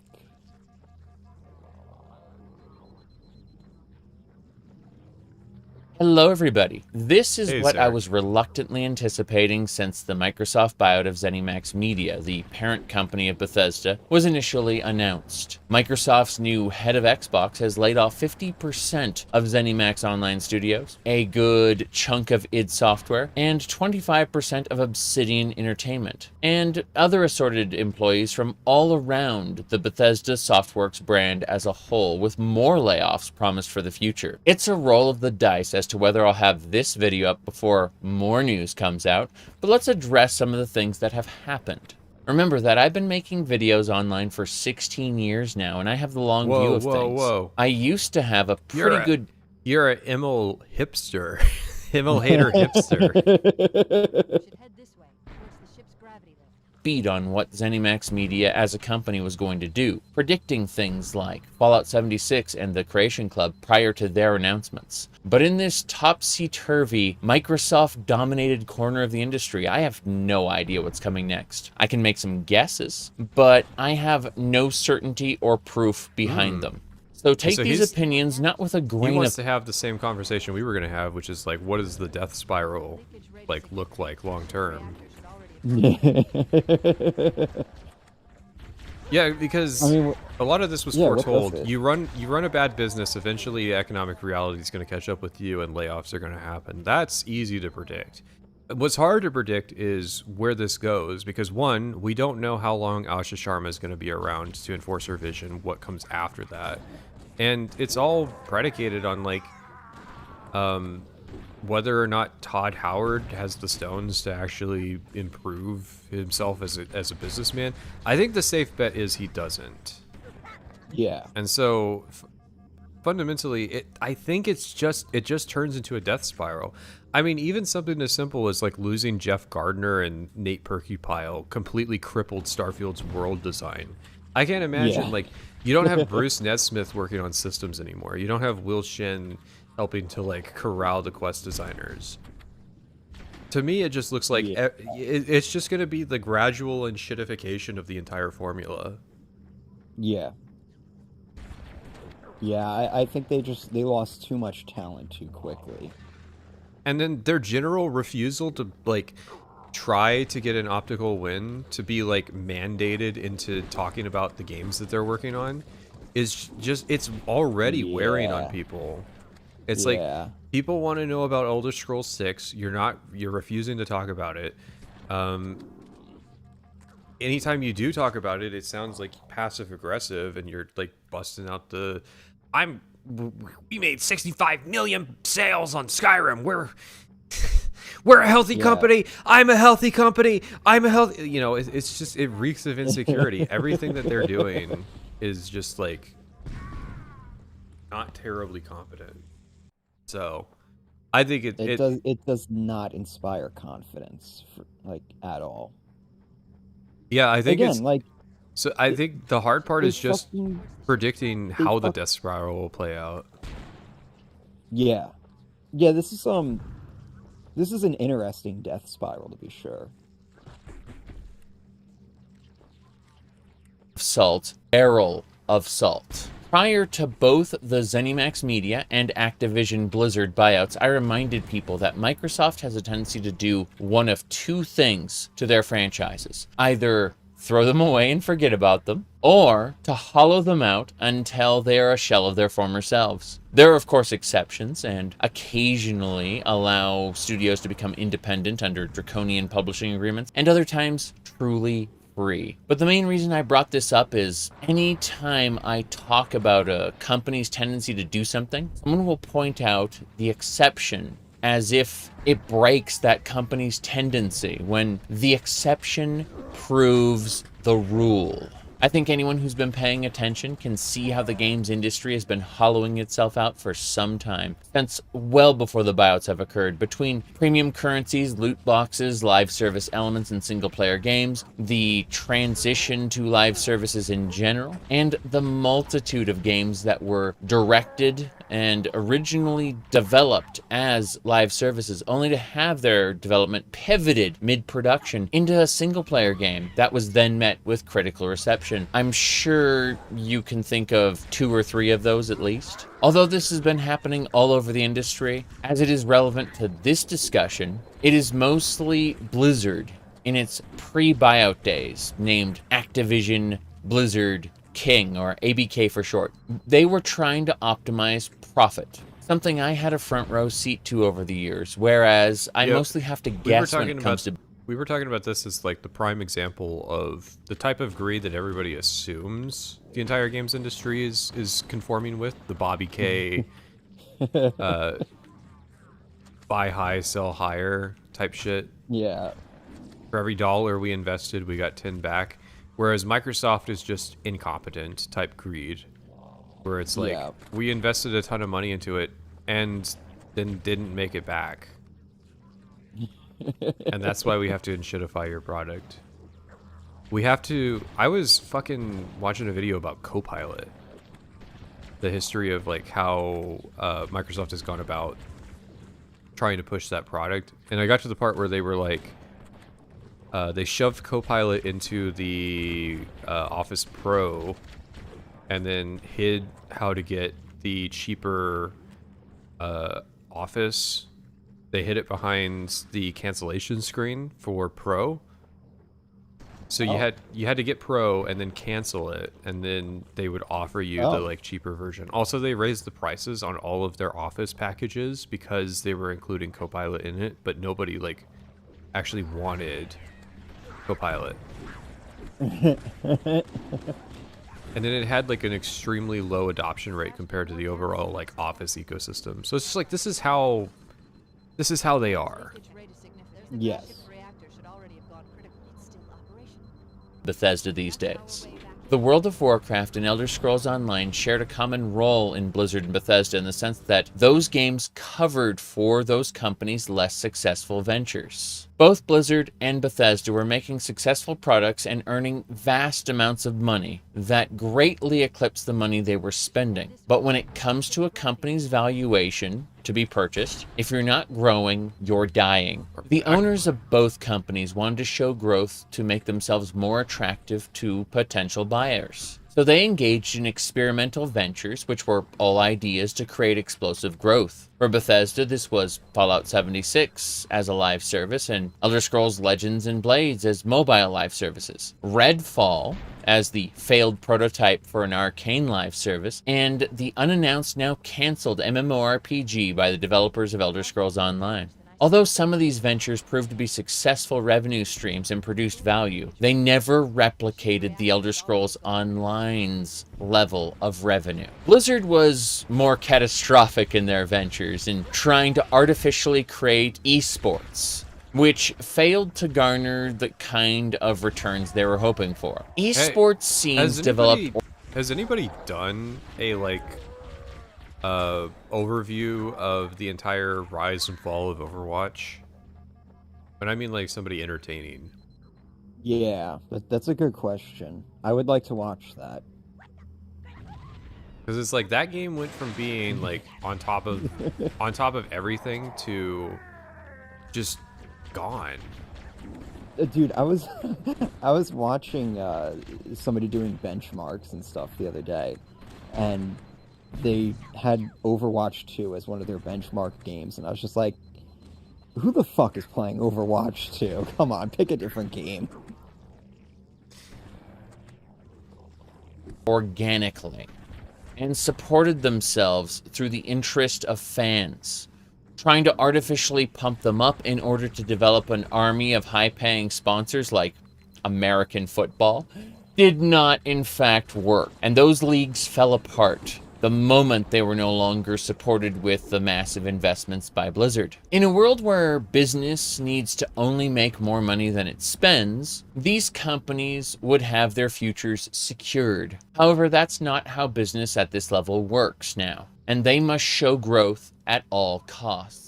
Even after ZeniMax Media and Activision Blizzard King were acquired by Microsoft, this principle remained true. Games Pass was an incredible value to customers, although it couldn't grow beyond a certain level of market saturation. Not everyone who plays games wants to rent their games every month, and not everyone who plays games wants the games offered by Microsoft subsidiaries. I think the fatal part of Games Pass was that they were straight to Game Pass type schlock. Yeah. There wasn't anything like he says you don't want it. It goes way beyond that. The games were built for Game Pass.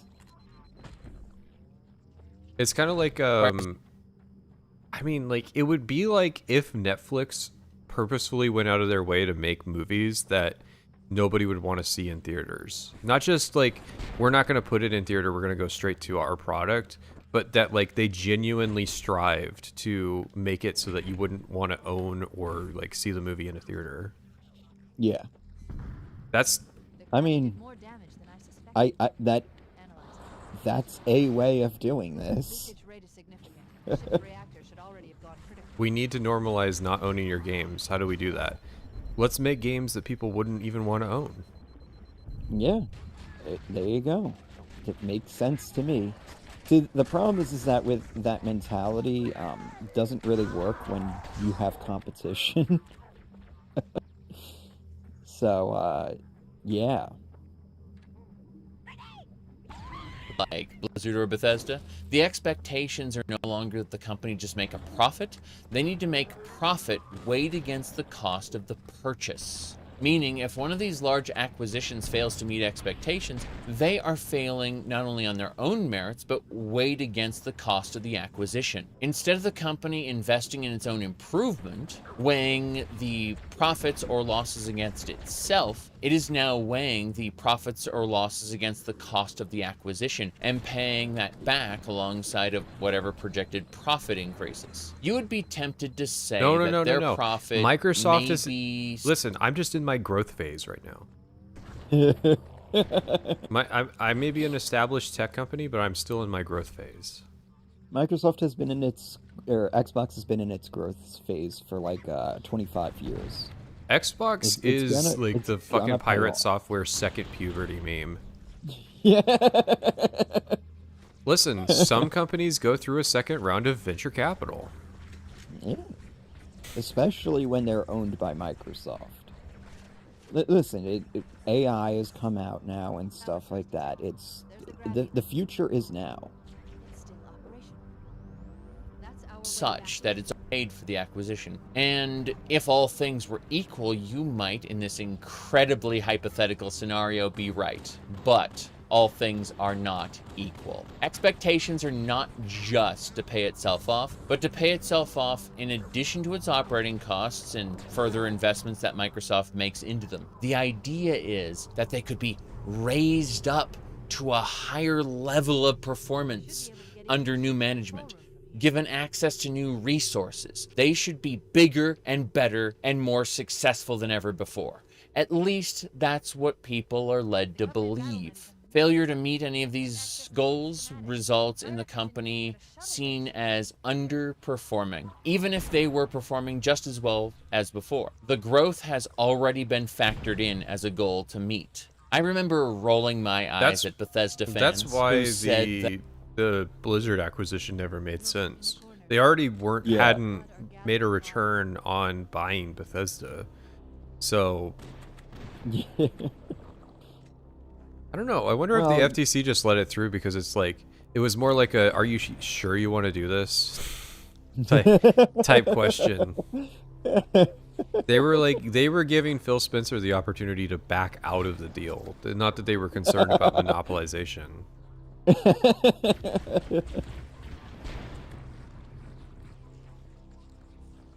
That now have Microsoft money, they'll be able to do so much more with Starfield, Elder Scrolls Online, and Fallout. As if the multi-billion-dollar corporation ZeniMax Media wasn't capable, under proper management, handling the bugs, glitches, and support issues that the company has always dealt with. Now, that's actually a really good point.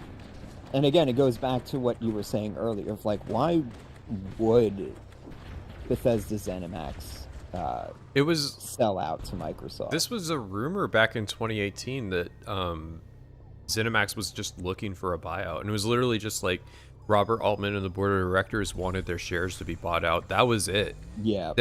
If they were smart, they would have just like been like, well, we have the opportunity to become a bigger publisher than Microsoft. Like, why are you being bought out by these clowns? Genuinely, what was the upside? And it's just it's worse than just like they were greedy. It is they were selfish. Yeah. Which is a very different thing. Yeah.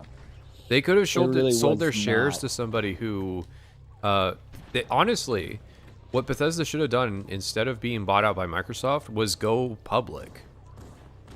Go public, sell your shares to somebody who wants to get in on the next like actual big publishing company, and do that instead of being bought by Microsoft. And now it's like, now y'all are fucked. That's probably what Pete Hines wanted. Pete Hines probably wanted an IPO. Because that just Yeah. makes so much more sense than what they did. Yeah. Yeah, that it is interesting. Bethesda probably would have IPO'd for more than they got from Microsoft. Probably. But that's the thing is you don't know, and you have Microsoft there with like cash in hand. It's like it's the equivalent of showing up to like to buy a car, and it's like, yeah, you could probably sell that car for like $8,000, but I got $6,000 in my hand right now.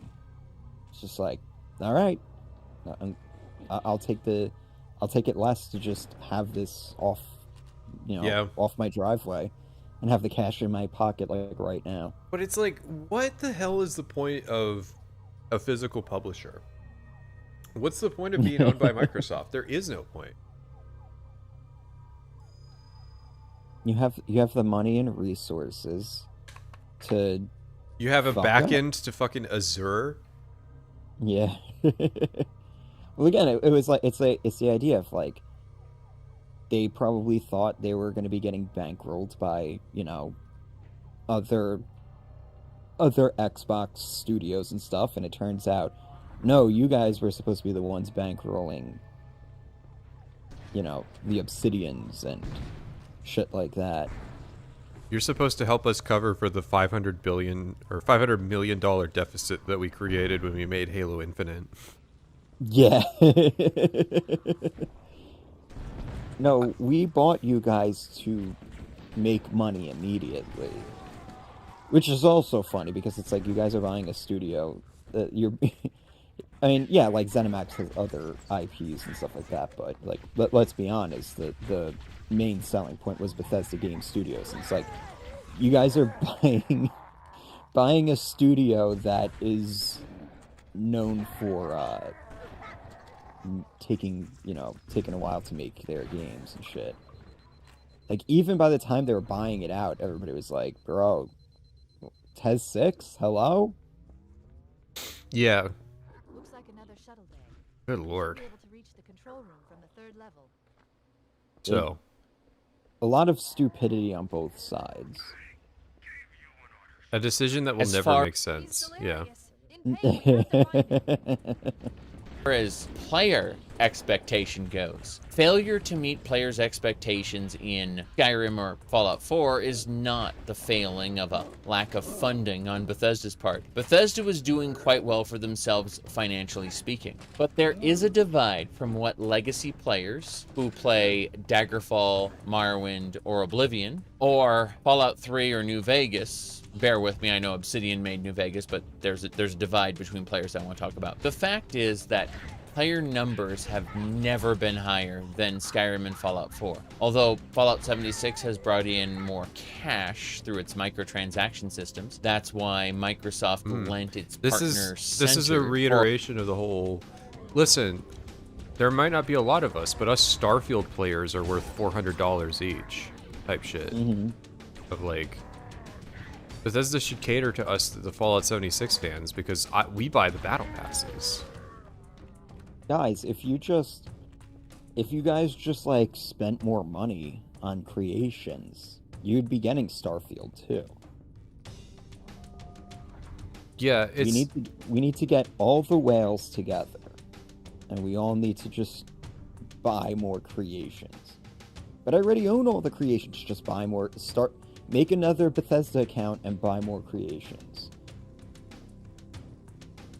You know what I would love in a Halo remake of CE? A level that's just the entire ship of Truth and Reconciliation. And just make it like a Halo Infinite style open world game, but you're fighting your way through a Covenant ship. And it's That'd like be an cool. entire big open ship. or Minecraft modding to Skyrim, Fallout 4, and Starfield in order to monetize these games. Somebody's gonna using say it's just further Mothership Zeta.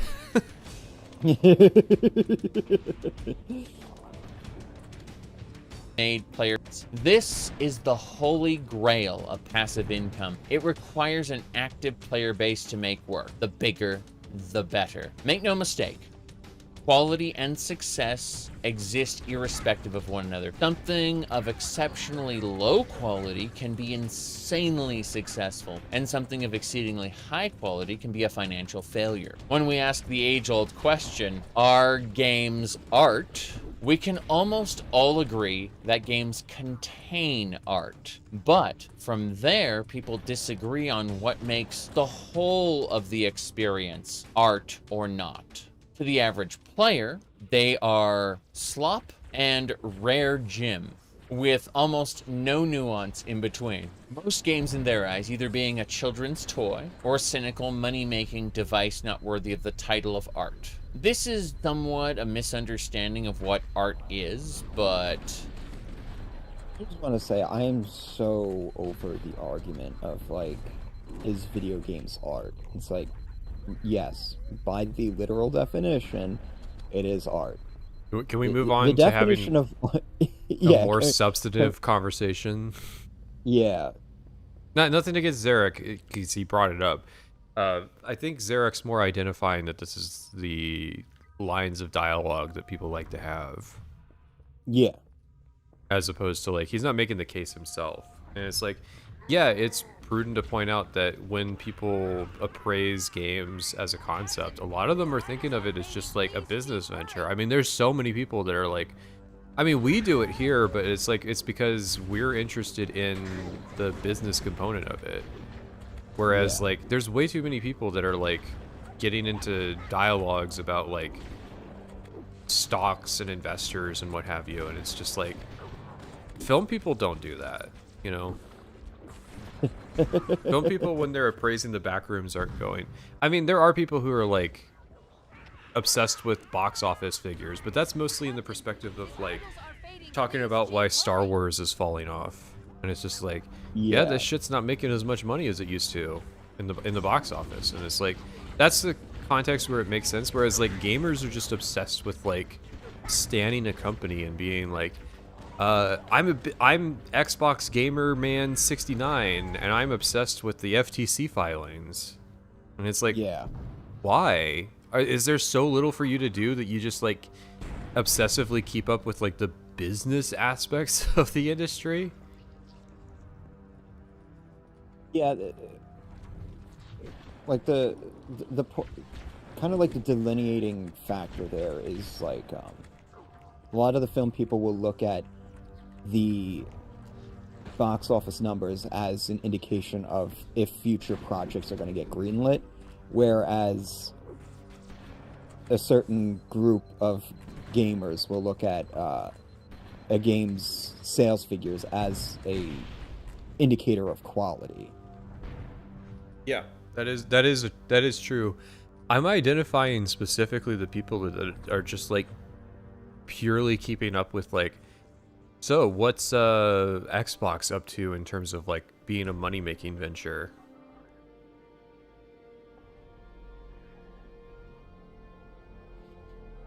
not everyone's interested in that. You can usually get the average player to agree that a game like Pathologic is art, since the game makes you feel anxiety and dread as a part of its mechanics. Even something like Nier Automata.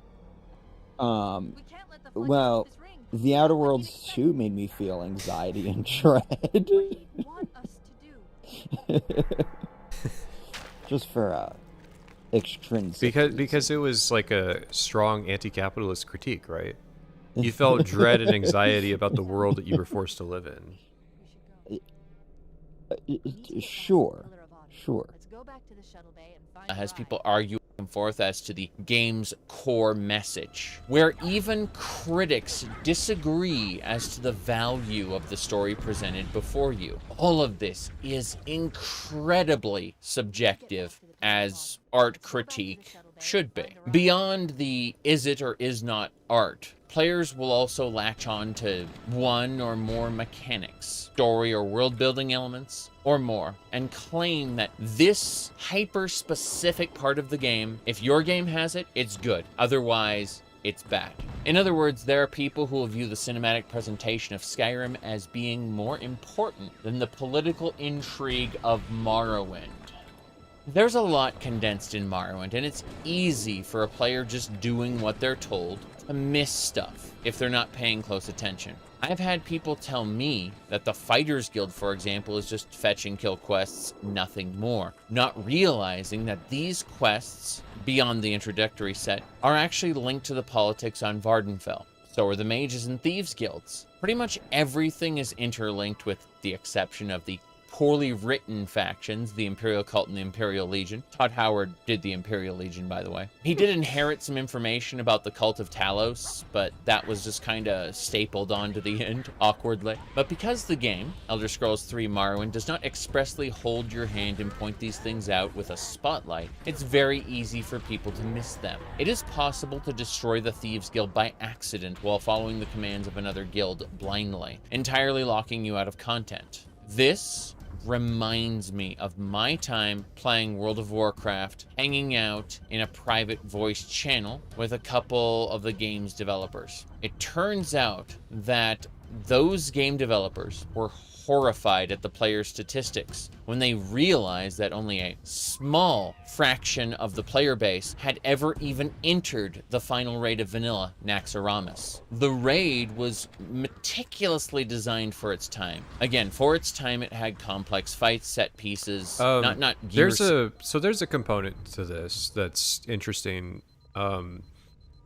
It just had to do with, like, they didn't realize that if you announce the next expansion, the final raid of the current expansion almost always never gets visited. Sunwell Plateau has exactly the same problem.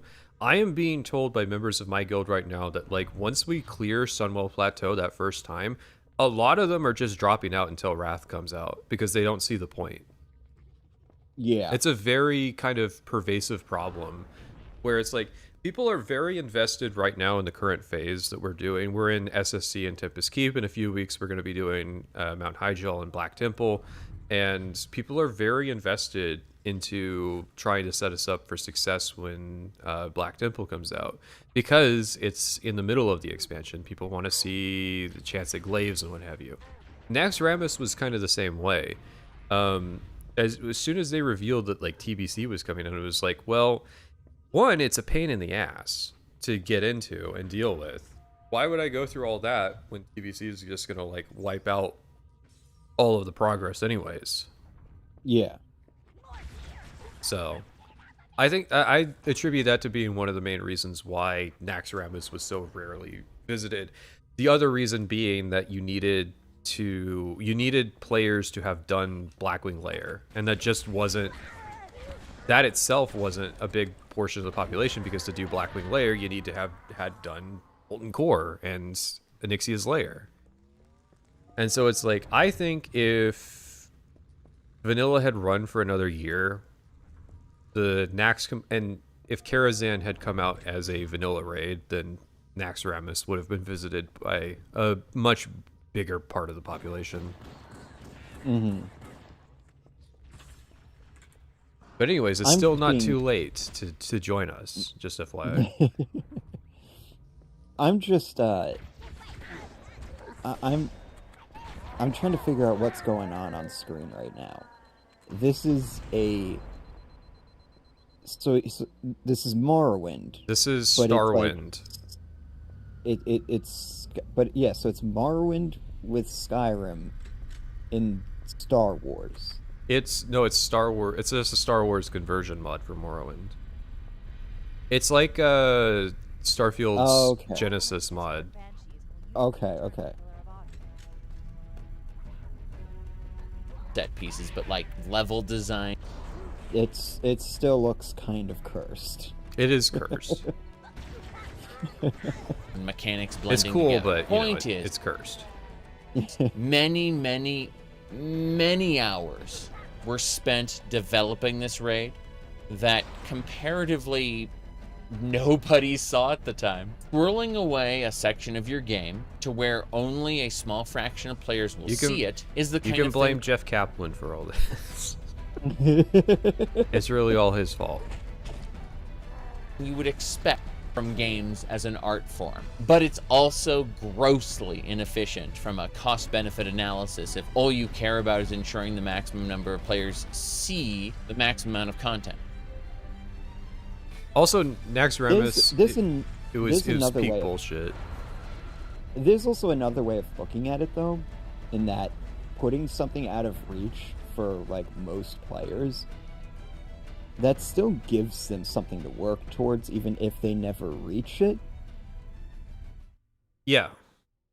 Like, it's not necessarily a bad business move to have, like, one dungeon, one raid that, like, only a very, very, very small percentage of the player base is going to see. Well, I think the concern was the amount of... Naxxramas is absolutely a labor of love. Like, it is crazy to say that, like, a minority of players ever saw it. It would be like if... I'm trying to think of a... There's really not a comparable example that you would know about in a Bethesda game to the labor of love that was Naxxramas. It would be like if 1% of players ever saw Blackreach. Yeah.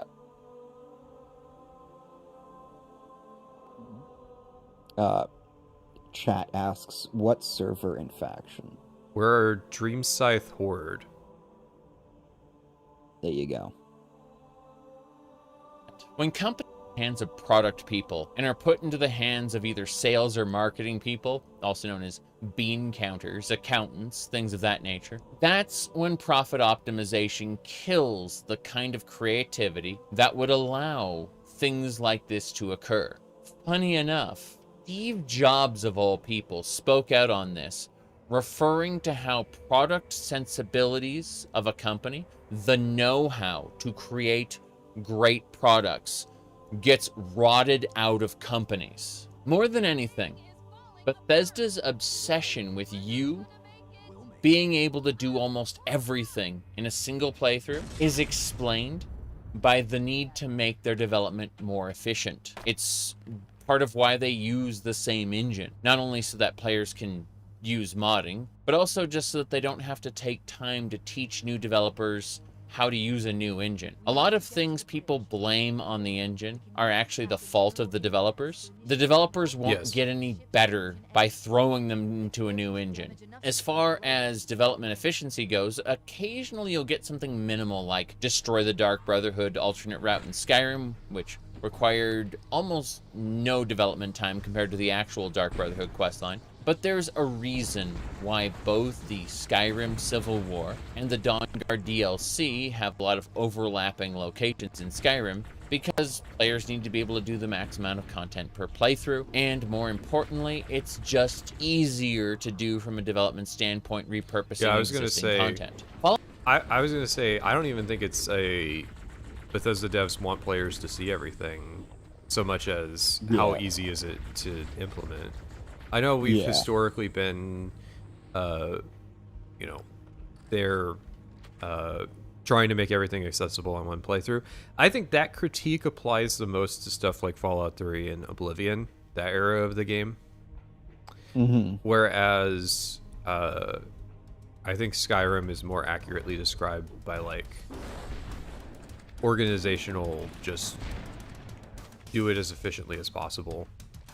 Yeah. And I think that was one of the promises of Radiant AI, was that, like, you could have a quest take place in a dungeon that was completely randomly selected off a list, and then that way playthroughs could be more dynamic. And it was like, that was a cool idea, but then you lose a lot of the, like, cool context that could exist surrounding it. Like, you see Starfield as the end conclusion of, like, what if you did the main quest where you implemented Radiant location selection to it, and it's like, so you have artifacts and, like, potentially random caves, and it's different for different playthroughs, but the end result of that is nobody fucking knows unless, like, they're us and, like, comparing notes. Yeah. And it's like, oh, like, I'm sure... How did you feel when you found out that I didn't have to do the cryo lab in my New Game Plus hopping? Man, I was so jealous. The cryo lab is probably, that's the worst one. It really is. takes ages to clear that one, compared to like The one that's Helium just a 3 one. cave. Yeah. There's so many easy ones. I think you got barely any of them. Yeah. And so like, but still, it's a cool Flirted with idea. Anyways. Yeah.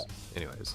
Flirted with committing to various factions and giving you a different gameplay experience depending on which one you decide to go with, but really only did so in their end games, allowing you to act as a double agent for all the factions until the Bunker Hill mission, where it locks you into what side you're on, and how that's connected to that's ML something I appreciate about Fallout 4 is the whole like double crossing thing, but only because it creates a really schizophrenic experience to like constantly betray all the factions. I would have loved if it actually managed to pull through like a New Vegas. It's a very New Vegas aspect of Fallout 4. Yeah.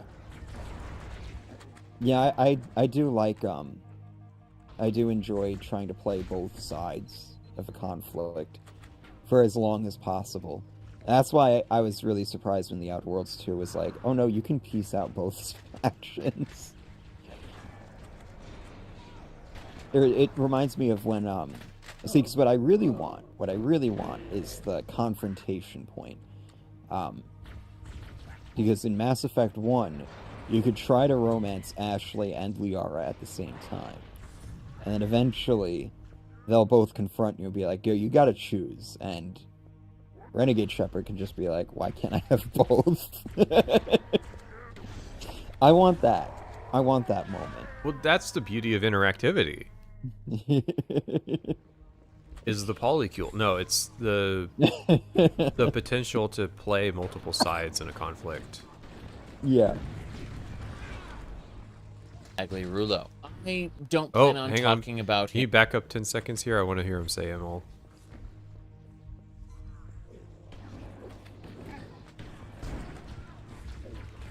how that's connected to Emil Pagliarulo. I don't plan on talking about him any further than is necessary these days, other than to point out that it's mostly his attitude, and everything born from the development of Elder Scrolls IV Oblivion. Now, we'll talk about Fallout in a few minutes. It's mostly important that we understand that while I like quite a few bits of Starfield, and it sold fairly well for its time, that it did not retain the kind of player base, nor did it become a cultural touchstone like Skyrim did. Emil, Emil. Zarek, they addressed this. It had 1 million players every year. Mm-hmm. Over 1 billion hours played. 40% of people.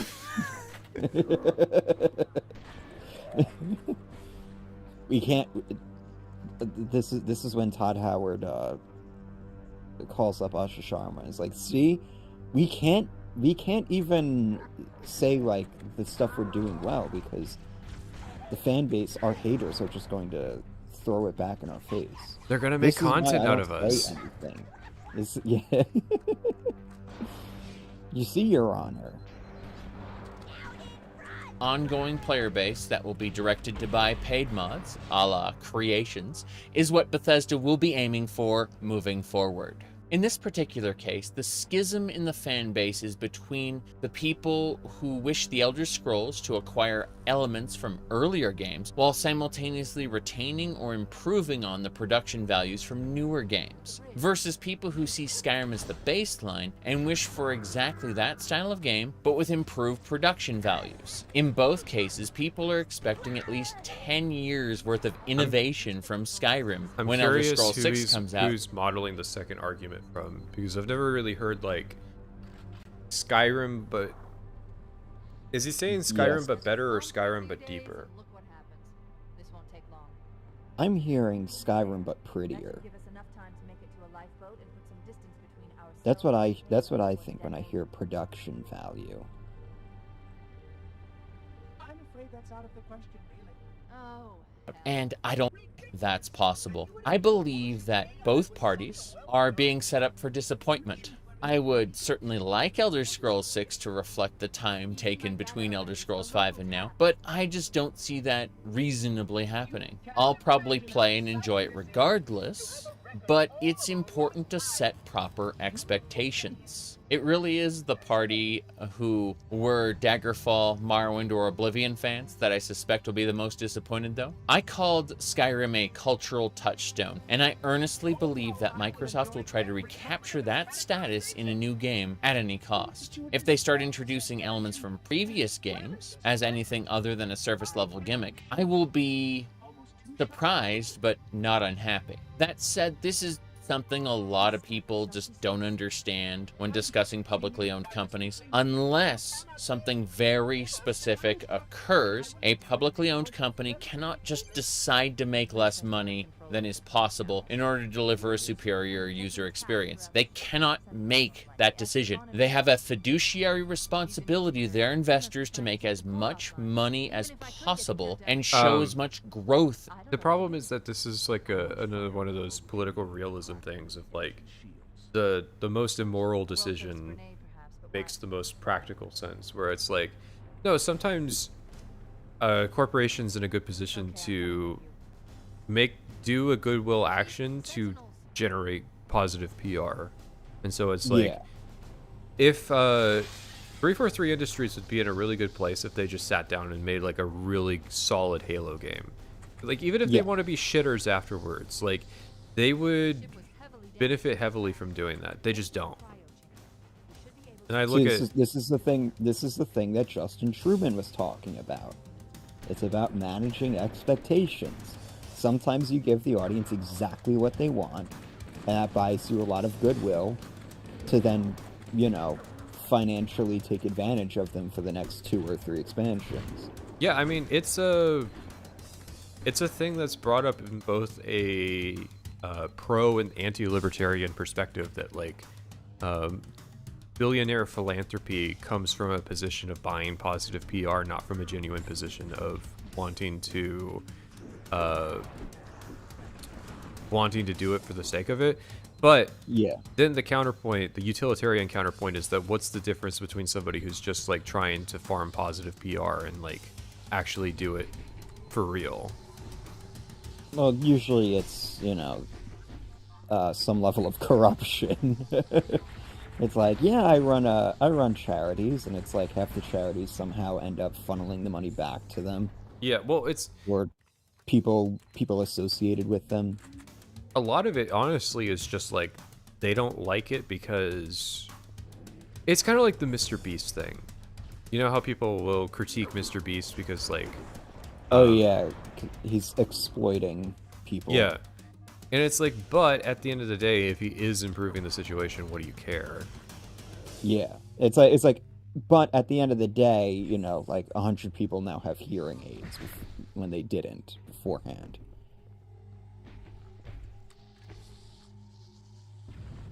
Yeah, as possible inclusion of basic. No, go ahead. All else. There's a loose concept that was coined by Blizzard known as brand deposits and brand withdrawals. The idea is that you can accrue goodwill by being generous to your consumers.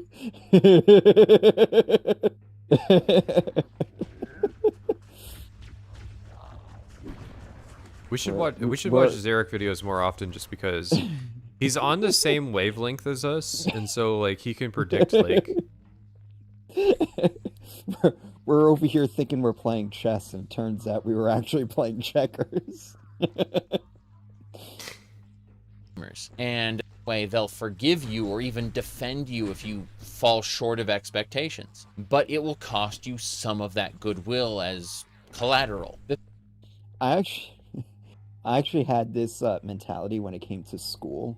I would do really well on certain assignments and stuff like that, just so that I can sandbag or like just not do other assignments. And it's like, okay, what's gonna give me like the most bang for my buck in terms of like my grade overall and things like that.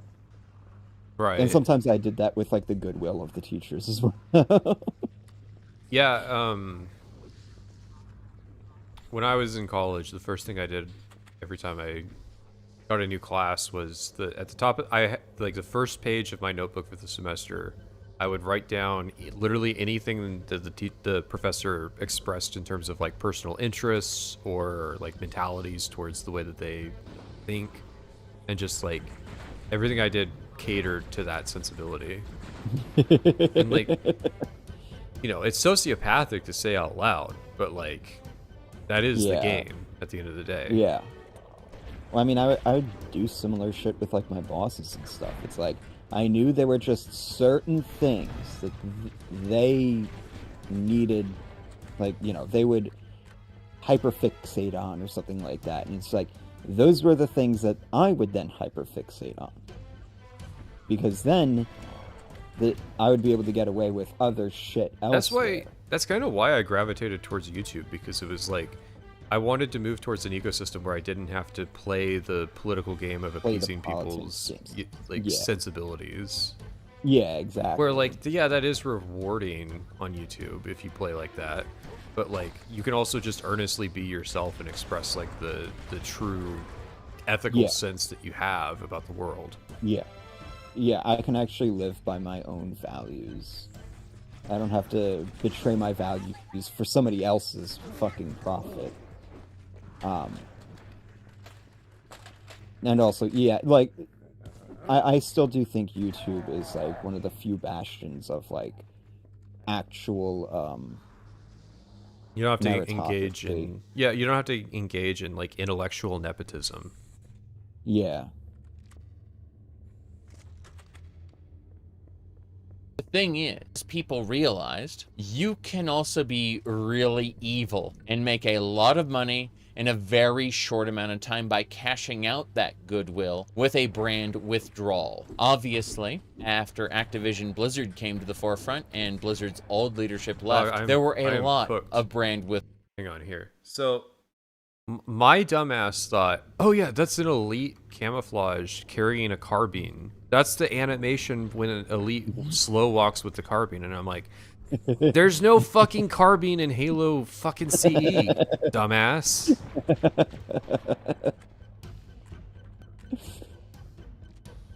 Well, the thing is that you're just not used to seeing that active camo flood. Yeah, it's like the only time it happens. Yeah. But I straight up thought that was the Halo 3 walking with the carbine animation. And I'm like, when the fuck have I ever seen that outside of like Machinima?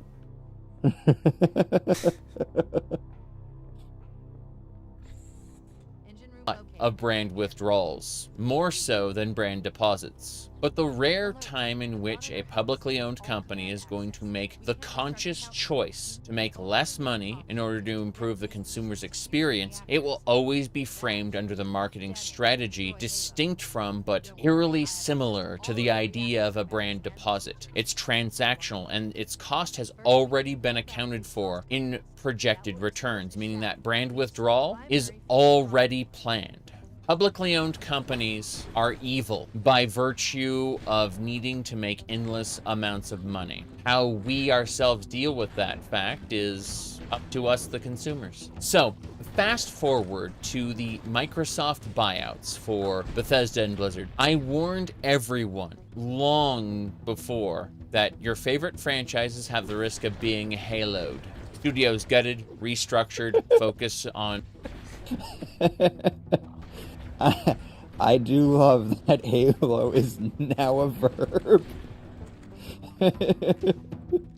It's accurate too.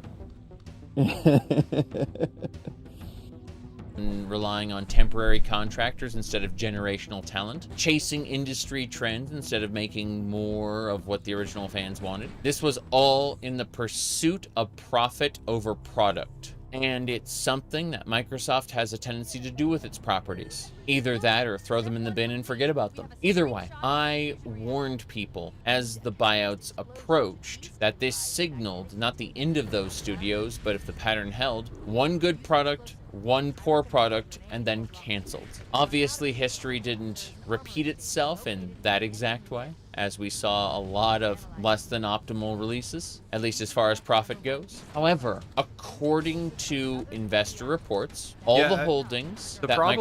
The problem with this general theory is that it doesn't account for the way that Phil Spencer ran Microsoft, where it's like, we're gonna let the game studios just do their own thing. Yeah, the problem with this mentality is that it's assuming the man in charge or the woman in charge is competent. Is actually is actually obeying the maxims of publicly traded capitalism, where it's like, Whereas Phil Spencer should never have had that job. And granted, actually, he really didn't have the job. Sarah Bond had the job.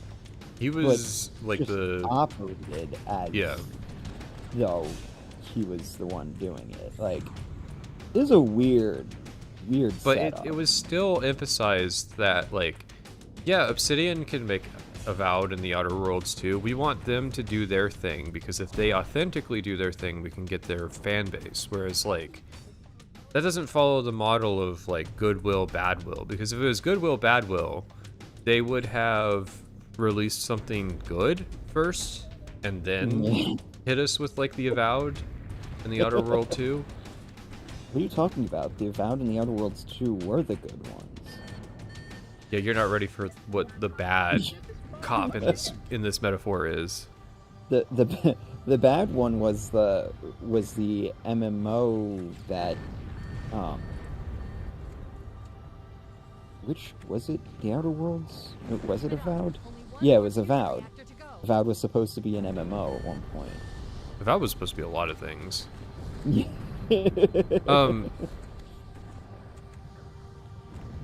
I hadn't thought about this, but Microsoft acquired recently have produced Oh, value right. for Microsoft. There's a maximum investing, which is, you know, you can the market can stay irrational longer than you can stay solvent. And what that means is you can identify a shitty company, and you can even, like, try to make money off of shorting them. But, like, this is what happened to Michael Burry with, like, Neutralife, was he identified that company doesn't make sense in its financials, but it managed to out-survive his attempts at shorting it because they just sustained the hype for longer than should have been possible. Yeah. And that was Phil Spencer. Phil Spencer was an irrational actor in the capitalist system. His methodology didn't make sense within the confines of how this operation was supposed to work.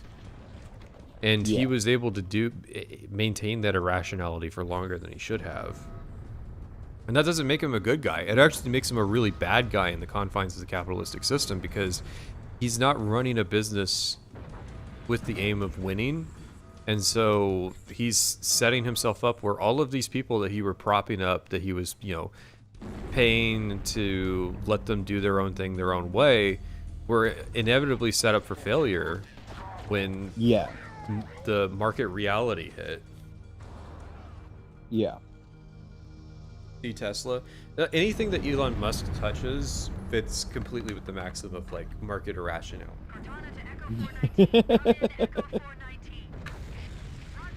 What are you talking about? EVs, they're doing exceptionally well now. They are doing exceptionally well. Teslas just aren't very, you know, they're not the way. I was looking at, have you seen Slate trucks? I think we talked about this last stream. Yeah. That's the closest I've ever come to wanting to buy a truck. Not because it's electric, just because it's cool.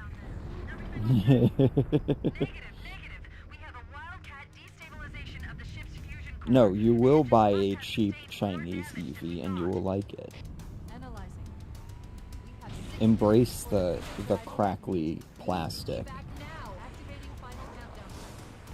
But their growth was suboptimal. That's right, Microsoft is not actively losing money running ZeniMax Media's sub-studios and selling games, but rather they were making less money than they had projected. So in order to show larger gains... Do we have the numbers?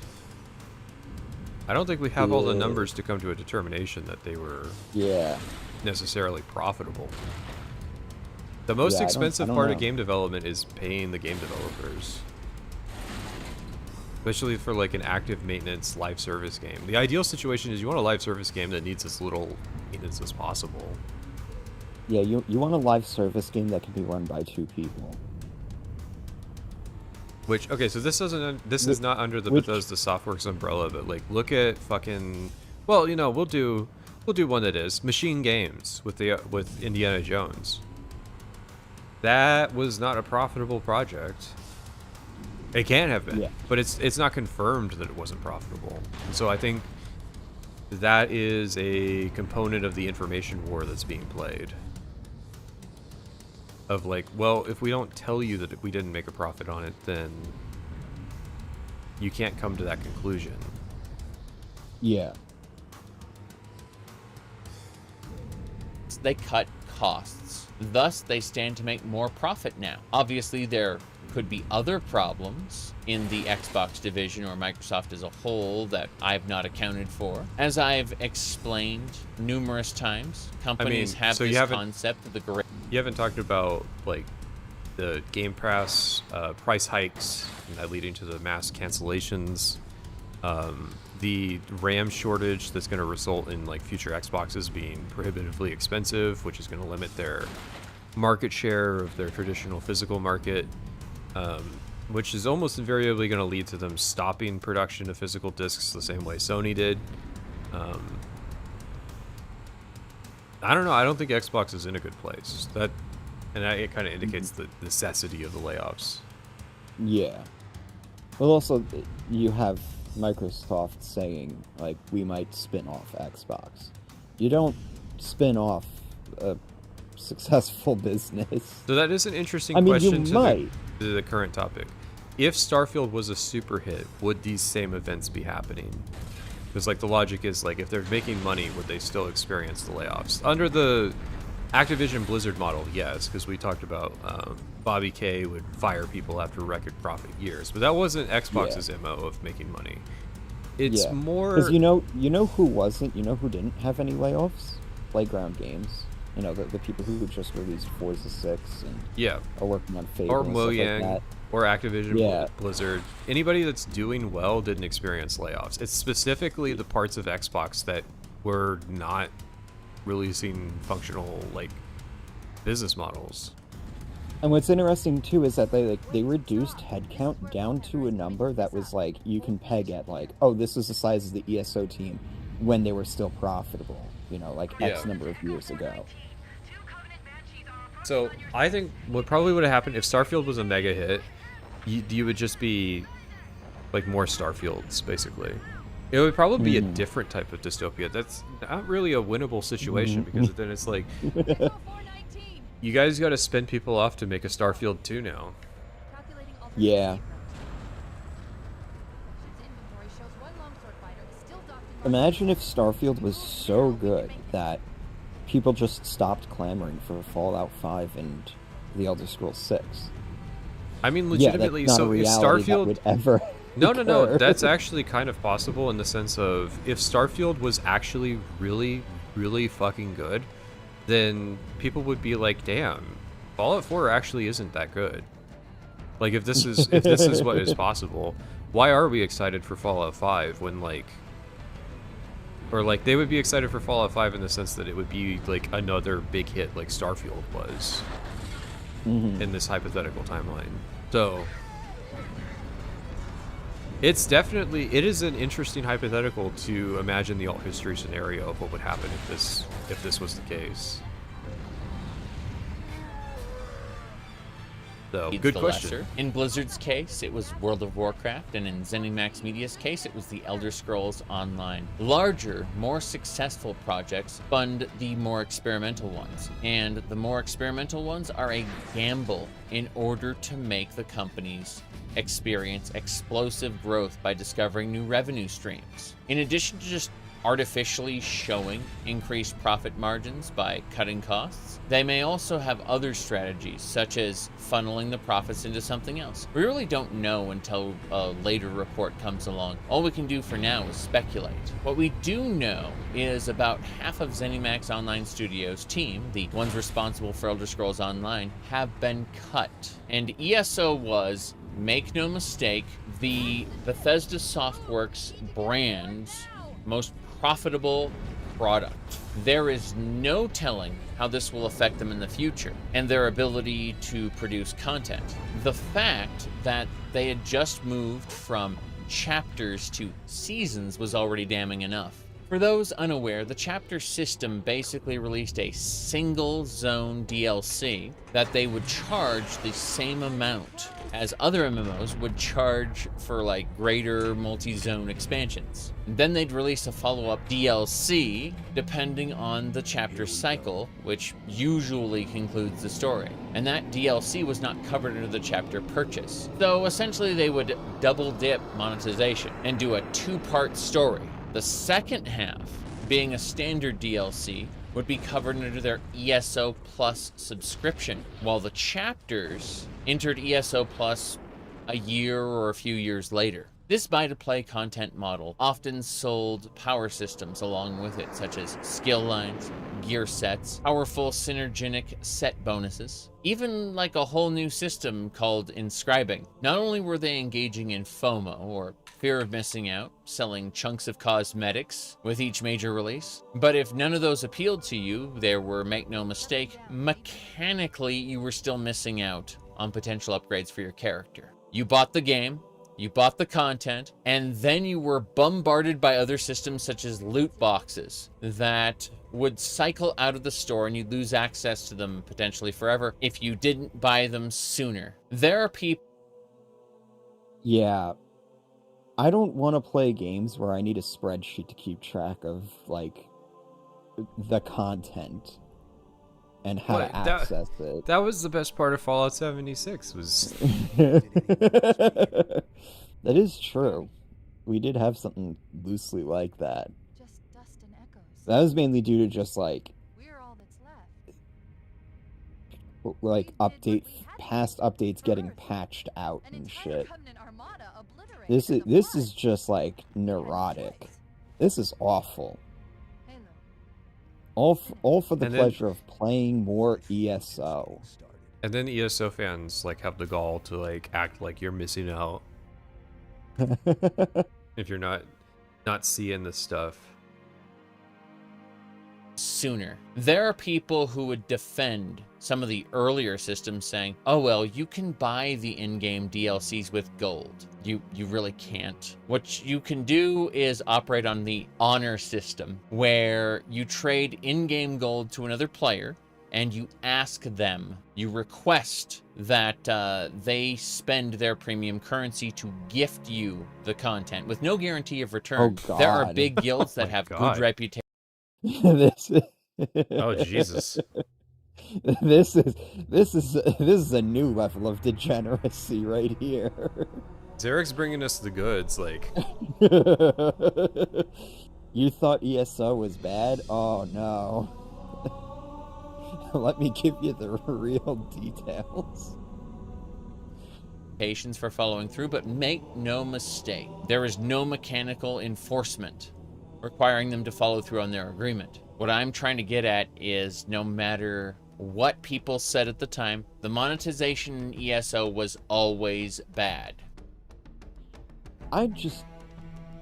How is that not against, like, terms of service and shit? Like, It's probably just an unregulated market. So like in WoW, you have server-to-server gold trading that's against the rules. mhm. Obviously, some people still try to do it, but you know.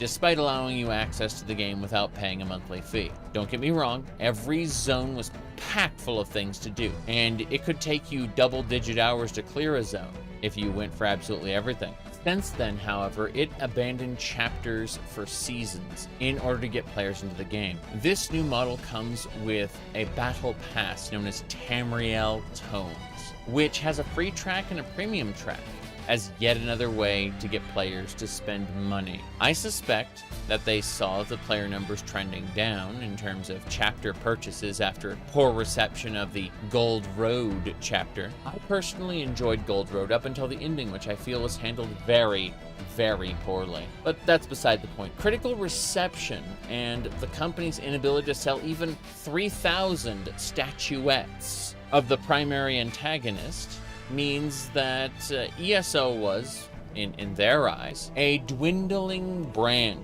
And even though player numbers are going up now... That the new Daedra Prince plot line was fucking stupid to begin with. What is it? The Unknown Prince? It's Oh, something like that. yeah, something tied to Hermaeus Mora, where it's like there was a Daedric prince that was unknown to the people in Tamriel. Except, I guess, to a few random people in the Second Era. They got to know about him. But, like, we already had that role. That there was... So, back in the day, there were 15 Daedric princes. And they,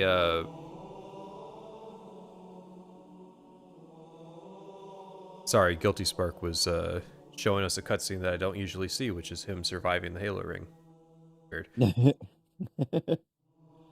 I literally do not remember that happening. It's probably exclusive to like this version of the game. But yeah, so there were 15 Daedric princes and they had a 16th slot that was unknown that they just said leave this open in case we want to do something with it later. And what they decided to do with that was add Gigalag. But that was it. That was the, you know, there was Gigalag and he wasn't really like worshipped in the world because of Sheogorath. And then like, you know, that's that role filled. If you do that again, it just comes off as lazy. I know that it seems like a precedent was set, but they had like pre-planned the possibility of that. Whereas like if you just keep adding Daedric princes, it's gonna cheapen the idea as time goes on. Mm-hmm. We need to consolidate our Daedric princes. We need to make the Daedric princes more crunchy. We're gonna crunch them down to just 5.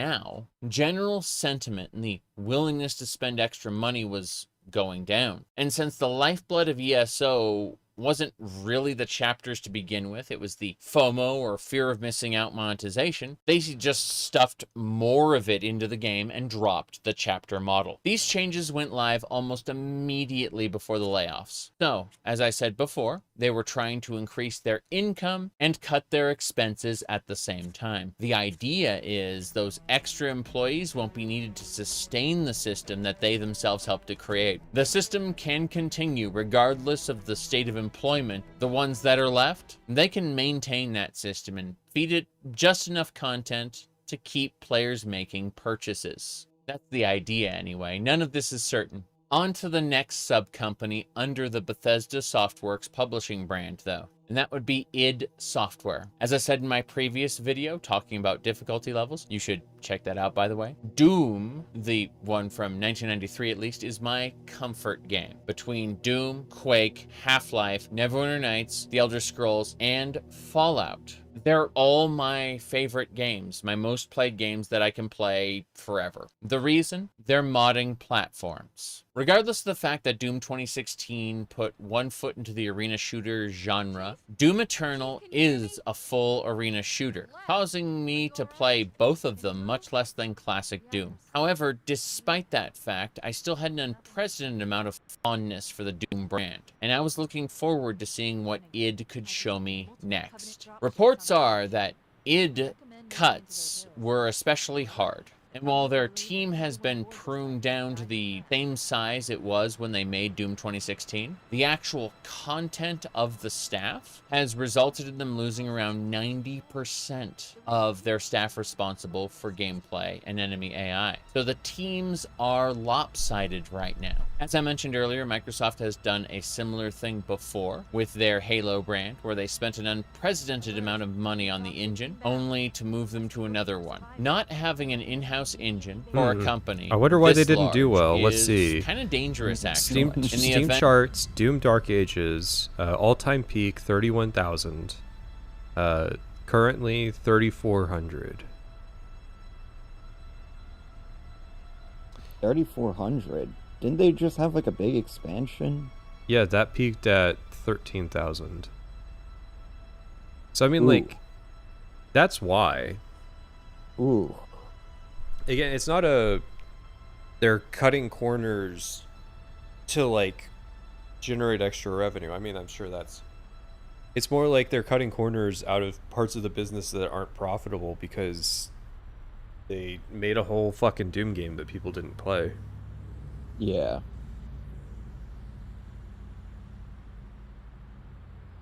Something happened to the developers of the engines they decided to move to, or there were licensing issues with the particular engine they had moved to. Microsoft could easily find themselves in an unfavorable position. Keeping an in-house engine means having another tool in your tool chest, one you may not need right now at this very moment, but you may need in the future. Not just for yourself, but any of your They're too associated... foolish for that.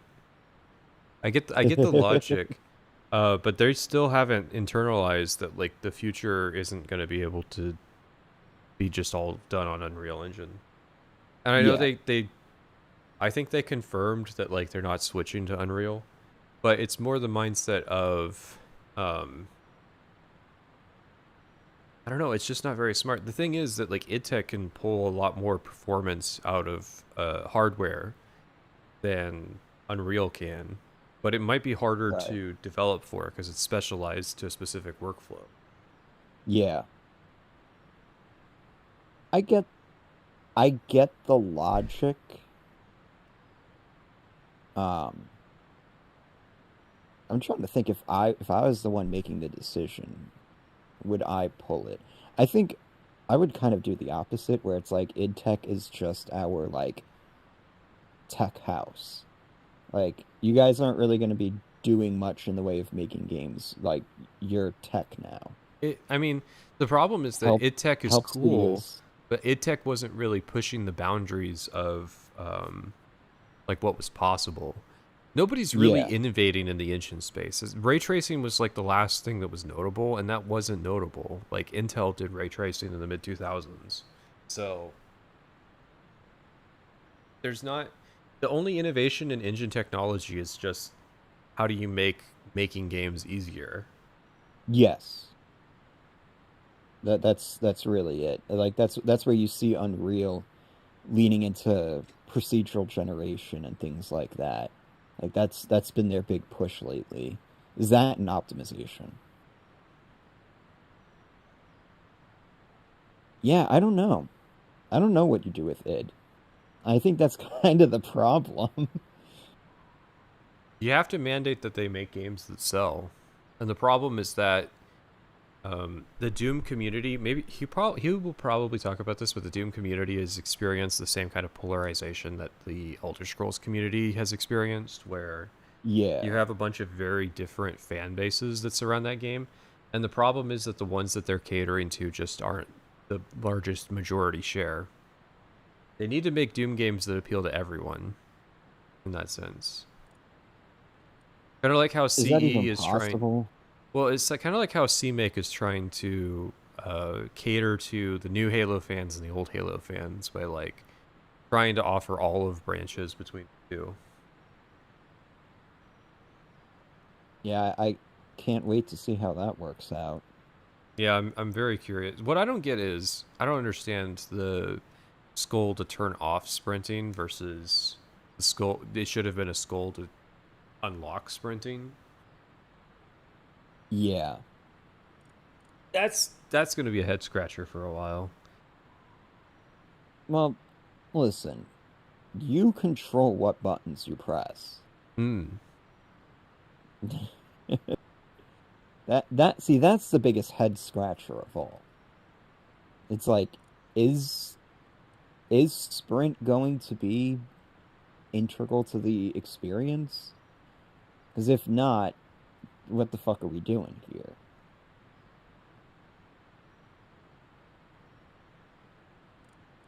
Yeah, I don't know.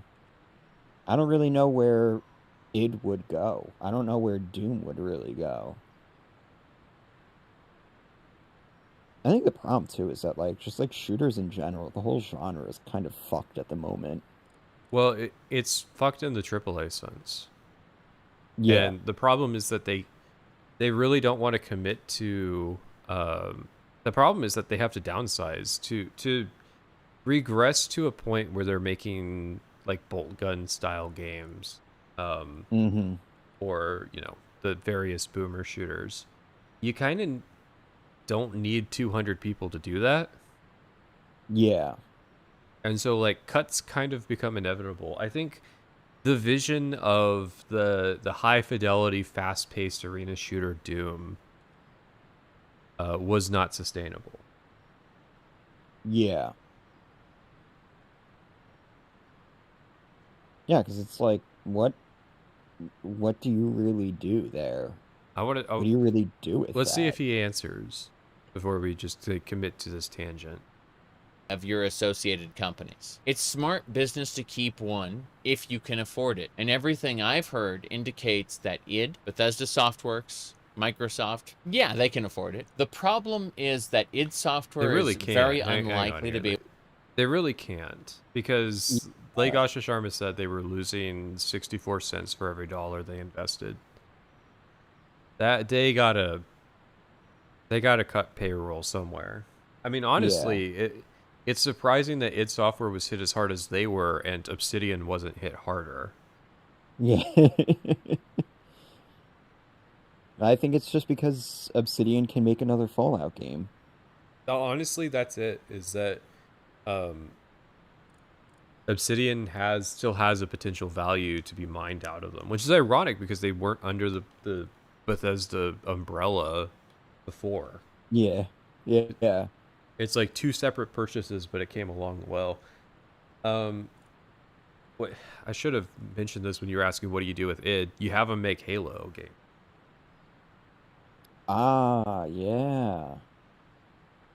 Yeah, there you go.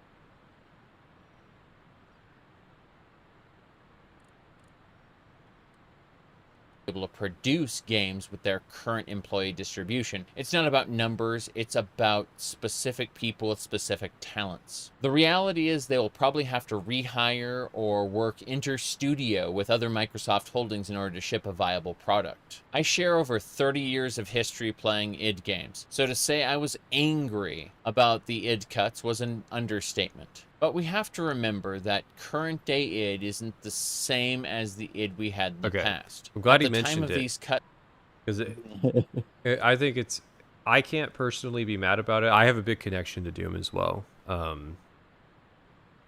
Played the hell out of Doom 1 and 2. Not a big fan of 3. 2016's alright. Didn't play Eternal. But, you know, love Doom 1, Doom 2.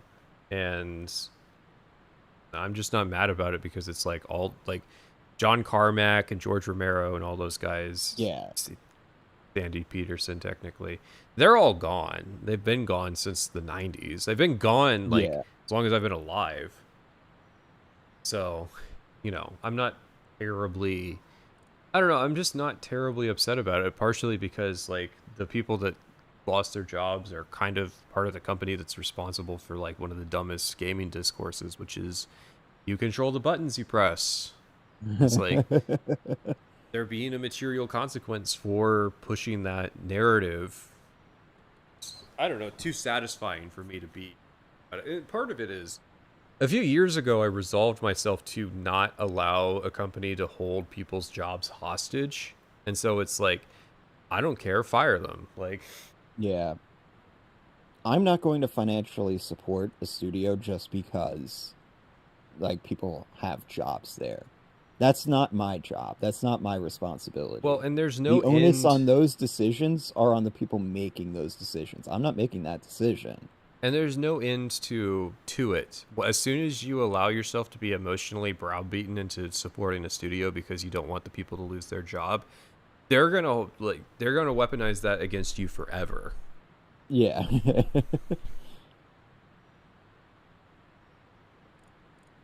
we only really had one member dating back to Carmack and Ramiro's time. The signs that the studio had changed were already showing back in Doom 2016 when they praised the mod makers left and right before introducing Snap Map and telling people there would be no mod support before releasing the game with Denuvo to make sure there was no mod support on release. When they finally removed Denuvo, the game ran better, by the way. So there were already signs of mismanagement and overreach all the way back in 2015. Does that mean you should get the company? Absolutely not. Under Microsoft, I am concerned for the future of Doom, Quake, The Elder Scrolls, and Fallout properties. Games that I've come to enjoy over the years. I've already given up on the future of World of... the reality is that, they're getting this is the IP equivalent of being sent to the farm. Yeah.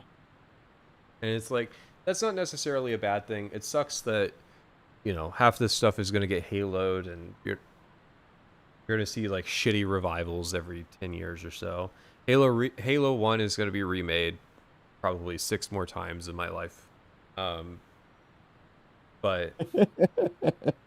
I'm not terribly worried about it if because they fucking remake Halo 1 one more time, I'm going to. I'm going to find Phil Spencer. But But like, yeah, I mean, it's just like, these games suck, and it sucks that they're going away, but it's also a good thing because you need death before you get regrowth. yeah. Like, Sometimes forest fires are necessary. It kills all the parasites, kills all the invasive bugs. And then you get blueberry patches. Like, come on. you control the Mick Gordons you screw over. Yeah. People want to deny that that's a big part of the story. Like the Doom Eternal fanboy who's mad at Mick Gordon because he pointed out that he got royally fucked over by id Software, and like now that's just a talking point anytime that game comes up, is like, I don't know, low-key pathetic way to approach it. You can like a game and like still acknowledge that there was a fucked up handling of a certain employee. Yeah.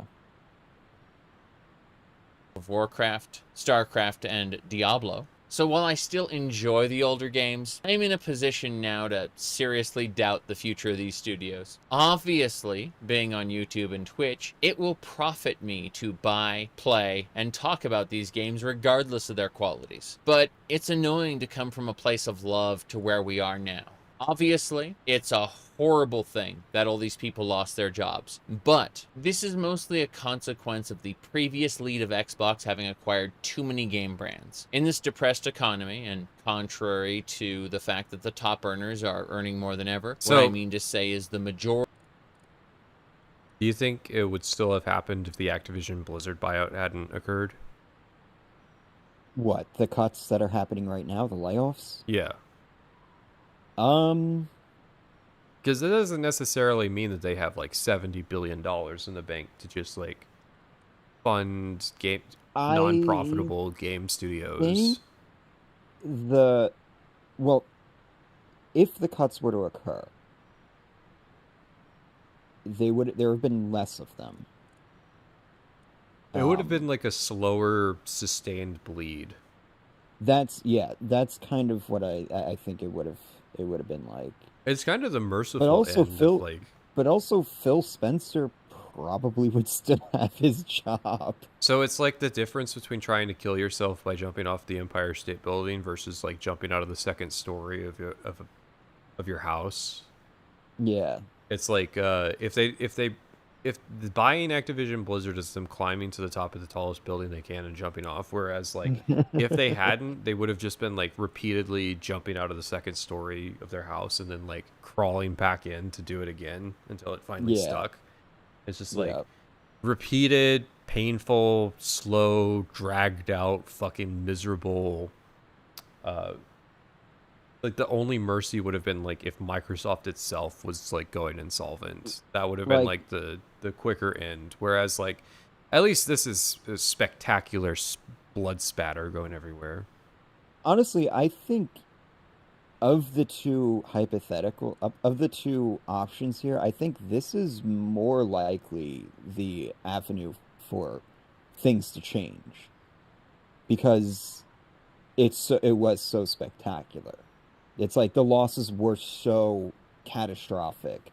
The cuts had to be so catastrophic. Like, you can't look at this and be like, okay, we can continue to do what we've been doing. It's like, no.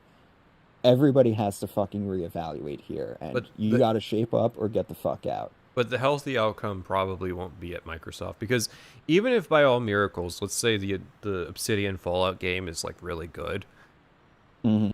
They're not following it up with a quality second No, act. yeah. It just delays the inevitable. Unless Microsoft does get spin or Xbox does get spun off. And then they can finally be free of Microsoft. Yeah. I mean, the best outcome is these, and it won't happen, but these companies pulling a Bungie and buying themselves out. Yeah. Well, who knows? Maybe Xbox does just like, they can't spin it off. They can't find a buyer for it.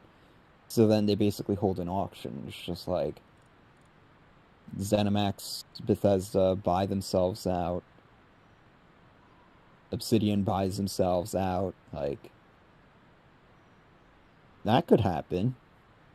The funniest outcome is Bethesda buying themselves out, and then all that was accomplished in the buyout was that Microsoft was left holding the bag on Starfield. That would be funny. Or Microsoft sells Xbox to ZeniMax. That would be funny, but they would sell it to Activision. Ah, yes. No, they'll keep that. Majority of consumers have less disposable income to play with at this time. So due to that fact, even though the market is reaching more people than ever in terms of like people playing games, those people are less inclined to spend money on non-essentials. And make no mistake, a special $100 edition of the games, all the way scaling down to a monthly Games Pass subscription, can easily be sacrificed when you need to pay your rent or put food on the table. So, well, this isn't even That's- debated. There were studies done that indicated that people are buying fewer games than ever. Yeah. Well, it is also funny that like these companies are trying to seek like maximum profits right now in a period of economic austerity for most people. And like I got news for a lot of people. This like economic austerity period is going to last a very long time. Because especially if no, regardless of how the AI bubble plays out, if it never bursts, people are going to continue to lose their jobs. If it does burst, people are going to lose their jobs Yeah. and their pensions and their 401ks and shit like that. Yeah, no, it's not a good time to be in an industry where it's like you are purely people's discretionary expenses. It's like you're going to get cut out first. Yeah, the interesting thing is that entertainment can do well.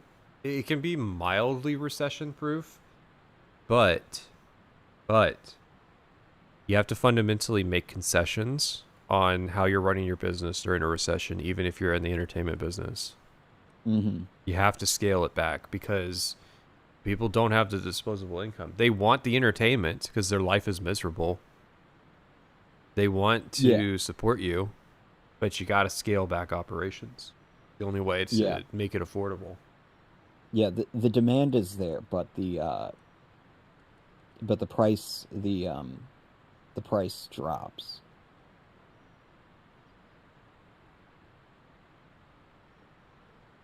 So, yeah, place fucked. while their reach was extending, the consumer base was contracting at the same time. The result is that Microsoft hit their cap much faster than anticipated. This doesn't mean I should have they just let him spent more finish. money than they gained. They weren't in the red from a company-wide perspective, and all of their holdings continued to produce value, just at a much slower rate than they had anticipated. That said, on social media, there's been a lot of not only misinformation going around regarding the layoffs, but some deliberate disinformation, unintentional phrasing meant to deceive people. Microsoft's Xbox brand did not, in fact, lay off 12 levels of management, as the press would lead you to believe. Yes, some middle management was laid off, this is true, but along with them were artists, programmers, designers, and more. People confirmed to be laid off. I think I'm gonna finish this video on my own time. We finished Halo CE, so you know. Yeah, we're going very long for, And for I'm a not gonna Friday stream. I'm not gonna rip his entire video, but I've enjoyed it so far. It's a very good perspective, I think, on the situation.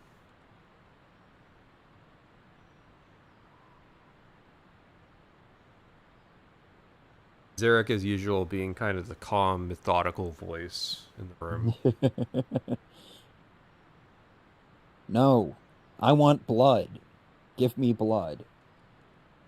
Who else? Who's next? Who do I want to see get decimated next? The Halo CE is the first game we finished on stream. I guess, do we have to finish Halo 2 now? I don't want to do so. I don't want to do too much Halo at once. I was lazy in like revisiting this. I have other Xbox games and tons of 360 games to get. But I was just like, with CMake coming up. Do something like completely out of left field. Oh yeah, CMake isn't next Tuesday, it's the following Tuesday. It is the 28th. Okay. And there's not like a pay $100, get it a week early type. Oh, there probably is. That's a good question.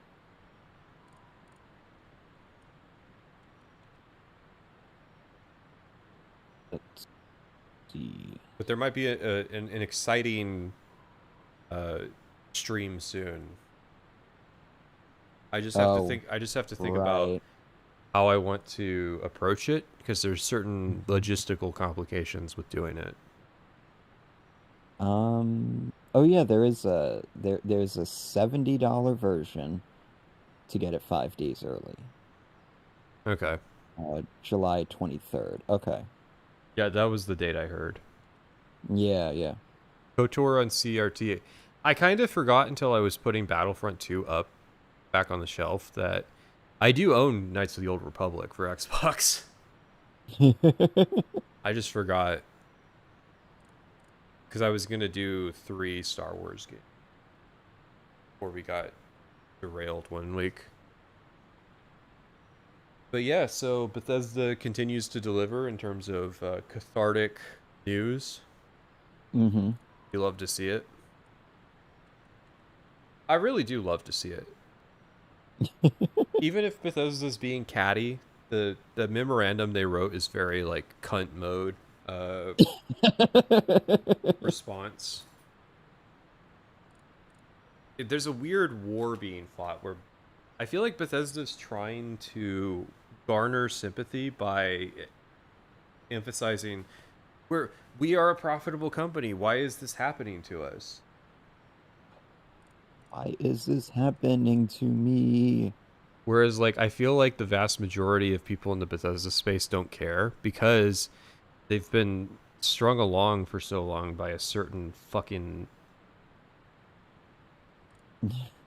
by a certain fucking trailer. Yeah. Every time I see Todd Howard talking, it's that same fucking trailer.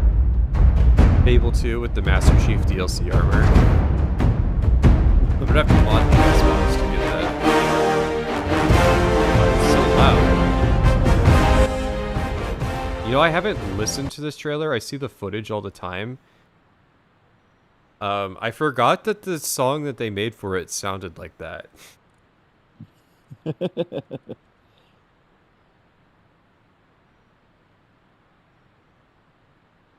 But yeah, all right, chat. Good stream. Asha, please continue to deliver upon the requests that I've made to this company over the years. Just remember, you know, you still haven't responded to my DMs, but I'm still looking for that hookup with the with the Fed chair. So if you can deliver on that, that'd be greatly appreciated. We've given you the direction on where to take Bethesda. Now just try to hook us up. Yeah, I need to get in on that insider trading. I mean, surreptitiously just have one of your employees leak the entire internal documentation at Bethesda.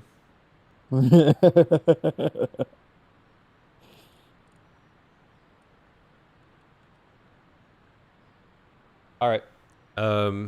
See you guys next Friday, same time. Bye.